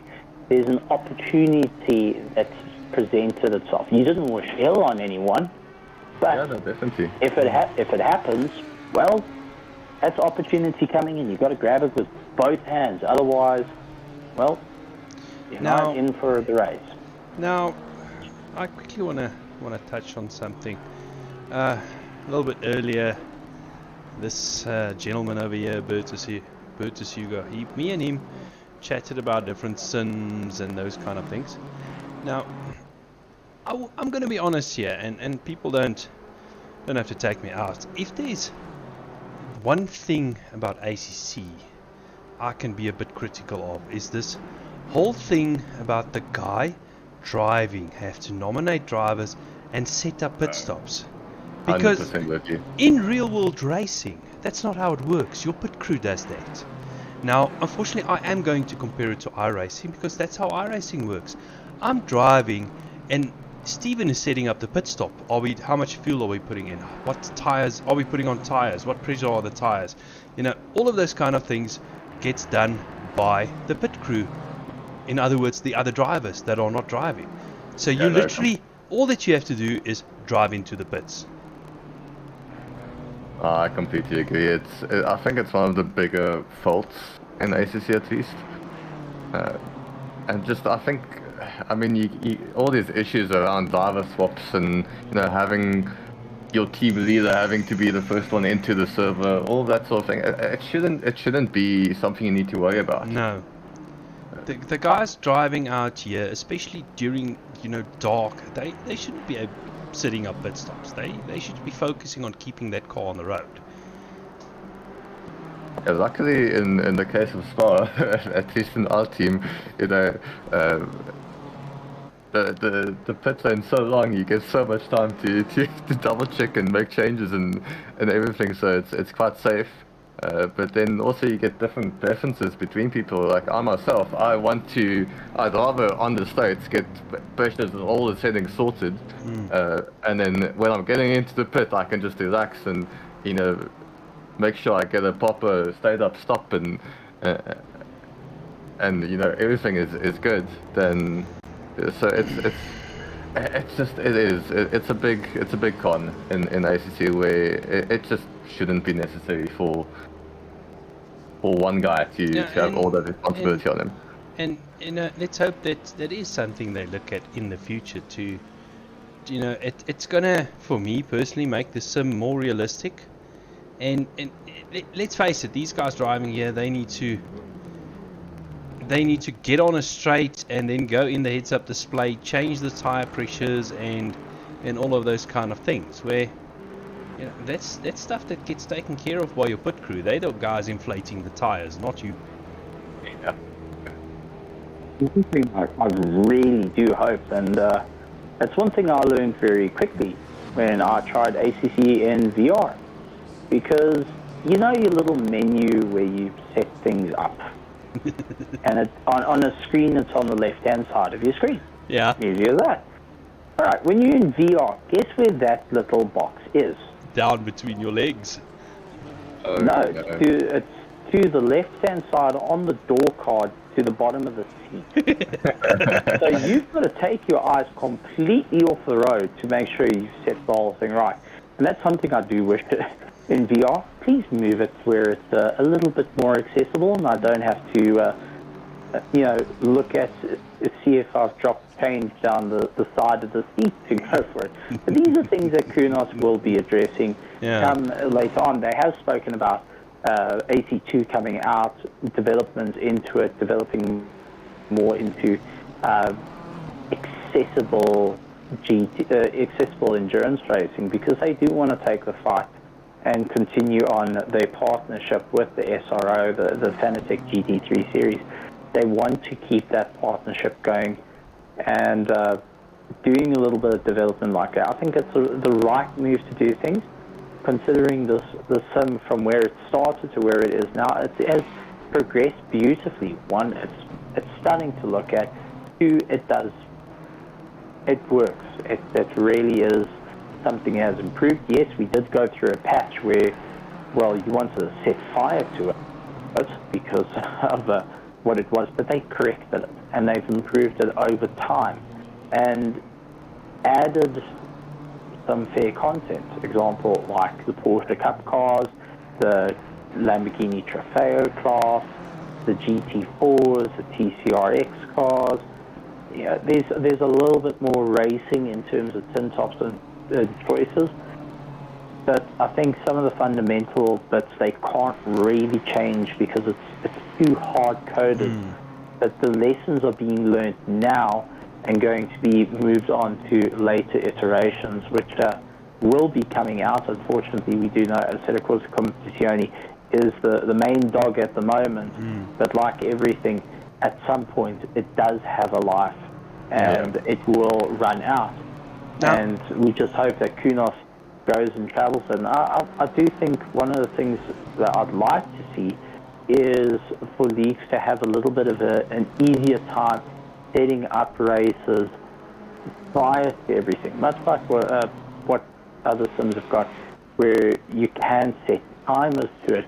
So it takes the stress of having to manually set everything up before, you know, on the day of things. You can go and select the whole series to start at whatever time, and you go, right guys, here's the time, this is driver's briefing, and the service starts. I know a lot of sims do that now, but I'd like to see it for ease of use for not only the drivers but also the admin themselves, having a little bit more time to get things all okay. The little preparations that go into it. Now, that's where I want to see things start going, and I know Kunos is going to be driving into that direction of things. Now, here's a question that I want to ask the two of you. Now, we all know AC2 is looming somewhere in the future. Do you guys think something like ACC is going to be incorporated into AC2, or is ACC still going to be a standalone thing, just getting aligned with AC2 to a certain extent? I think if you look at what's been shown or showcased, or at least what's been said, it all points to AC2 being an evolution of all of this, right? So ideally, it should, like you touched on, it should be an evolution of what ACC has been, and they'll improve upon it, and I think we'll see people move over. So we're hoping. I mean, I'm hoping It's almost, and we're not comparing sims, almost AC2 becoming like on iRacing, where there's a strong GT3 presence, but there's other cars, maybe other tracks as well involved. Yeah.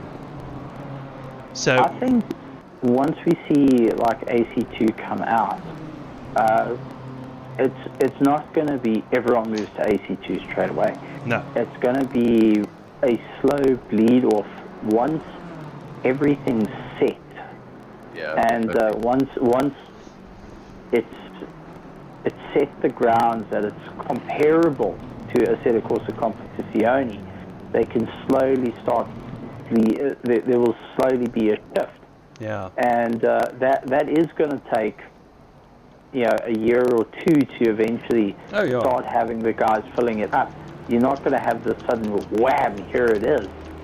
Yeah, I think that's the wrong move of things, and it will be incorporated. There will be things to it, but I think to dethrone Assetto Corsa Competizione at the moment, considering it's the world standard of things, the FIA games raced on Assetto Corsa Competizione, they're not going to drop it anytime soon. The only reason they moved from Gran Turismo to Assetto Corsa Competizione is because of how the GT3 push has been and how much work they've done in that sim to try and mimic the real life GT3 racing, and that's what it is. Get to the point of dethroning such a home staple name is like going into a house and removing Coca-Cola.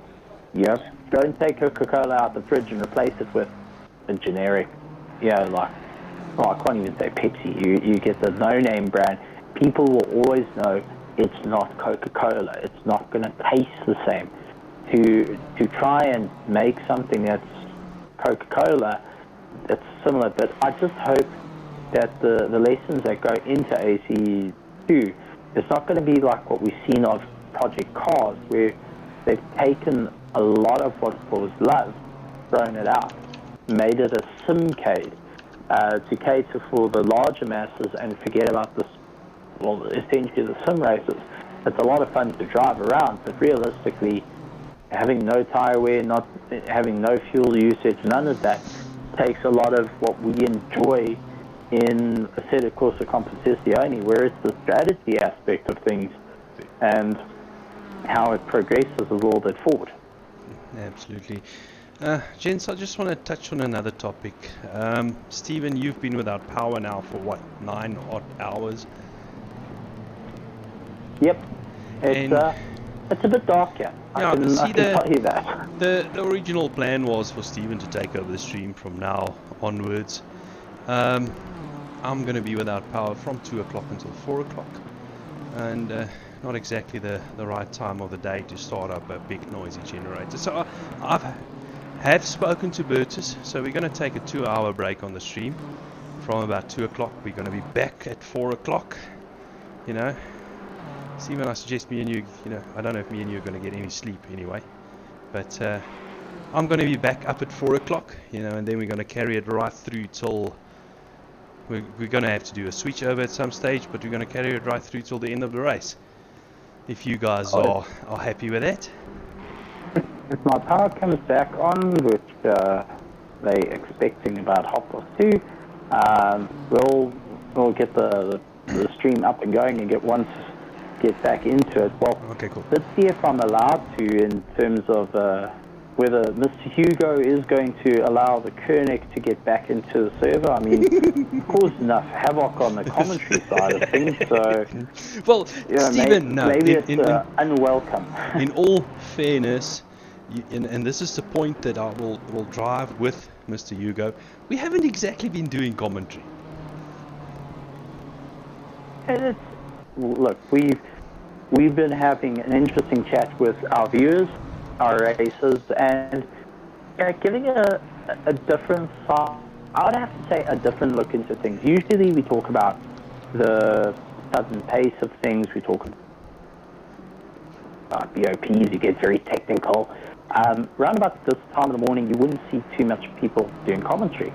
But we're chatting about evolutions in sim racing. We're chatting about the future of what things are going to be, what's going to be held, and looking onwards to what's going to be next for 2023 for race space, for sim racing, and for the different teams. I think this type of is a little bit more loose, but at the same time has shed some light into all the viewers that are out watching in YouTube land and being a part of everything.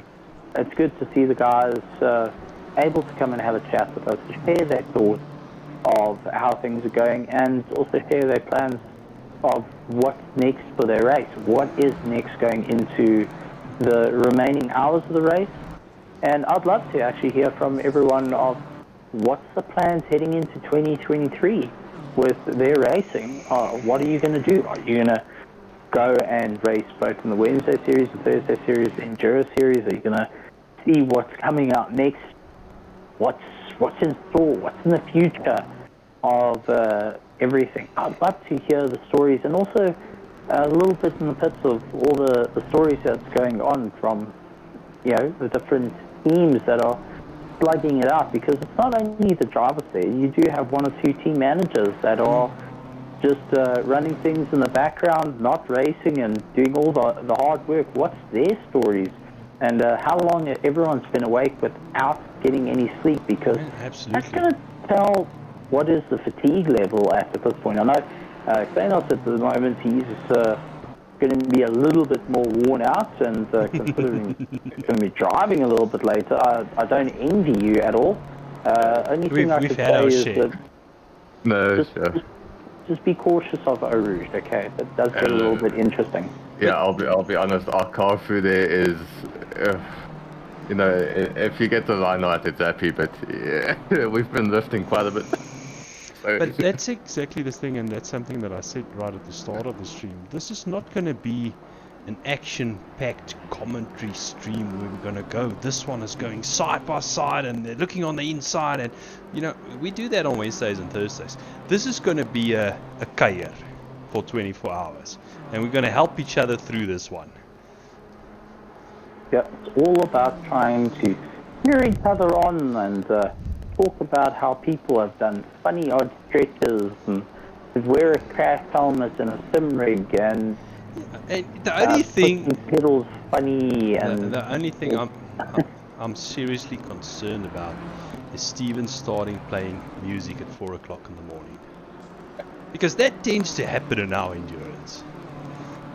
Nah, I'm going to behave this time. I already worked with a guy called Prince in live on, on SA Endurance Series. It started raining, and I made my dad joke unknowingly. I turned around and I said, "So Prince, what color is it? Purple? Is the rain purple at this point?" And he packed out laughing. That was him done and dusted. I lost my co-commentator. They had us on camera for so long. I said, okay, now that everyone's seen our sexy faces, we're going to head over to Kriya, who was our pit reporter, and she couldn't even do an interview with a person because she was laughing. And this is unknowingly. So I've done my carnage for commentary and got my messages saying, listen, Steve, we've got to be a little bit more professional here.